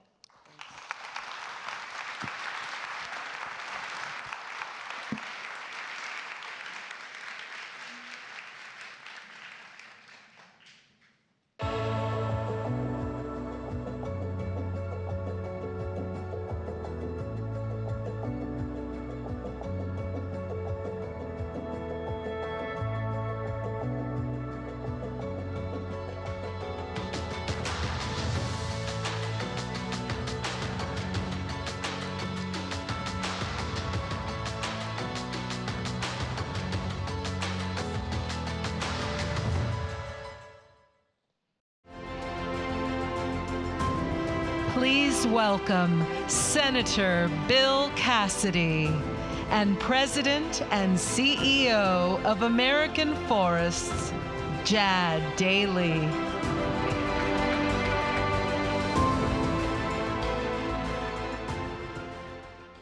Senator Cassidy, welcome. And thank you so much for being here today. Thank you so much for your leadership on climate change and energy security issues. And look, we know these issues are a front of mind for you as a member of the Senate Energy and Natural Resources Committee, and as someone hailing from a state that on one hand has more than 12% of its jobs linked to the oil and gas industry, and at the same time is also facing some of the most intense impacts from climate change already, and has globally leading resilience efforts underway. So we're really excited to lean into your legacy of bipartisan leadership. Anyone just go to your website, you can see you seem to work with just about everyone in the US Senate. And so want to dig into today, how do we get that kind of bipartisan leadership fully ramped up on the climate crisis? And so I want to start with the infrastructure bill, because I think that's a real example of success. And you were a big leader in developing that infrastructure bill. It has all sorts of critical investments to slow climate change and build resilience. And that includes $47 billion for addressing the kind of, for example, coastal resilience challenges that you're facing in Louisiana. So, and you called that one of the most significant investments in coastal resilience and infrastructure in Louisiana history. So if you could talk a little bit more about what's in that infrastructure bill that excites you, what are we going to be able to do now that we haven't been able to do before to address climate change and climate change resilience? Thank you, Jad. Thanks for having me. There's many things about that bill that I like, but let me start with this, to set context. There is a nexus between energy, climate, the economy of a country and the economy of a family, and national security if you're talking about a national security stage. But Louisiana is such a kind of, my gosh, demonstration of the first three. You mentioned the importance of the energy-related industries to the employment in my state.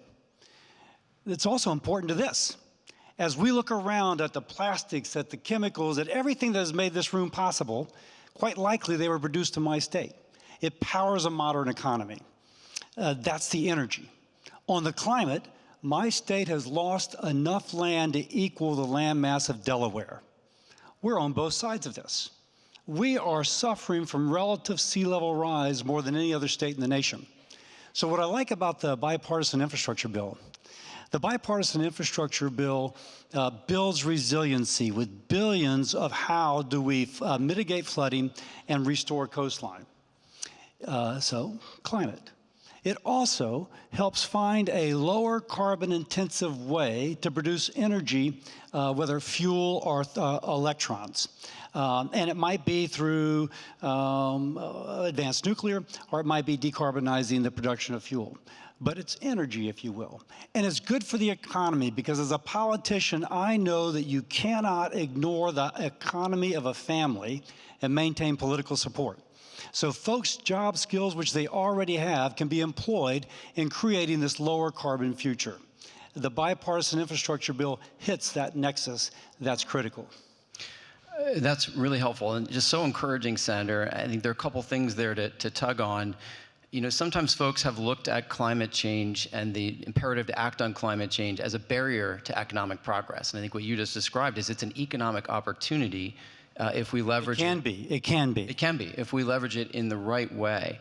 And I think we know that fear of economic limitations is just one of the things that has driven a substantial partisan gap in how people are thinking about climate change at this moment in time. And so the question is, if you could change one thing about the way that we're talking to each other about climate change right now, the way that folks are working together in the US Senate on climate change right now, what can unlock a new bipartisanship on this climate crisis that's affecting all of us equally? Yeah, if I could change one thing, it would be to expand our understanding of the issue. Let me go back to that nexus I spoke of. In the late 1980s, Paul Kennedy, I think a Harvard professor, wrote a book, The Rise and Fall of the Great Powers, about how there is a nexus between energy, between economic growth, and military strength. And I think if Paul Kennedy wrote that book today, he would throw in emissions as well. Now, let me explain that. In the mid-2000s, the US and the EU began to control carbon emissions. Now, there's a cost to doing that, but we entered into that and since have dramatically lowered emissions. China, at that time, chose not to. There's a rationale. It costs to control emissions. So China, by ignoring emissions, lowered the cost of production in their country, which created an incentive for companies to move there. Real life example. I spoke to the CFO of a company who said that his company could have either set up a new manufacturing site in the United States or they could go to China. In China, they were told they would not have to put on their SOx and NOx scrubbers. That increased their return on investment between 18 and 19%. If they built here, the return on investment would be 8 to 9%. He said, I could not defend on an investor call why would we accept such a lower return on investment.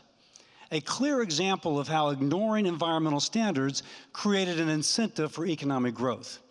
Now, since the EU and the US in the mid-2000s put in our regulations, we have significantly lowered our emissions. But China's increase in emissions are more than the decrease of those two entities put together. And they've gone from 19th or 20th in the world in manufacturing to first. Their economic strength has increased. By the way, so has their military strength. And they've used it as an economic driver. We got to flip this. Because right now, if you're Vietnam, you don't say, oh my gosh, let me adopt EU and US standards. They're going to say, let us adopt Chinese standards. Because we're competing with China for economic growth. We've got to flip it so that countries are incented to lower emissions, not to ignore emissions. Now, by the way, Jad, I've been advocating a carbon border adjustment. If the EU and the US on certain selected high carbon intensity products demand certain standards, and there is a country overseas which is not meeting those standards, then they import their product to us, there would be a carbon border adjustment. That flips it.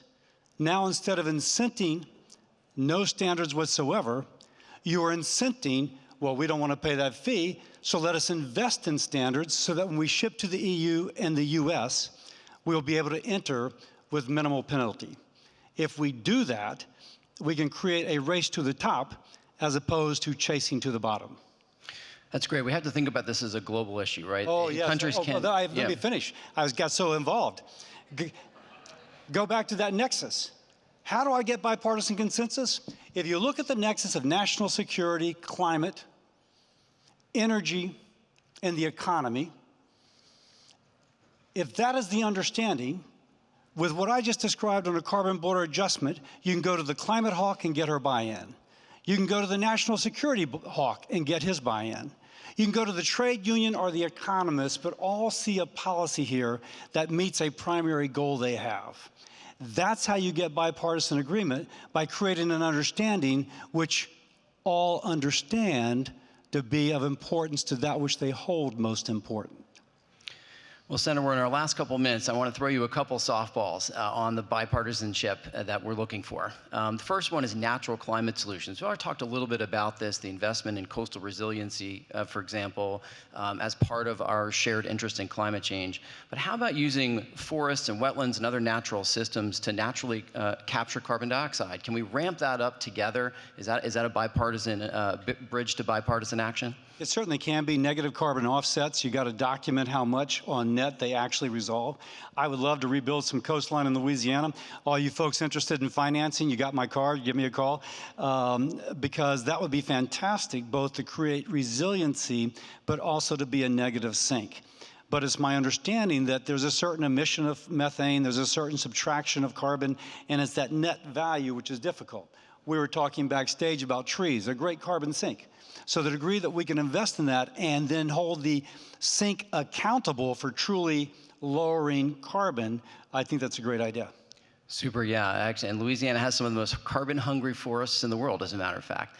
Well, okay, here's the last one. So you've talked about Operation Warp Speed, about the need to become more strategic and efficient in the way that we ramp up energy production. And the question is, can we find bipartisanship around having that be equally around meeting our needs for traditional energy sources and renewable energy sources? Can we have Operation Warp Speed on both sides of that equation? So by Operation Warp Speed, I mean trying to align the bureaucracies so that they actually are working together, not at cross purposes. This is important to the renewable. This is important to the traditional. In the Senate, I think we can pull that off. Frankly, I don't know if the administration is there yet. I think this kind of lack of progress suits the purpose of some, and I regret to say that. Well, we're going to have to leave it there to end on time, but maybe that's a great starting point for a new bipartisan effort to get warp speed on traditional energy needs, renewable energy needs, and energy efficiency, so we actually need less energy in the first place. That'd be good. Thanks so much. Thank you.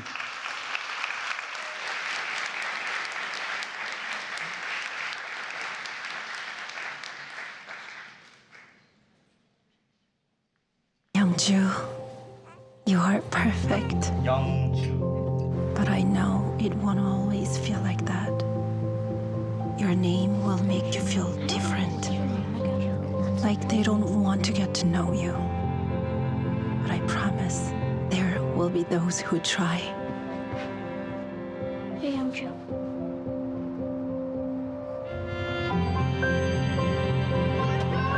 The MVP award goes to Yeongjo. It's actually Youngju. You remember what Youngju means? It means strong and resilient. Because I know you will be. What a beautiful name. Can you teach me how to say it?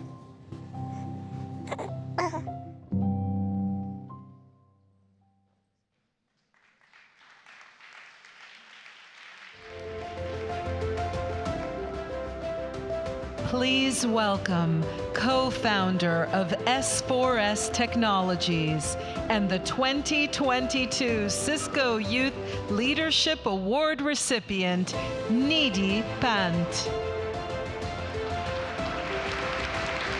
And Executive Vice President and Chief People, Policy and Purpose Officer of Cisco, Fran Katsoudas.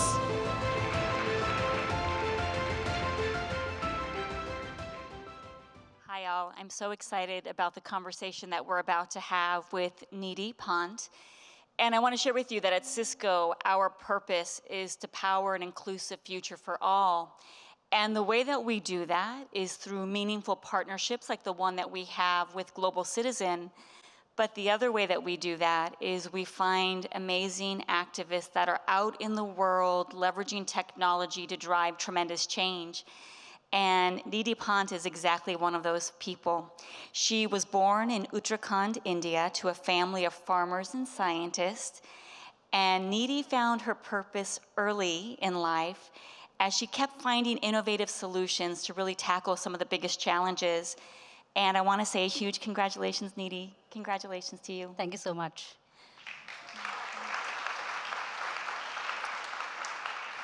Now, something that I learned last night, and I think this is so great, is that in addition to being identified as our Youth Leadership Award winner as a part of this Global Citizen event, Cisco also found you in another innovative contest that we were running. And so our paths were meant to connect, and we're so glad to really work with you and help you bring this to life. So maybe the best question, tell us about S4S and how you came to build this. Thanks so much. S4S stands for Science for Society. We do everything that Global Citizen stands for. We defend the planet by converting farm losses to value-added products. We empower women farmers to come out of poverty and doubling down their household income by making them from farmers to micro-entrepreneurs, so providing them everything that they require to do farm gate processing. Everything that was happening at a central facility now happens in a decentralized manner at the village itself, so the food that actually is produced at the same place it gets processed. And in this way, through this value addition, the women farmers earn an assured additional income, and this income helps them come out of poverty. And the third thing being demand equity, where this money directly goes in the hand of these women, making them better decision makers in their family. So yes, that's what we do at S4S. And you said something so powerful, which was you created a technology company, and in doing so, you found yourself in this fight for gender equality. Tell us more about that. Sure. What we saw was that technology works well only when it works for people, it works for women. So we started listening to what the women farmers wanted. The biggest challenge for me as a woman was to see these rural women farmers not being able to commute. The mobility was biggest challenge. In India, where the villages are really spread across, for them to actually find employment, they were so dependent on the male members of their family to move out or find work and also run the household. So as men migrated to cities in search of alternate income options, women were required to work at the farm as laborers and also run the household.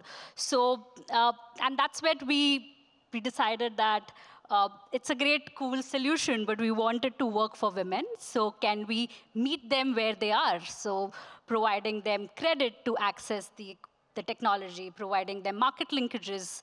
And that's how, from being a technology company, we transformed today and our mission is to help every farmer in India to become processors, to give them an additional income through a combination of technology for access to finance and market linkages. And tell everyone how many employees you have at S4S now. We are a 70-member team working with 800 micro-entrepreneurs and 25,000 farmers. Okay, come on.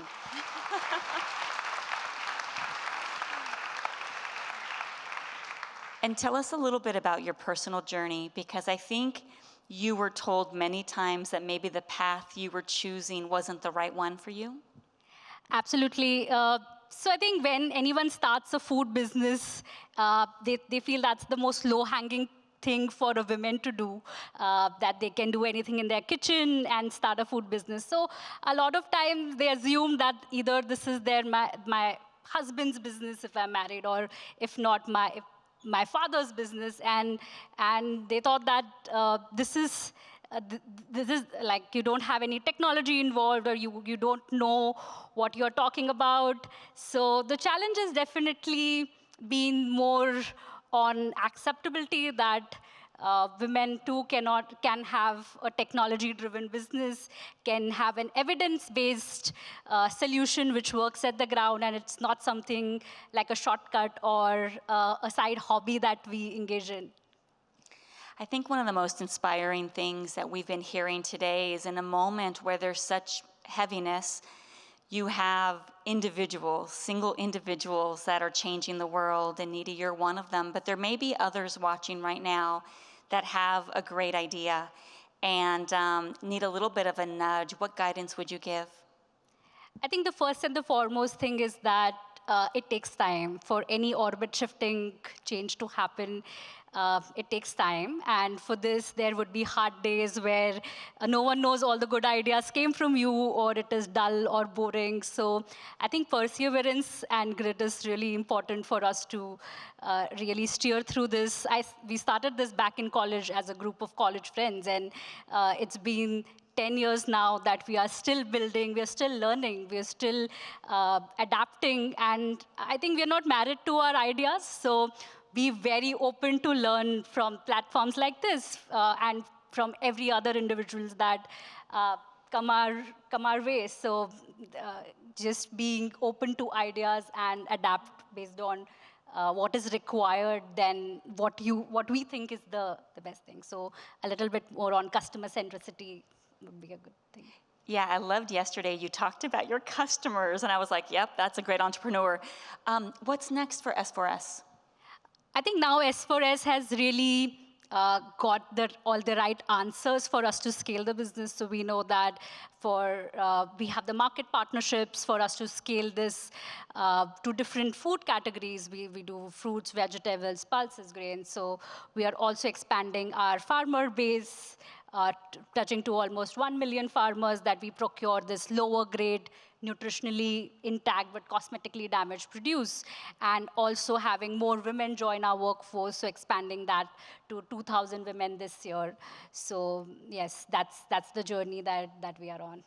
And maybe for those that can get inspired, you're also working now with cosmetic companies as well, is that right? Yes, so we are seeing what applications that can be developed through what our farmers grow, and finding applications where these can be used. So turmeric is a great example. Oil is a great example of who we are serving. So reaching out to other industries like animal feed, to cosmetic industries. So, but our core remains the same, which is bring back manufacturing, bring back equity and democratize the entire manufacturing industry at the farm gate, close to the villages where absolutely these crops are produced. So this remains the core of what we're doing.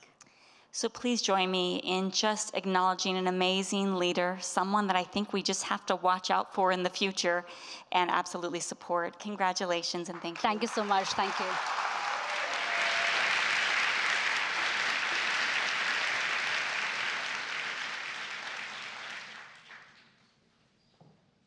Nancy Pelosi. Honorable Nancy Pelosi of the state of California, having received a majority of the votes cast, is duly elected Speaker of the House of Representatives. By electing me Speaker, you have brought us closer to the ideal of equality that is America's heritage and America's hope. To lower health care costs, to increase paychecks, by rebuilding America with green and modern infrastructure, protecting our planet, and empowering the world's girls and women.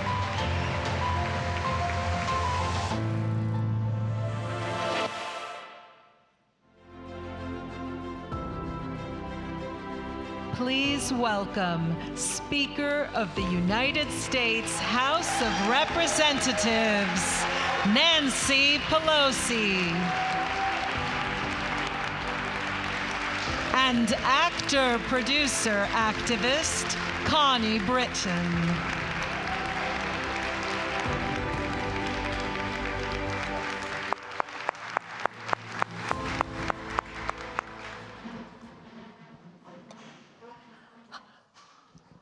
Hello, everybody. Speaker Pelosi, Madam Speaker, it's such an honor to be here with you today, and I would just like to take the lead with everyone in our audience today to say thank you to you. Thank you for being such an inspiring leader for women and all people in this country and around the world. You have broken through so many barriers and so many glass ceilings, and you do it with grace and wisdom and intelligence, and you light the way, and you have done so for your entire career. So I want to say thank you to you as we start. Thank you so much. I accept every compliment I receive on behalf of the House Democrats who make everything possible that you suggest.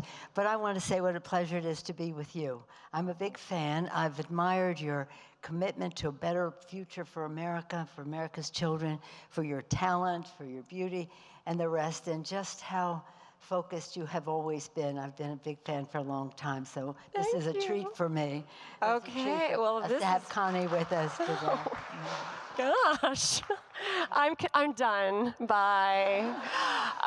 Well, that takes us right into our conversation today, which I think is such an important one at the moment. You know, you have advocated for empowering women and girls throughout your career, and I've tried to speak to that as well whenever I have the chance, because I know, and we know, that around the world, economies will thrive when women are empowered to be a part of them. And so this is just a really, really important topic, and especially right now. And, you know, I think the pandemic has been so disproportionately rough on women in particular. You know, women were a lot of the frontline workers. Women lost their jobs at a faster rate, and of course, the responsibility of staying at home and doing all the domestic work and taking care of the children heavily fell on women, and that burden, and access to health care. And you were saying backstage that you always tell people never to start with Roe v. Wade, but I think as we acknowledge the importance of healthcare for a strong world, healthcare for women, we have to acknowledge what's happening right here in our own country. So I would love, and I'm sure everyone would love to hear from you too, a little bit about how we can understand and then get across the importance for gender equality and gender equity for women to have reproductive rights and reproductive health care. Well, thank you so much. That was quite a question, multifaceted, all coming back to one place. Our motto that we have with the Democratic Women in Congress: when women succeed, America succeeds. And the same holds true of every other country in the world. Let me first thank Global Citizen Now for the invitation to be with each and every one of you here, and whoever else is zooming in or whatever. Global Citizen Now has got to be commended for being an answer, not only an answer, a path for us to find common ground. Too many of the discussions we have always end up being one side or another, but Global Citizen Now has seen that we have to find our common ground. We must have a path. So I thank Global Citizen Now for what you do, for the invitation to once again that was last time I was in Central Park with my grandkids, Metallica, Eddie Vedder, you know. now we're here, but whatever it takes, they have a way of bringing people together because, you know, they know where there can be common ground, whether it's music, performances, the arts, whatever it is. That's a place where we laugh together, we cry together, we're inspired together, we dance together. Never do too much dancing, I always say. And again, you forget your differences. So let us thank Global Citizen now for what that they are doing.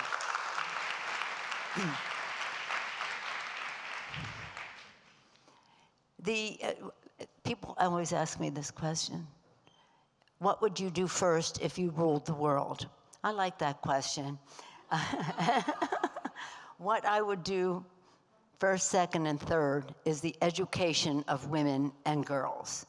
Universal education of women and girls throughout the world. Whether we're talking about what it means to an individual, to a family, to a sense of community, to a country. The advancement of women, their education, they're using their own discretion as to the size, timing of their families, working in their religious tradition with their doctor, their family, their husband. So very, very important. And again, to engage, to have micro-lending and all kinds of other ways for women to participate.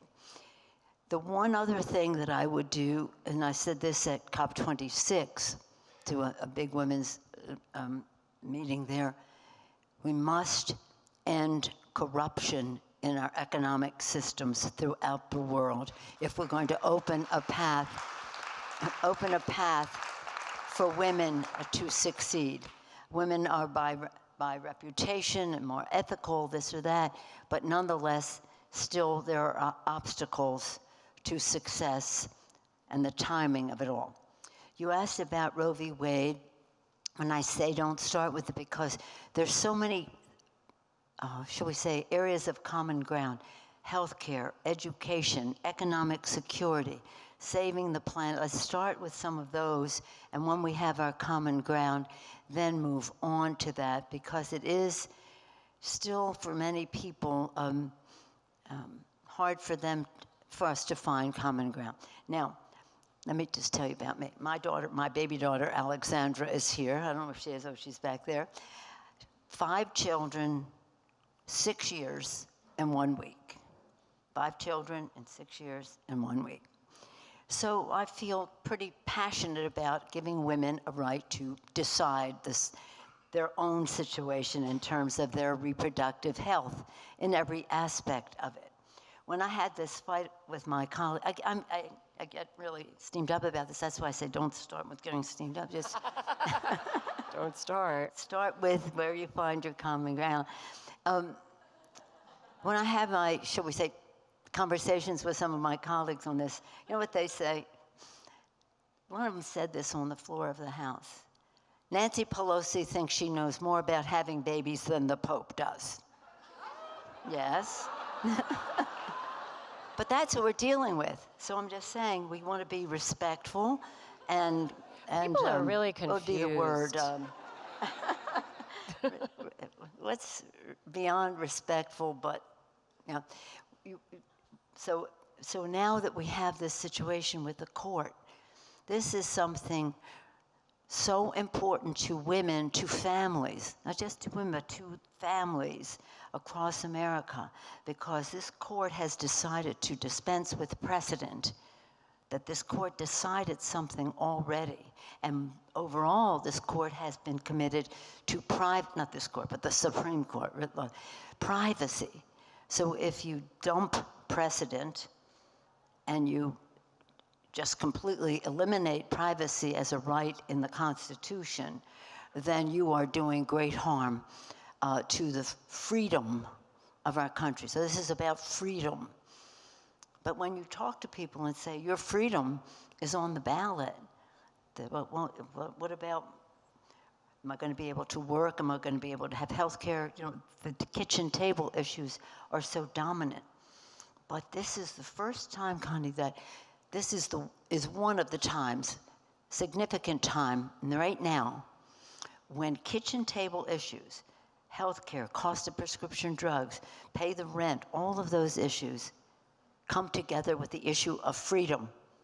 A woman's right to decide is a kitchen table issue, is a kitchen table issue. So this is something that we should be able, as women, as members of families, men who care about, and so many of you are here, care about women being able to make decisions, families working together to be able to make decisions, know that we have to make sure that privacy in the Constitution, precedent in the courts, is something that is respected. It's a big fight. But as we do that, for example, in my own district, my Archbishop has decided that I would not be able to receive communion. I find that heartbreaking as a practicing Catholic, and when in our family, I have 5 children, as I mentioned, in 6 years and 1 week. We had probably 150 years of Catholic education, my husband and I, and the children. Our faith is very important to us. So this is not insignificant to me, but the fact is that it's up to women to choose. It's up to families working together to choose. So getting to COVID. With COVID, the screen has been pulled back because women have suffered so much, millions of women out of the workplace because of COVID. As Connie said so clearly, staying home to watch their children, okay. So that's why with our president, and I'm so proud of him putting forth, we haven't finished it all yet, but there has to be something transformative that happens in our country about affordability of childcare, about home health care for in case you're caring for a senior or a sibling in addition to child care, about universal pre-K.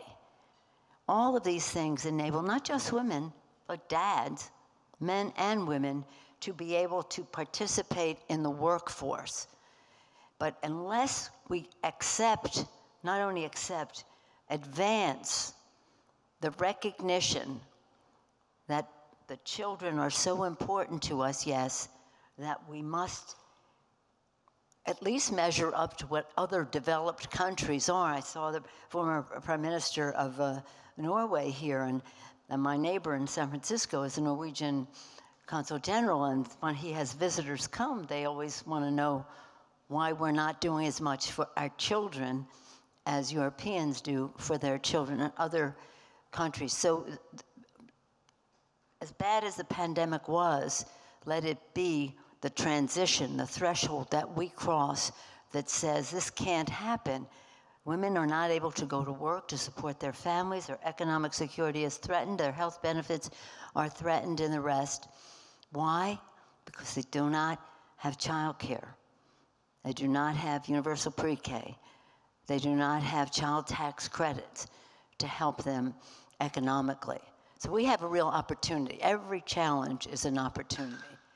And this, your question is all-encompassing, and I hope that I show some path that we are working on in any event, and that our president has taken the lead on. Thank you for that. So thorough. And you know, that brings up to me the fact that when we talk about losing our privacy, losing our reproductive freedom, we're not taking into account the children, and the children for whom we have not put into place any kind of support through, through universal health care or, paid family leave, Family and medical leave. Yeah, medical leave. And so it just will continue if there are if there are born children that are where there's no accommodation for them. These cycles of abuse will continue and poverty will continue. That is the opposite of what we're talking about today. We are talking about trying to raise up economies around the world. So Could you speak a little bit to how we together, in the face of what we are looking at right now with the Supreme Court, in the face of what we're looking at right now, where these laws are not being passed, the support is not being put into action, what do we do? How do we create unity? How do we bring these things into a unified way around the country and therefore around the world so that we're not fighting these battles? How do we find each other in unity? Well, Abraham Lincoln, my favorite Republican president, he said, public sentiment is everything. With it, you can accomplish almost anything. Without it, practically nothing. Public sentiment. So the people have to speak out. But for some public sentiment to weigh in on public policy, people have to know. People have to know. So that's why when I said to you, don't introduce the conversation with something that is in disagreement. Try to find common ground first, because people have to know the mischaracterization that they have out there about why someone might choose contraception, in vitro fertilization. That's off the list too. You know, that's taboo. And all these things, if people know this is how your privacy is threatened, then they might speak up. Elections have ramifications. I don't want this to be a political issue. I wish it would go away. But I do think as a political issue.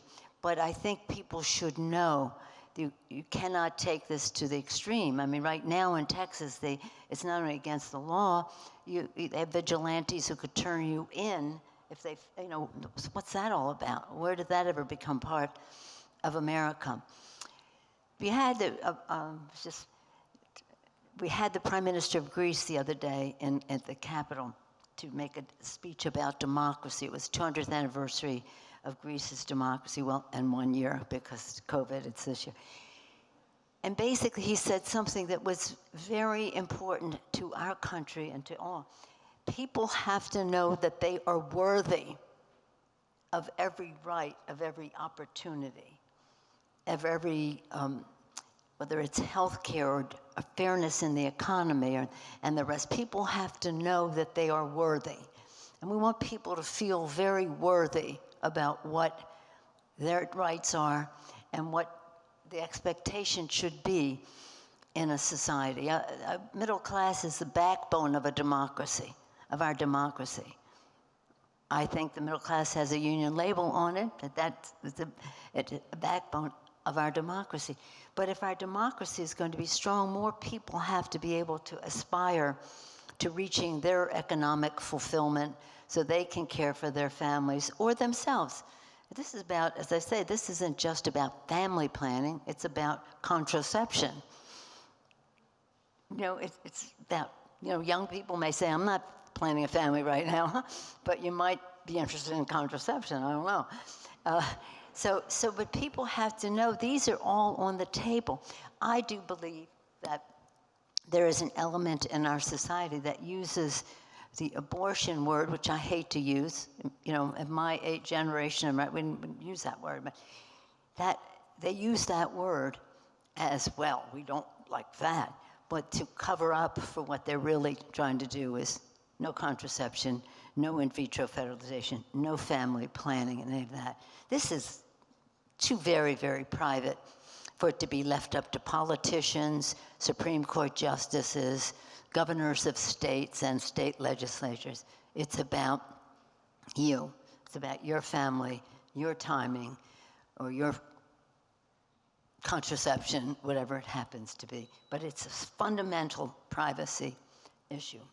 And I think what you were just saying about us feeling and knowing that we have to be worthy is what we're talking about today, because we need to know that our women and our girls are worthy. And that's why it's so important that we lift them up and work tirelessly to make sure that we have gender equity and gender equality, and it's like, because women around the world need to know their own worth, and the men need to know their own worth.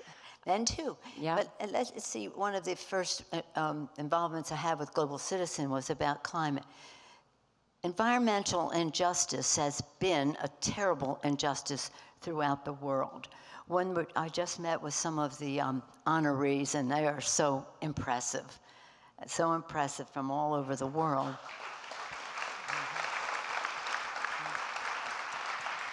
And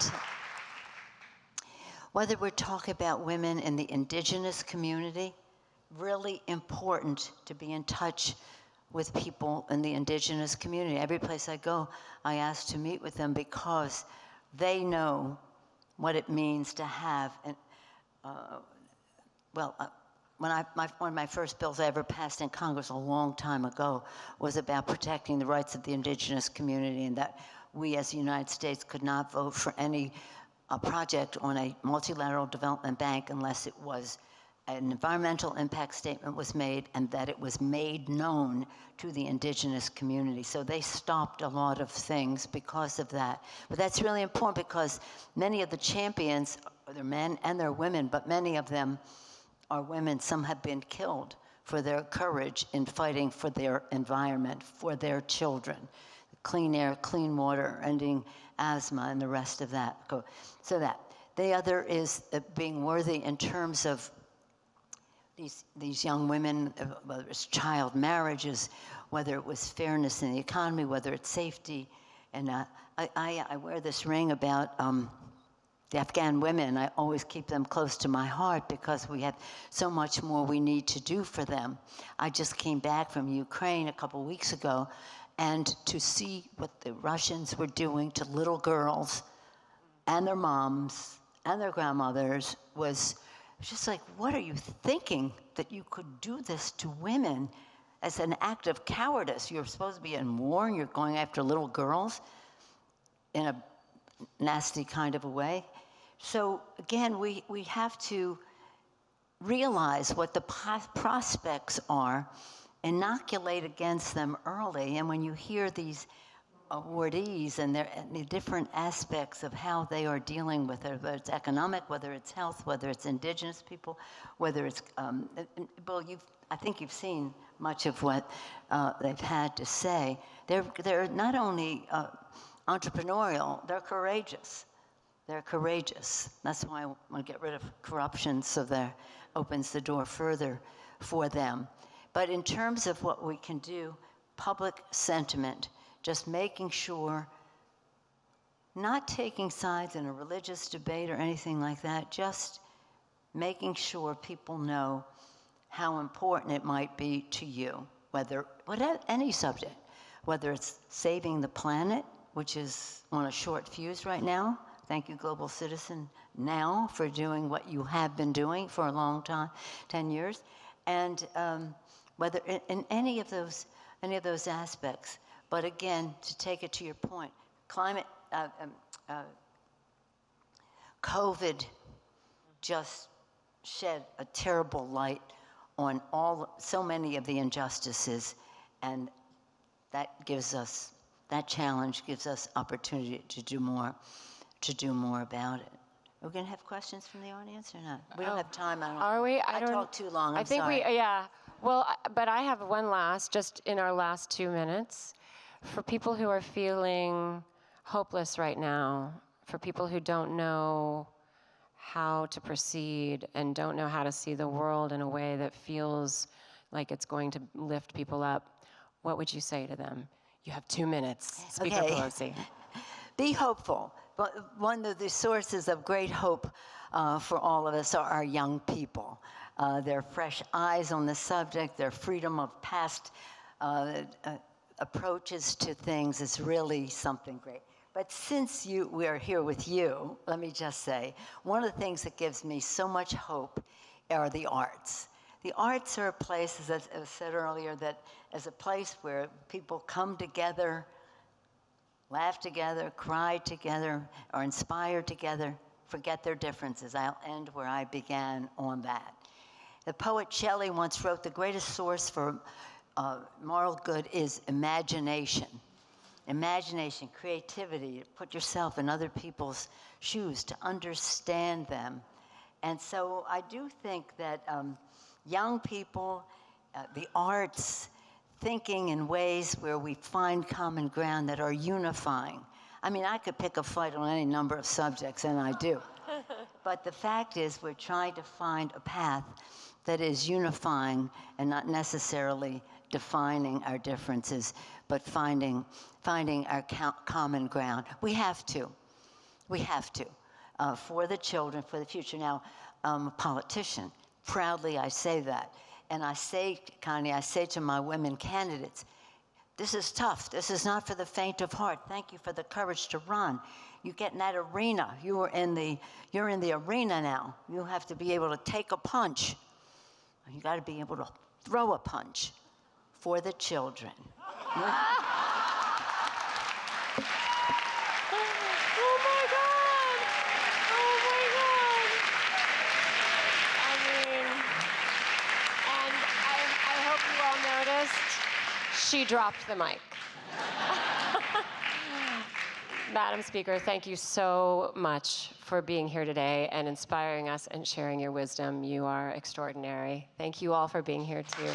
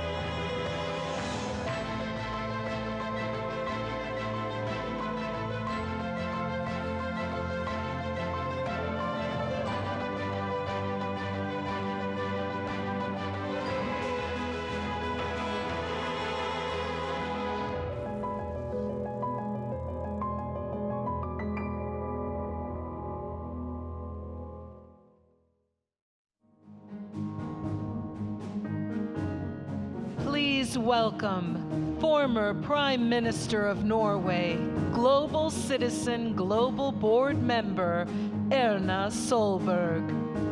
Managing Director and CEO, Food Systems for the Future, Ertharin Cousin. And IFAD Goodwill Ambassador, Global Citizen Advocate, Sabrina Dowry Elba.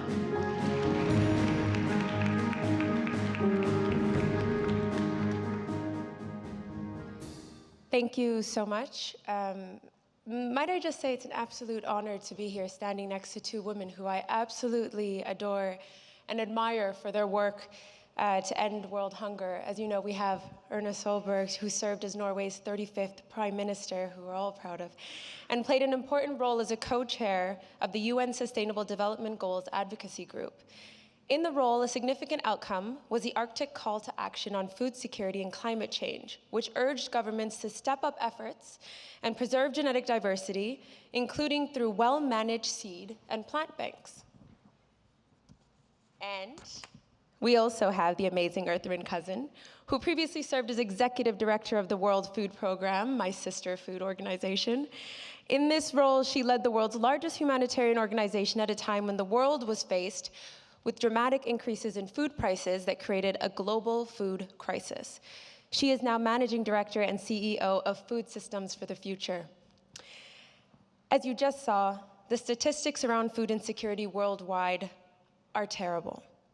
I actually just came back from a visit to the Horn. I was with IFAD launching the Crisis Response Initiative because we believe in rural people and we believe in investing in them. Speaking to the farmers and the people on the ground and hearing, our long-term efforts on the ground being changed into short-term solutions by the rural people, selling cars, selling whatever they had, selling their livestock, which in Somalia, if you know, is capital. It was devastating to see. Everything you hear about the drought, everything you hear about the famine is absolutely true. And as a proud Somali, it breaks my heart. I want to say that the important thing that we must remember is that the global food systems is a fragile web of interconnections. And I think it's really easy to forget and see all the connections if you're not there in the region. So it was important for me to go and educate myself, and I hope that that's what you'll be able to educate yourselves on today in this panel. A crisis in one part of the world, the brutal invasion, is having catastrophic consequences for millions in another part of the world. Today, we're going to focus our conversation on the steps leaders can take around the world to avoid a global food system catastrophe. So, if I can turn to my first question to Erna. The war in Ukraine is affecting the very delicate balance of the global food supply chain. There is a shortage of fertilizer being exported by Russia that's affecting smallholder farmers all over the world, and supply of critical cereal and staples has also been hampered. What are the implications of this long term, and how can we start to bring relief where it is needed most? It's an extremely difficult situation because even though Ukraine is not the biggest producer, it's one of the largest exporters, meaning that, for example, the World Food Programme would buy a lot of grain from Ukraine. So the system that is based to help in crisis is now ruined in a way by the war. Countries like, especially the Middle East and Egypt, very dependent on buying from Ukraine. And at the same time, we know that we have environmental issues other places. We see India locking down on exports. So we see that there is going to be much more difficult to get enough food, and the prices is going to rise for everybody who have to go to shop. And I think people see that today.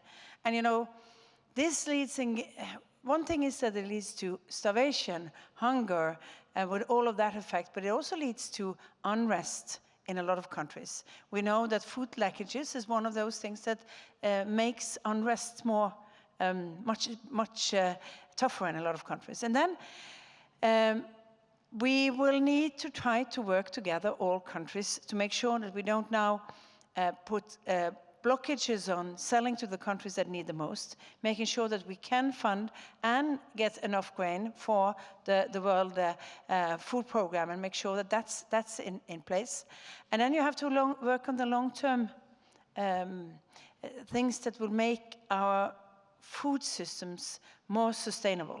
And, but the short crisis is going to be felt by everybody. I think it's felt by consumers in the US already. It's going to be felt by the voters and consumers in Norway, and because the prices will be higher. So it will just be one more example also of the problem in one place in the world affects the rest of us, and that we have to find global solutions, that we have to work together on much better food systems in the future. And we also have to have this, if there is a crisis somewhere, we need to have a system that will function also for the most vulnerable people, even though some of the large producers fall out. No, I absolutely agree. I was surprised to learn that Somalia gets 100% of its wheat via Ukraine, via Egypt, and it's astonishing. I think if the pandemic has taught us anything, it's that we need to work as a global community, and also that we need to set up rural people to be resilient, because crisis will happen, climate is changing, conflict will always be there. So it's about building resilience as well. Ertharin, if I may ask, today a report titled Food Security and the Coming Storm was released by Eurasia Group and Evry BV Sustainable Strategies. It highlights the devastating effects of the Ukraine invasion on global food security. If you could paint a picture for us of the scenarios the paper highlights and the current status of the global food system, that would be great. Well, thank you very much, and thank you to Global Citizen for this opportunity to participate, because this is the audience that we need to discuss these issues, because you don't see it on CNN at night.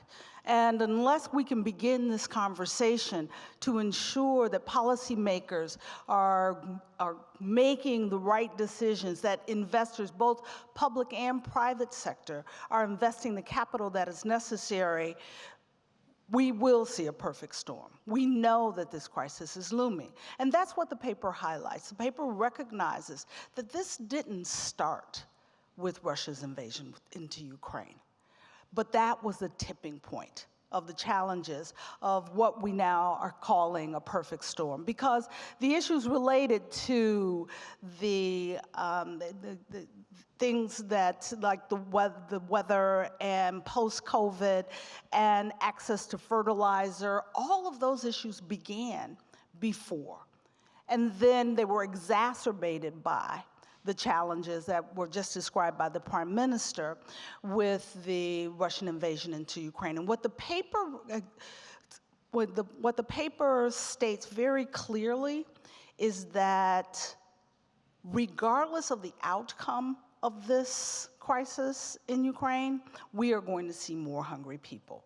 And the outcome that is most likely, a stalemate, is the worst for hungry people. Because what that means is that the challenges that we're witnessing today with lack of access by farmers into the Ukraine areas that where wheat and other commodities are harvested will continue. What it means is that the challenges that we're seeing today with the ports that are creating the inability of food to move in and out of the Black Sea in the way that is necessary. The grain silos in Ukraine are filled as we sit here, but they can't get it out because they can't get it out through the Black Sea. And so there's wheat and other commodities in the field that when harvested, there's no place to put it. And so the potential for that wheat to rot is quite high. And as the Prime Minister stated, the challenges that countries like Somalia and Kenya, as well as Turkey, Egypt, and Iraq, are all net importing countries of wheat from Russia and Ukraine. But it's not just about the net importing countries. Because what happens is when there's less commodities in the global system, the entire prices go up for all of us.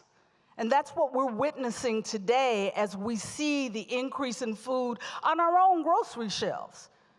And let me just tell you, expect another increase before the end of the year. And so if that is creating angst for people in Europe and the United States, imagine what it means for the 3 billion people who before this crisis began could not afford access to a diverse and healthy diet on a regular basis. And the expectation is that that number will increase by between 30 and 45 million people, as stated in the paper. So you'll see an increase in those who can't afford enough food. We will also witness an increase in those who are acutely hungry. There are 49 million people right now living on the verge of starvation. The paper estimates, through the modeling that they've done, that that number will increase by between 8 and 13 million people over the next 12 months. And then we expect that those who are food insecure, who cannot find access to food on a regular basis, that number could go up, as estimated in the paper, by between 275 million and 300 million people. And those numbers are confirmed not just by this paper, but by all of the institutions. WFP, in particular, has been raising the alarm about the number of people who are potentially going to go hungry as a result of this perfect storm. And I don't think we need to remind anyone that those 3 billion people who are the least, outputters, the least causes for all of this happening, suffer the most and are really affected the most. It's so unfortunate. I want to ask to both of you, actually. The food price crisis of 07 and 08 caused soaring food insecurity. What was learned from that time, and how can it be applied to what we're going through now? I think what happened was too little learning in one way, or too little distribution of the learning we had. And I think that's and I think that's one of our problems, when an acute crisis is in a way solved. You start to work in the slow process of getting, trying to change the systems. And there was done a lot of work by different UN agencies around the world. But you have to get down to the local farmer. You have to get local farmers to get access to the knowledge on how to double their output with less ingredients and less climate and environmental effects. It's possible. We know that by AI, but we know that we don't get that in. It would increase local farmers' income. It will increase food production locally. And we know that we have the systems, but it's not given to those who really need it. And that's why I believe that the big fertilizer companies, that all of them should develop systems of working much more close with their own customers to make sure that they produce better income, better output, and get into that knowledge base. And I think we could then increase dependency on imports a lot for a lot of countries who today have fertile ground but are importing a lot. The second thing I think is extremely important forward is to make sure that we also try to get the impact on community level on education and food and get that together. Because if you really want to reach the poorest family, you need to get them in, you need to put food into the benefit system. We used to discuss this as I was Prime Minister and he was the Secretary General, and how can we get girls to school? I talked about that yesterday. Give them food, she said. Yeah. Make sure that the family gets food. Then you can bribe all the parents to leave, get girls to school. Then you also meet the most deprived persons. Let me just pick up on that, because it is so important that we provide the assistance that is necessary to organizations like WFP who feed people in emergency situations. But we need to provide what we're calling preemptive humanitarian response to support smallholder farmers. Those 500 million smallholder farmers that can feed themselves and provide more nutritious food that will supplement the gaps in the global system and begin that transition to more sustainable agriculture that we all talk about. This is that opportunity, not as a development action, but as a humanitarian action to change the outcomes. We don't need to necessarily have that increase in hungry people that I just spoke about if we act now to support smallholder farmers, 500 million of them who produce 80% of the food that is consumed in the places where they live. And the last thing I'd say is we need to ensure that this is not just about government money. This is private sector and public sector together, creating capital stacks that change the risk profile of businesses that can provide market opportunities across the food system. We need to do this differently if we expect the outcome to be different. Thank you for saying that. A lot of the work...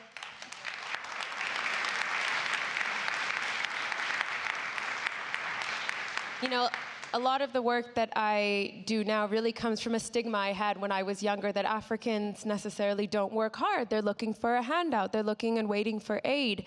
Let me tell you, on this trip, I didn't need to see what I already knew, is rural people work very hard, and if not harder than anyone else I know. And we're looking for a way to invest in them because they're custodians of this planet.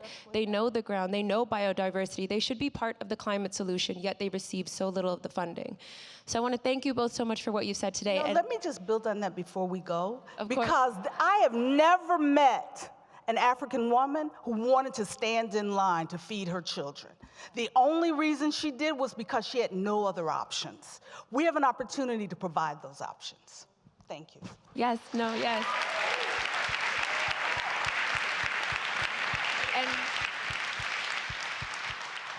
if we can, I think it'd be great to just close with a question to you, because, you know, part of being an ambassador is about access. It's about allowing for the voices who are unheard to be heard in panels like today and discussions all around the world. So I want to put to the audience, what will you do to educate those around you and in your lives about what you've learned today? I don't know if anyone else has any closing remarks. Erna, would you like to say anything to finish up? Well, I think activism can be in a lot of different areas, like local areas. But just now, I think we need activism to push on Russia to release the grain from Ukraine. So put that as the agenda item number 1. Push to get the grain out. Get the grain out. Thank you so much, everyone, and thank you so much. Yes, so great.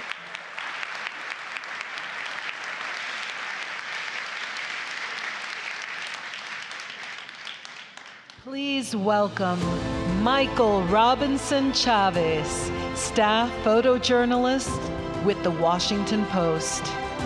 Lindsay Addario, photojournalist and author. And Stephanie Ramos, ABC News national correspondent and U.S. Army Reserve Officer Major.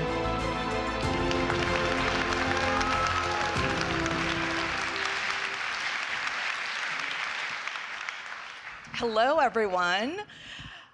What an honor to be here with 2 absolute superstars. I'm joined today by Pulitzer Prize-winning photographer for The Washington Post, Michael Robinson Chavez. Michael has covered assignments in more than 70 countries, including the collapse of Venezuela, climate change in Siberia, the historic drought in California, tsunamis in Indonesia, and Chile and the Egyptian Revolution. Incredible. And Lindsay Addario, also a Pulitzer Prize winner. Lindsay's work has been published by the New York Times, National Geographic, and Time magazine. Over the past 20 years, Lindsay has covered every major conflict and humanitarian crises of her generation, including Afghanistan, Iraq, Darfur, Libya, Syria, Lebanon, South Sudan, Somalia, Congo, and of course, Ukraine. She has also covered the plight of refugees fleeing these conflicts for 2 decades, including much of the past 10 years. Lindsay has documented the plight of Syrian refugees in Jordan as well, Lebanon, Turkey, and Iraq for the New York Times. Both Michael and Lindsay have been working in Ukraine, documenting the invasion and the mounting refugee crisis there. So I want to start there. I want to remember the journalists that have been killed since the beginning of the invasion and recognize the dangerous work that those journalists were doing on the front lines and journalists that are there in the country continue to do today. We are, of course, thinking of them and the sacrifice they made to tell the stories of the Ukrainian people, and thinking of all of our colleagues lost in their pursuit of documenting these events so our citizens can be informed. So to Lindsay, I want to start with you. You're joining us in New York briefly amid a prolonged assignment in Ukraine. It's been said of your photos that they change the way we see conflicts.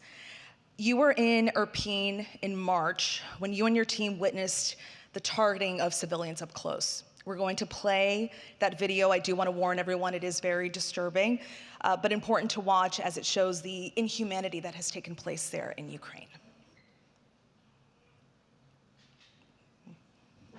Вчора було з дітьми, кажеш. Погано було. Дітей 200-х вивозили, мирне населення, маленькі.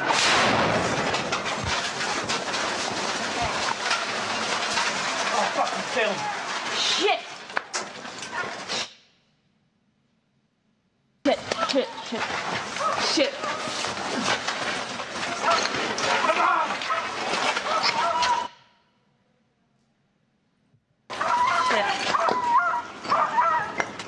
Смотрите его! All right. Stay there! All right?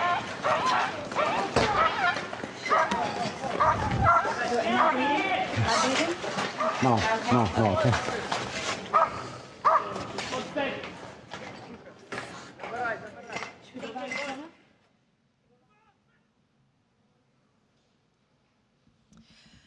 That is a photo taken by Lindsay. And as you can see, that's a family there. Tatiana Paribnas, her children, Makita and Elisa, and a volunteer, Anatoly Berezhny, who was helping them escape. They were all killed by that Russian mortar attack. Tatiana's husband lost his entire family. There he is holding their photos. He lost his family in a split second. He wasn't with them. He was caring for a sick mother in the East at the time of this attack. Lindsay, it's been 2.5 months since the attack. Tell us, what was that experience like, being there, seeing this there on the ground? So I've been covering war for over 20 years, and Michael and I have known each other about that long. And I think something that was very different about this experience is that usually we come upon a situation after it's happened. And in this situation, I literally watched a known civilian evacuation route get targeted. I was there for about 20 minutes, and rounds started coming in. The initial rounds were about 200 meters off in the distance, so I assumed that the Russians were targeting a Ukrainian position. And with every round, they got closer and closer to the bridge that we've seen so many images of people fleeing for their lives. And in fact, right before that happened, my security advisor said, "Should we leave? Do you want to leave?" And I said, "No, they know this is a civilian route. They won't target this route." And in fact, we were very lucky because there was a cement box that we were able to sort of dive for cover. Every time a round came in, we dove. And in fact, you hear me saying, "Am I bleeding? Am I bleeding?" in that video, because my entire neck was sprayed with gravel. So when I realized I was okay and we were able to run across the street, we came upon this horrific scene. And I have children, and to see the bodies of children was tremendously difficult. It's something that you can't unsee, and this is a photograph that's been seen around the world, showcasing the inhumanity that's happened there. And it's tough. It's tough. It's just something that sticks with you as a journalist, as a mom, as a woman, as a human. Just being a witness to an atrocity like that is something that you'll never forget. This photo came to be the defining image of this conflict. What are your thoughts on that? Well, it's interesting. You never know what image will resonate with people. I mean, I've shot so many images in my career, and images that I think will resonate with people don't. And I guess I'm not sure what it was about this particular image. I mean, I was surprised, first of all, that the New York Times actually ran it. It's a very graphic image. You can see people's faces. So that was surprising for me. You know, as a photographer, sometimes we send images. We don't even know if they'll be published. You know, many of our strongest images have never been published. So that was also something that was surprising. You were so close to it. I mean, these are children's faces. You knew exactly that this was a family that was trying to get out. Yeah. And just an image of war. Now, Michael, to you, you made 2 trips to Ukraine this year, one before the invasion and one after. How do you determine what to photograph and why? Well, it's important to obviously realize that you're there for a reason. You're there to document what is happening. And in the case of Ukraine, what you're witnessing is so horrific, but at the same time, it is so infuriating, what you're seeing. And so for me, it's always been, I just choose to document just about everything I see because I don't want to edit with the camera. I want these images to get back home, and we have editors that can do that at home.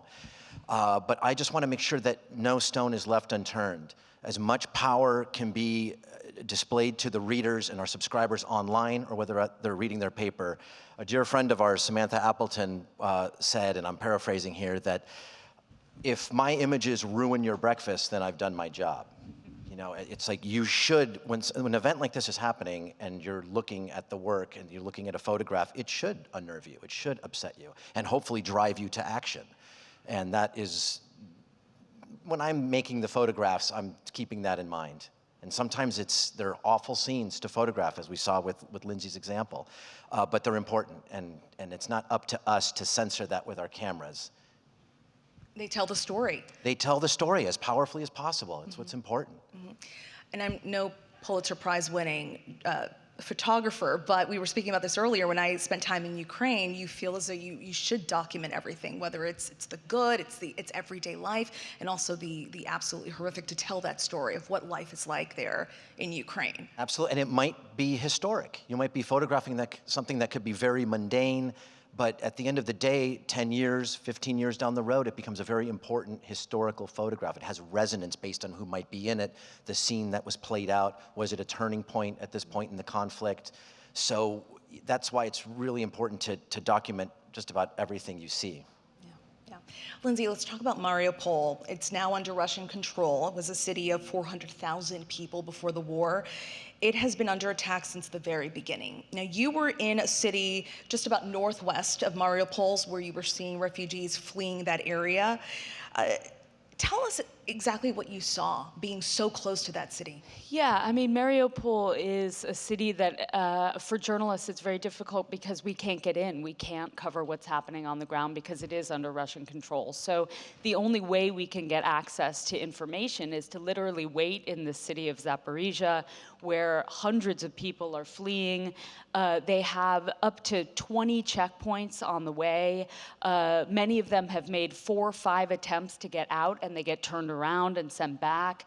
They're under heavy fire as they're coming out. Many of the people we meet have been living underground for 2 months or 6 weeks. Their children have not seen sunlight in 6 weeks.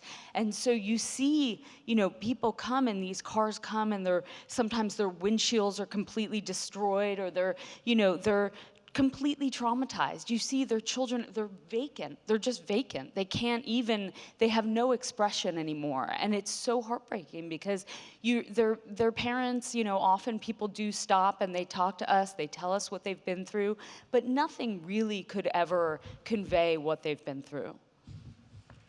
Now, I would love to sit here for hours and talk about your experiences in Ukraine, but we have limited time, so I'd like to pivot to climate change. Michael, in the news again is the drought in California. You covered the Central Valley drought in 2014. We're going to bring up 2 photos to share with the audience here. Tell us about this image and how it informed your reporting around the climate crisis. This was a series of stories that I worked on for the Los Angeles Times, and the drought in 2014 was painful for California and much of the West. Water is the predominant issue in California. It dominates political decision, economic decisions, and Diana Markham, the reporter, and I decided to really dive in the Central Valley of California, which is almost like another world, another country within the state of California. Very unique area. Steinbeck, Dust Bowl, it evokes so many historical memories of drought and challenge in dealing with growing crops in California and whether they should be grown in this region at all. This is an area that is known for growing almonds. 1 almond takes 1 gallon of water. This is what that area looks like in 2014, and sadly, it looks like that now because the drought is continuing. So we wanted to just dive in the Central Valley, but really talk about how is it affecting people. We didn't want just landscape, but how are people dealing with this drought? People were opening their taps and sand was coming out. People's farms, they had to abandon their farms because there was simply no water. And now it looks like the wells are dry, or even if they're not dry, economically it's so difficult, the cost of water, that there's high unemployment. So sadly it continues, and it's becoming this endless drought for California, and I don't know where the solutions are. And that was taken in 2014. How does it feel to be in 2022 and still seeing them going through this? I mean, it's horrible. I'm from California, so it's very painful to see this happening to the state. And now it's almost that drought is one chapter of the story, but now the state is seemingly perpetually on fire, which Lindsay embedded with CAL FIRE for a couple of weeks. Look at that. I mean, this was a photograph of carrying water from place to place. The kids were bathing in outdoor containers filled with water when they could get it, when they could buy it, when it was donated. So it's really tough to see it happening. Now, Lindsay, as a National Geographic Storytelling Fellow, you focused much of your attention on climate change and the California fires, specifically issues related to the disproportionate impact of climate change on women. Why was it important to you to explore climate change through this lens specifically? I think for me, climate change has always been this topic that I had a hard time getting my head around. You know, I think we talk about it, we know the issues now, we're well versed in how climate change affects us every day in our lives. But I think for me, it was sort of an angle that I thought would be an interesting angle to photograph, and it gave me an in, and it gave me a way to humanize the story. So I spent 2 weeks with CAL FIRE at the height of the fire season on the Dixie and the Caldor fires with female firefighters. This was also really interesting because in my profession, I'm often the only woman. On the front lines of war, it's very rare for me to see other women photographers. And so I had a lot in common with these female firefighters. And so it was, this was in September of last year. I feel you on being the only woman sometimes, being You in the know very military. well. And she's better than a lot of us, I'll tell you. You're too kind. So, Lindsay, last year you published photos of the epic flooding that hadn't happened in South Sudan in more than 6 decades. Climate change, deforestation, and poor water management all contributed to the flooding. Now, these are people already experiencing poverty. What can be done to help them? I mean, South Sudan is such a tragic case in so many ways because people are so poor, there's so few opportunities for employment, they're living off the land. What you're seeing here is in Bor State. As you said, flooding like this has not occurred in 6 decades. It's also up the river, Ethiopia has done a lot of deforestation, and South Sudan does not have dams to regulate the flow of water, so they are completely dependent on other countries. And so I went here. We had to literally take a boat up the river. It took 5 days to be able to do this story. There was like one small dry patch of land where we could sleep. People were living day and night off of fish from the river. So you can imagine that babies, children, it's hard to eat fish day and night, the elderly.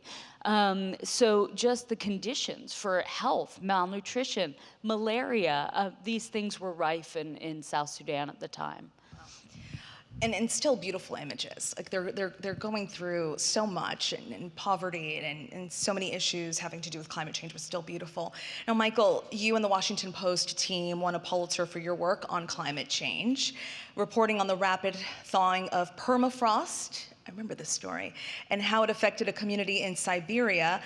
That area has warmed by more than 3 degrees Celsius since pre-industrial times, roughly triple the global average. You say this photo you took really illustrates the effects of climate change. Talk to us about this. What are we seeing here exactly, and how is it altering life for the people and the animals there? Okay, all right. The video was of a riverbank in Siberia, and climate change is a story that, at the end of the day, it's maybe the most important story that we can be covering right now, and it's moving so quickly, but to our eyes it isn't. It moves slowly, so the challenge is kind of how do we cover it? How do we get it through still images, video, and in this case, video was necessary to show the damage that was happening and how quickly. And the permafrost is melting so fast that the mammoth bones of the prehistoric era are rising now out of the permafrost. There's new bacteria that's rising out of the permafrost that had been asleep for tens of thousands of years. We were taken to one place where they showed us a perfectly preserved wolf that was it 62,000 years old? The wolf, and it still had its hair and everything still on it. It was frightening as it was amazing. But Siberia, the entire Arctic Circle, that area, the temperatures are rising at such a pace. In this photograph here, the horses that are, as you look at the image to the right, are in a lower ground that is becoming swampland. The Yakut people up there rely on horses as their stock and trade. Now the grass is no longer nutritious, it's turning into swampland, and it's happening really fast. And that's an old Soviet-era helicopter rotting in the background, and it kind of is emblematic of what's happening in Siberia. It's just kind of melting away.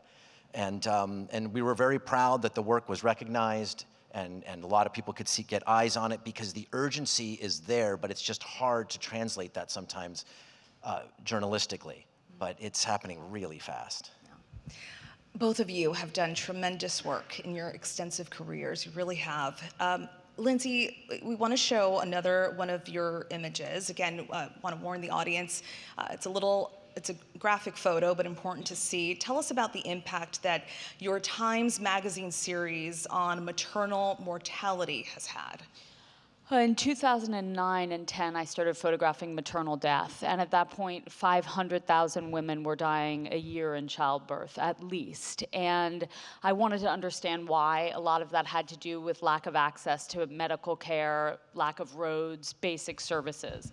I went to Sierra Leone, to this government hospital, which had one of the highest maternal death rates in Sierra Leone at the time. 1 in 8 women had a risk of dying in childbirth in 2010. I met Mama Cisse. We talked for about 30 minutes before I took this image. We talked at length about how she was studying, wanted to study. Her father pulled her out of school because he wanted her to have children. He said it was time for her to become a mother. She was pregnant with twins, gave birth to the first twin in the village. The second twin wouldn't come out. Her sister, who is the midwife, who's in this photo with her, sent an ambulance. To get to the ambulance, she took a canoe across a river with a baby inside of her. A 6-hour ambulance ride to this hospital when I met her. And she finally delivered the second baby and started hemorrhaging. I'm not a doctor. I was photographing and taking a video. I kept saying, I think she's bleeding too much. The midwives were just sort of mopping up the blood. I went to find the one doctor in the province. He was in surgery. I put on scrubs, and I said, I think there's a woman dying. And he looked at me and was like, I'm a little busy. And then I came back, and I encouraged them to bring her outside the surgical ward, and she died. This story was published across 8 pages in Time magazine, and Time sent 3,000 copies to a women's conference, and the board of Merck, the pharmaceutical company, saw this. One of the board members just started passing around this story, and they started Merck for Mothers based on this story. They put aside $500 million to fight maternal death.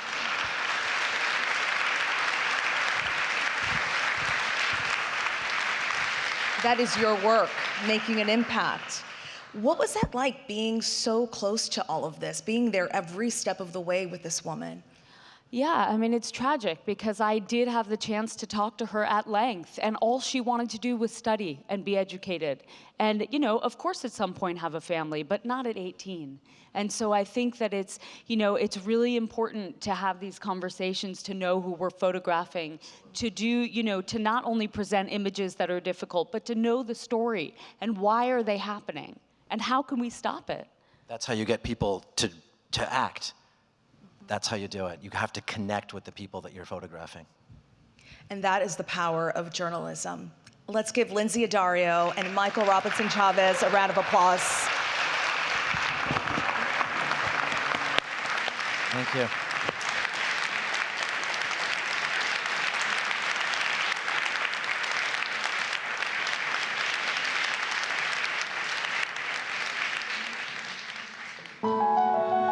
When we invest in progress, amazing things start to happen.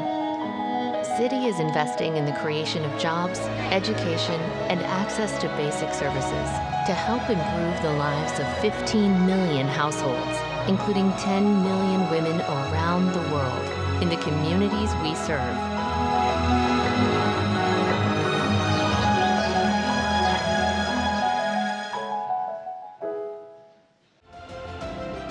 Please welcome Grammy Award-winning composer and vocalist, Arooj Aftab. Writer, political activist, feminist organizer, Gloria Steinem.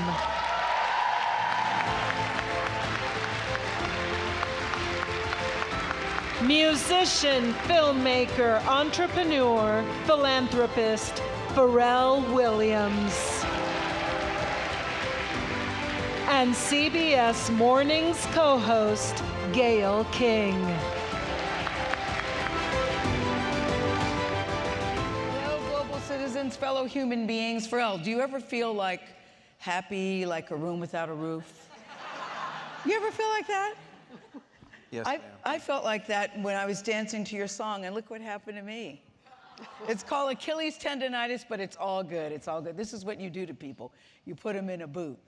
But I was feeling really good when I was trying to do a dance move.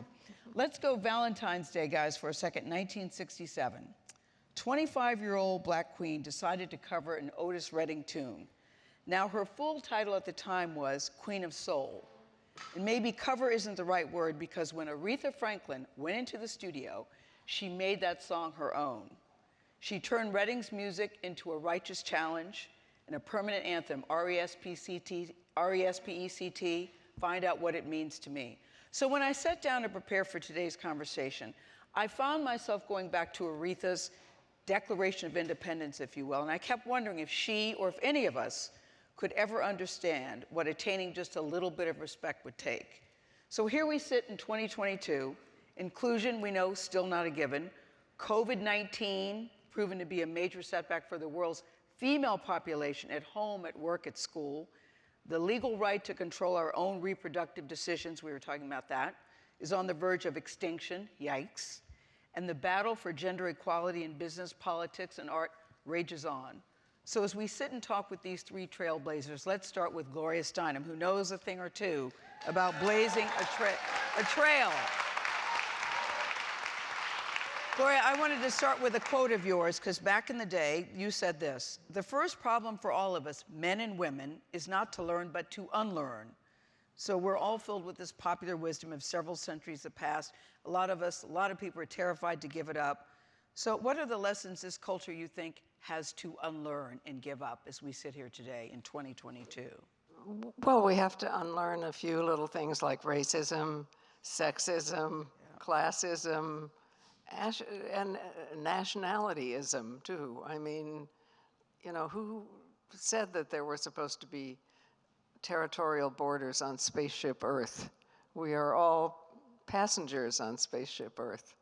But I think we are beginning, at least it seems more likely now than other times in my very long lifetime, to look at each other and listen to each other as individuals, and to form groups that are based on interest and free will, not on some hierarchical dictate. You know, people say that, look what Gloria Steinem has accomplished, look what she did. Many people feel we're going backwards. Let's see what Gloria Steinem thinks. Do you think we're going backwards, Gloria? Well, some people are going backwards, yes, but I think most people are going forward. I mean, because of what happened in Texas, you know, there's a notion that somehow the simple right to control our own physical selves, which both women and men have to have, otherwise there's no democracy, is challenged. But really, it's just a message that we have to diselect those three guys in Texas. Mm-hmm. You know, because I mean, the huge majority of Americans believes that the decision should be up to us as individuals.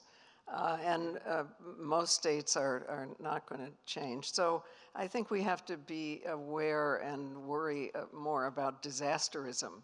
Okay. You know, because of the way the media operates, they're going to tell us the one bad thing, and then everybody behaves as if Roe v. Wade was going to disappear, which it isn't. I hope you're right about that. I'm a little worried, but we'll talk about that a little bit later on. Pharrell, we have to congratulate you on being the whole representation of mankind today. Pharrell Williams. So I read a shocking figure over the weekend that only about 4% of music producers making songs on the Billboard Top 100 are women, and the figure hasn't changed in the last decade. You are a Grammy Award winner, you are a creator, you are a producer, you are a writer. What do you think needs to be done to change that? Well, first of all, thanks for having me.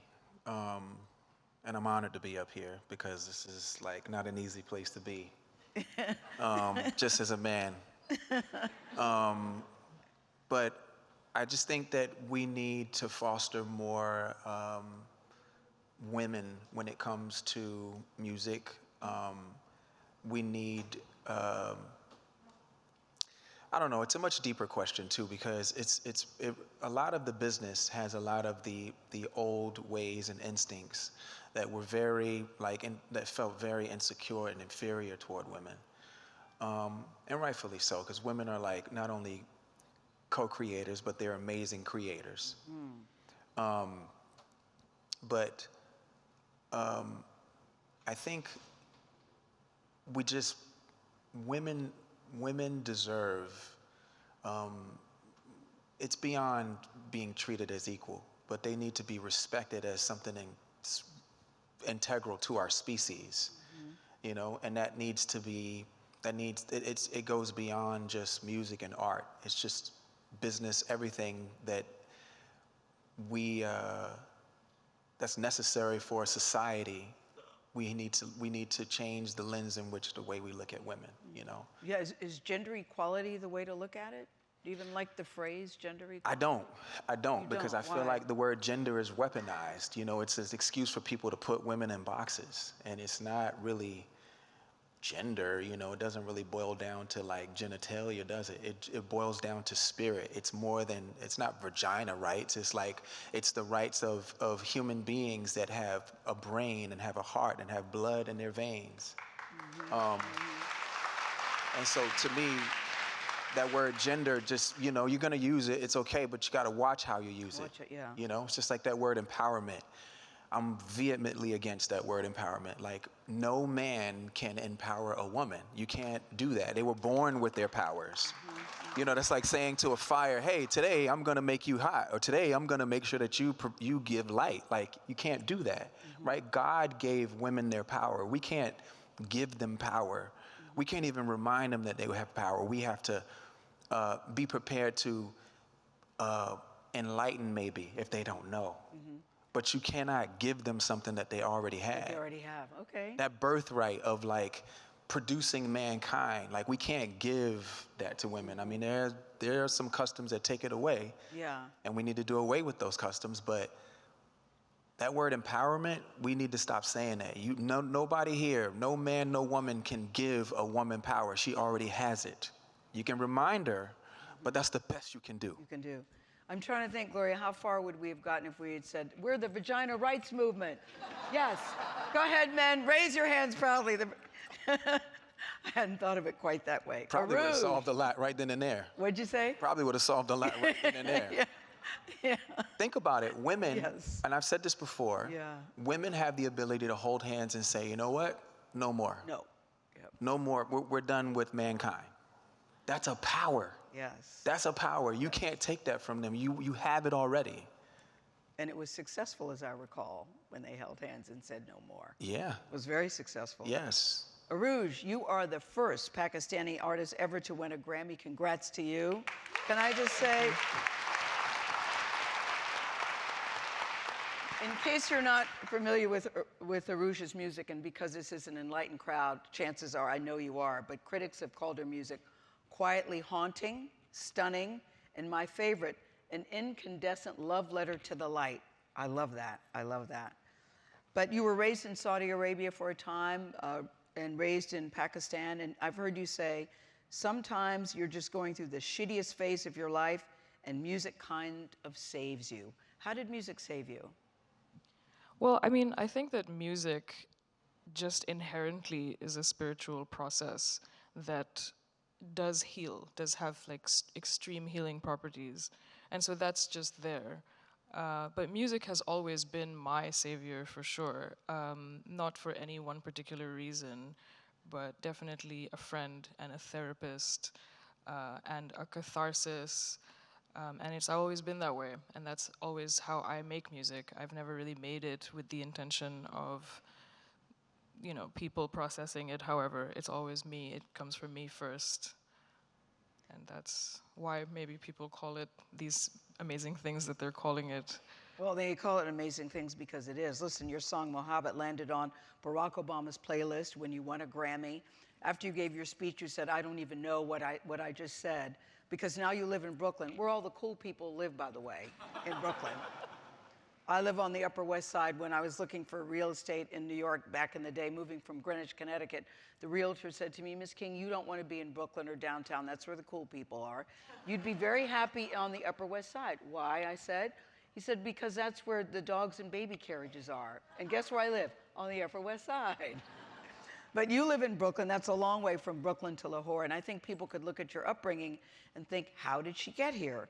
But you have also managed to maintain a lot of the beautiful Pakistani culture. Can you explain, without giving your whole life story, what your thinking was and how you were able to do what you do in the circumstances that you do it? Yeah.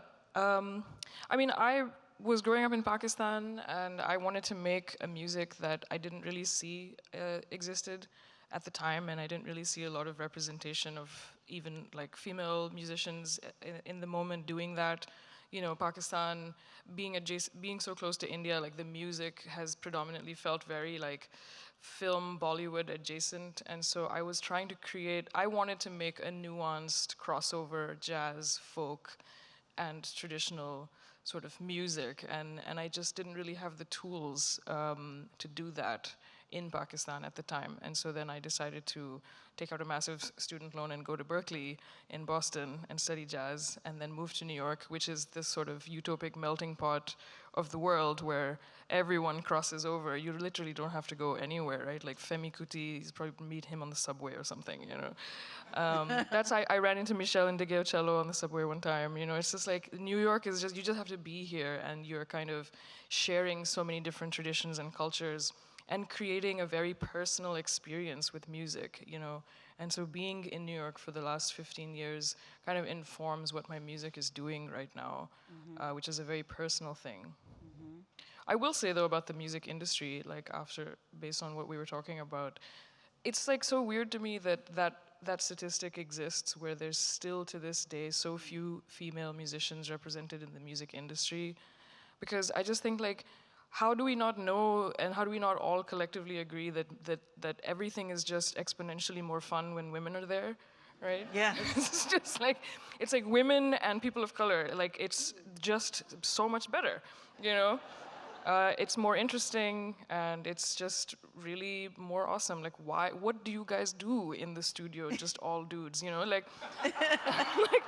I tried to watch things like Entourage or whatever. Yes. I'm just like, I can't keep watching all these men on this screen. Like, I cannot, I'm bored, I don't want to do it anymore. You know what I mean? It's like, so with that being said, with that being like the obvious and, majority consensus, it still just makes me feel that like, it's so weird that there are not still enough women, that there's still so much gatekeeping, that we're not doing things collaboratively and celebrating the essence and the awesomeness that is music, that we're still just kind of, one party is holding the other party back at their own, like, it actually messes them up as well by doing that, Like, how is it nice for men to just be making music by themselves and not with the... Pharrell, I see you shaking your head. I'm wondering, I like what you said, Rouge, about gatekeeping. When you're choosing songs to produce or to sing, are you intentional about including women? What is your process? It varies based on the artist and based on the goal, the intention of what the session is about. Was there a specific incident when you looked at the music industry? And as you said, Gloria, it's in all businesses, whether it's business, entertainment, politics. It is, this is a common issue. And I'm wondering how you navigate that for yourself. I don't know. I've always leaned toward like the best is the best. Yeah. And most of the time, in my life, it's been women.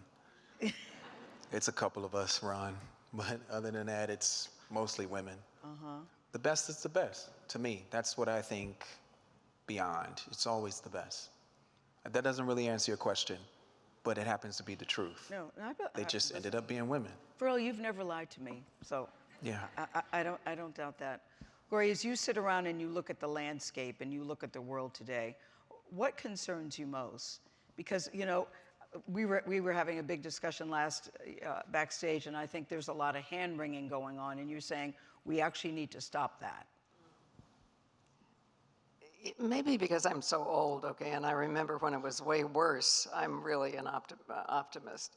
And I think when we look at the polls and see the huge majority support for reproductive freedom, you know, against racial distinctions, against, I mean, you know, the majority of the country is there. It doesn't mean that we don't sometimes see a third of the country, which is still quite into the old hierarchy, able to elect Trump, you know, which is, it was really a disaster.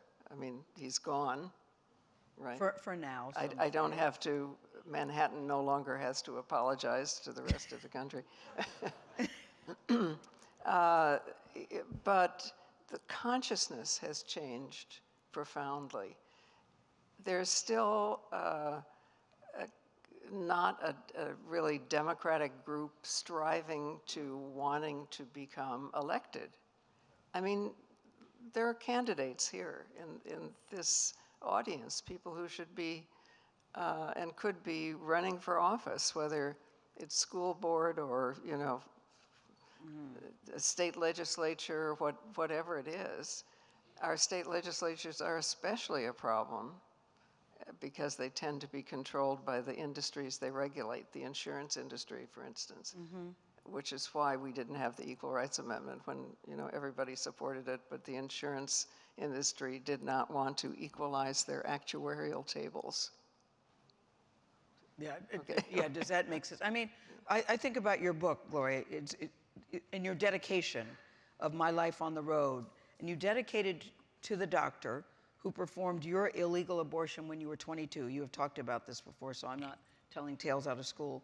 And he asked two things of you at the time, that you not name him, you have since named him, and that you do what you want to do with your life.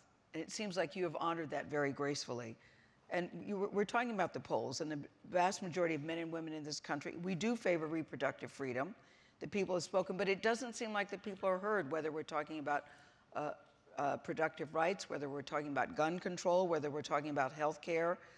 There's also a rumor that most Americans believe that men and women should be paid equally. That's also something that's been dominant. So, yeah, we can applaud on that. We can applaud on that. So, I guess because they're humans. Because they're humans. Because yes. they're humans. That's why. That's my issue with the word gender, and I don't know how y'all felt about that, but that's why I keep saying that.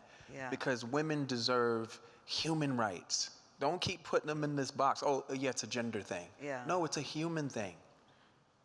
Yeah, I That's know. all I'm saying. No, I hear you. I hear you, and I hadn't thought of it quite that way because I've always come from the school. If you want to be a woman in power, then empower other women. And you're saying we need to stop thinking that way. Well, when it's a male thing, it's just a human thing. Yeah.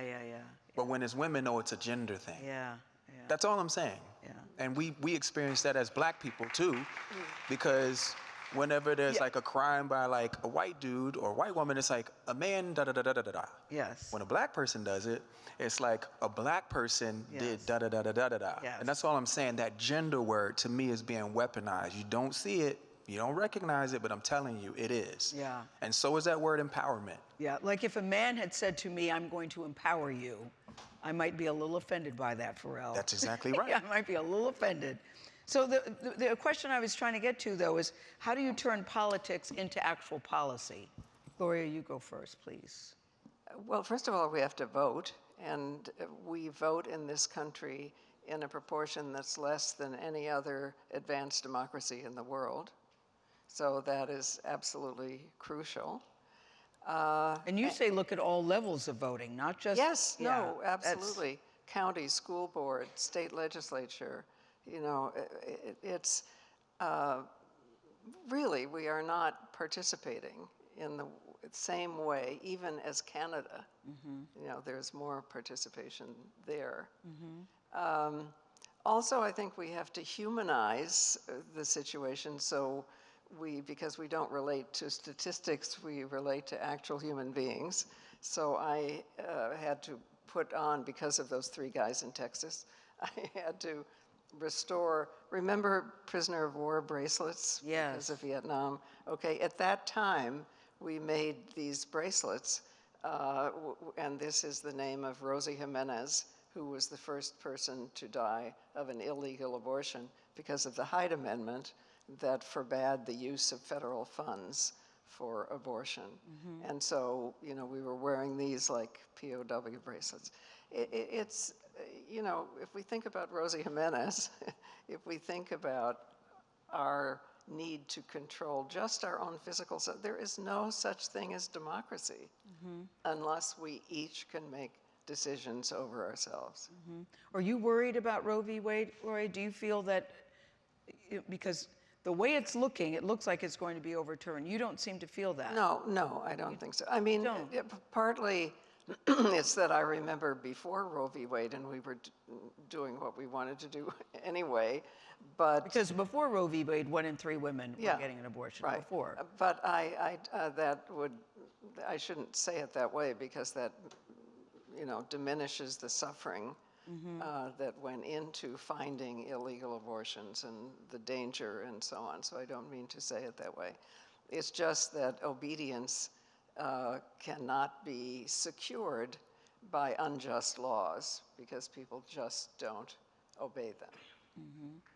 You feel the same about Roe v. Wade, Ralph? Are you worried as we sit here today? Yeah, I'm worried. Yeah. I think it's going to get overturned. I think the same people who want to overturn it are the same people who are fine with what goes on at our borders. They're fine every time, you know, unarmed African Americans and people of color are murdered. The same people who are super cool with like a domestic terrorist going into a store and killing 10 people and then, you know, able to turn himself in. And he's alive today. Yeah. Right. It's the same group. But you know what? I seen this on Game of Thrones. I said this the other day. I didn't really agree with the character. I hated the character, but he said something that was so profound. He said, you know, they are the many. I mean, they are the few and we are the many. Right. And say that again. Yeah. They are the, we are the many and they are the few. And when the many stop fearing the few, and that gives me like hope. Yeah. But it's the same, but be very clear, it's the same archetype. It's that same person. And again, maybe it's not the sweetest subject, but that's the reason why I don't like the word gender, because it really boils down to basic human rights. This is a small group of people who every time you turn around, they're trying to control people's human rights. And for you to not have dominion over your body and over your mind and your soul is a crime against humanity. And I think women need to be elevated to that human rights conversation, not this subdivision of gender. I hear you. Because, and this is a controversial subject too, but women come in all sizes and shapes and forms today. If we're going to acknowledge human rights, they're not all going to look the same. They're not all going to have everything that everybody else has. But that's what human, the spirit, it's like human being, flesh, spirit. We can't empower, but we got to stand out of the way and live. We got to live and let live. Yeah, it's not empower, he says enlighten. But as we sit here today, I'm curious, gender, because that's what most of us are dealing with as we sit here in 2022. And I hear you, Pharrell, the point you're making, but I am curious, Arush, for you, Pakistan, the first person to win a Grammy from Pakistan. I think that's extraordinary. Was gender ever a barrier for you, did you feel? Yeah. Yeah. You know, the patriarchy is alive and well everywhere. And everywhere and in Pakistan, and you know, there's also a lot of patriarchal brainwashing that has occurred to women, and so how do we undo that? How do we get to them and unhypnotize them or whatever? But also, yeah, it's definitely there. I mean, you know, I grew up like also just as a woman who's a singer and a composer. It's like anytime you walk into a recording studio, how many times do they assume that the woman is the singer and not the producer and not the, you know, so like this stuff is just like rampant in the entire situation. It's a little bit better, you know, going to music school and then being in New York, which is like, again, like such a utopic place where you do end up finding people who respect you and who respect the work that you're doing. But time and time again, women just have to prove themselves so much. You know, like you'll hire a man based on his potential, but you'll hire a woman asking her over and over again to prove like her experience in the matter, you know. And so those are the things on a fundamental level that continue to exist in the entire system, you know. And in certain places, it's just like the pond is bigger in New York, you know. So you can find people who are not like who are not so entrenched in the patriarchy, and it's not such a device of the culture itself, you know. And they're pushing. Like New York is a place where movements begin. So, and there are very few places like that. There's New York, there's maybe Barcelona, I don't know, there's like Detroit, maybe San Francisco, you know what I mean? Like it's all over the place where, and then there are very few sort of like safety places, and I think New York is one of them, and Pakistan is definitely not one of those safe places.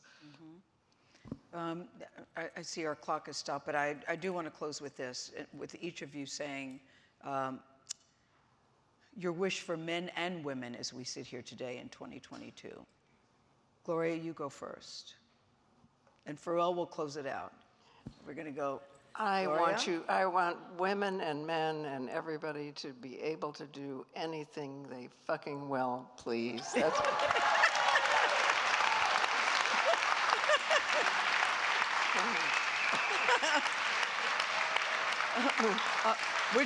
would you care to elaborate, Ms. Steinem? But I also just want to say, because I think when we talk about change at the top, it becomes kind of forbidding. But the basic unit of the state is the family. So the question really is, are our families democratic? Are men taking care of children as much as women are? Are the duties at home shared equally? We still have to deal with unequal pay. I understand that, but at least it could be pooled and shared equally at home. And I think, you know, because change is like a tree. It doesn't grow from the top down. It grows from the bottom up. So somehow to think about our families, our workplaces, are they equal there? Even if we can do the smallest thing to say, you know, how come, okay, here's a small thing. How come parking lot attendants who are men get paid more than childcare attendants who are mostly women? Do we care about our cars more than our children? Yeah. I don't think so. No.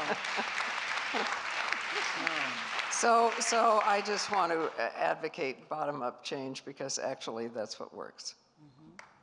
Rouge? I mean, I should say something charming right now, right? So maybe, I think that on a very minuscule level, pepper spray should not be illegal in New York, because summer is coming and New York is crazy. So why is that a thing? What should be illegal, say? Pepper spray should not be illegal to purchase in New York. I think that'll make a massive change in the demographic of the city of New York a little bit this summer.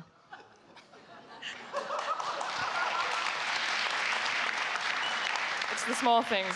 That's the small thing. Empowering women, you know, with pepper spray. Pharrell. I don't even know how to follow. Yeah, I know.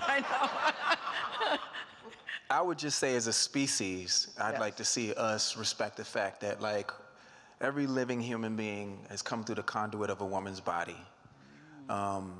And it would be really interesting, just a little interesting experiment.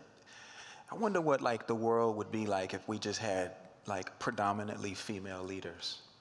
You know, because women know they know what it takes to make a life, and they know what it means to take a life. So they would maybe think differently when they have the codes to the nukes. You know, I'd like to see what a world ran predominantly by women felt like, just for once, matriarchal. Yeah, to make a life and take a life. Yeah. Oh, that's too good. That's too good. Gloria, you have to say what the world would look like if it was run predominantly by women. What do you think it would look like? You would know the answer to this question. And I know they're not all that nice. I know some of them can be mean. I get that. But I'm saying, like, just, you know, we're dealing with mean men right now. A lot of mean dudes, you know. Well, I mean, obviously men would be doing all the childcare and all the housework and. But the No, statistics show that women. I'm against categories, okay? Yeah. But Gloria, don't the statistics show that when women run the companies, when women run the countries, it's just very different. The production is different, and it does seem to be there's more camaraderie, there's more compassion. Those are real facts. Those are real when women facts, are in but charge. they really are cultural facts more than they are physiological facts. Because we're less likely to have been raised with the idea of command as something we needed to do. We have the family as our model, which is more about communal leadership. There are cultural differences in a big general way between what's culturally male leadership and culture, but it isn't inevitable. It's learned. So, you know, I'm for no categories. I'm for individual uniqueness and respecting the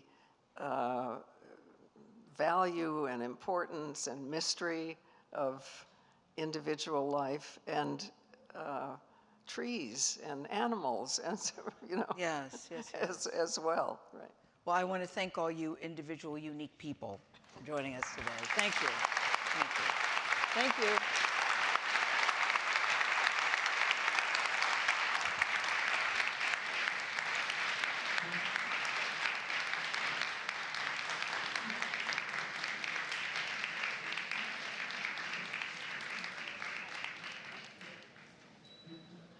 Please welcome Global Citizen Board co-chairs Chris Stadler and Fran Katsoudas.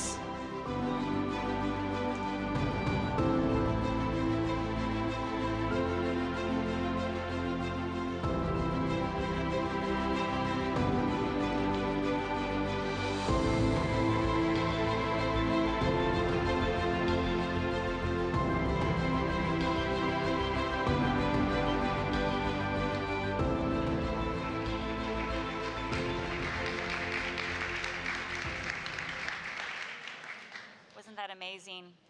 A huge thank you to Gail, Pharrell, Aruj, and the most incredible Gloria Steinem.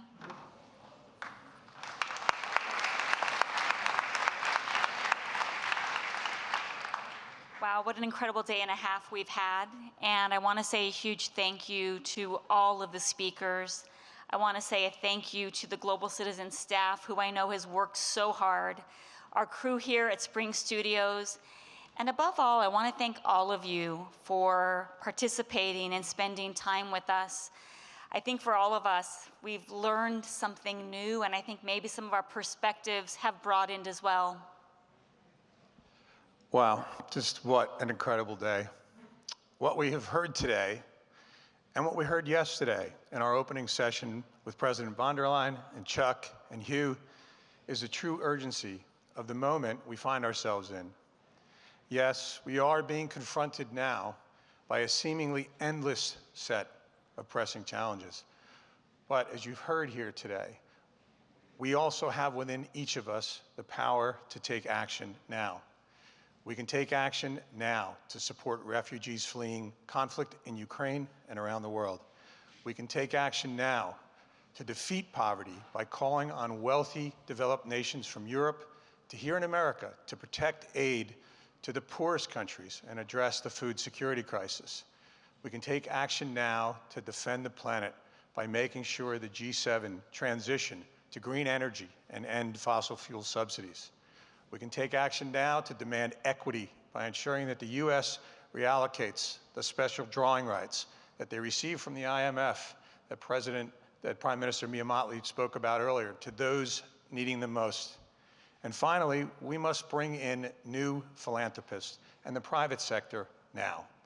Global Citizen's innovative new impact funds model, in partnership with some great organizations, BRAC, Charity Water, the Global Fund, IRC, and One Acre Fund, offers one way to do just that. Please join us. So the challenges are many and daunting, but we can and will succeed if we focus not only on what we can do now, but we keep our eyes on and our commitment to our long-term goals. We can and will succeed only if we build broad coalitions of leaders across the spectrum, and you heard from them here today. They will come with different points of view, but we need those different points of view, and we need to drive consensus on bold policies necessary and the firm commitments to measure progress. As we close, I want to ask each of you to consider what you've heard over the course of our gathering and the impact you'd like to have personally and with your own organizations and with Global Citizen. For me personally, I leave here inspired by the passion and the commitment of the next generation of leaders who are stepping up and saying that we can wait no longer, that the time to act is now. It's a message that all of us, young and old, must heed if we are to act with the urgency necessary to get our future back on track. And through my role at Cisco, I commit to really working hard to power an inclusive future for all. And we will do that together with the private sector and with the public sector and with activists to really have the biggest impact. And I hope that many of you in your companies just join us on this powerful effort. And while we know that no one person and no one company can do this alone, my goodness, there are people that have tremendous impact.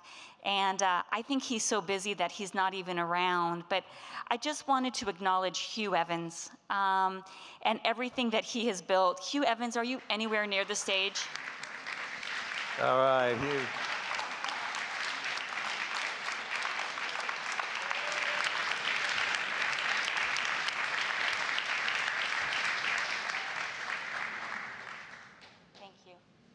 So we've gone completely off script, but we just thought it was so important to just recognize you, Hugh, and we're inspired by what you've done. And most incredibly by the staff that you've brought with you, the team that you've built. You see what they can accomplish here today and the people that they attract. This room is full of some of the best people, and it gives me hope, it gives all of us hope that we can accomplish what we need to make this a better world. Can I say something? This wasn't on script at all, so you must forgive us. Our team at Global Citizen are the most extraordinary individuals on the planet. I was really proud when we appointed our first ever president in Liza Henshaw.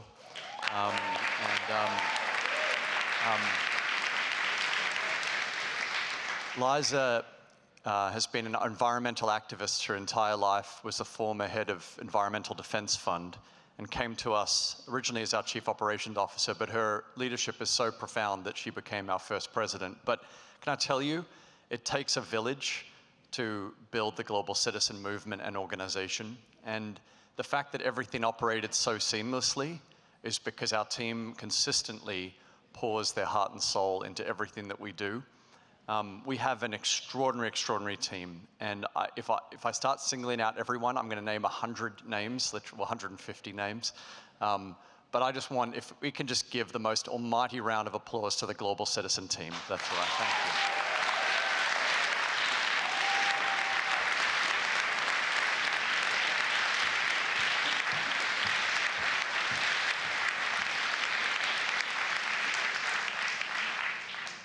Thank you, Hugh. Thank you, team. It's been a pleasure to have you all join us for Global Citizen Now. Thank you so much.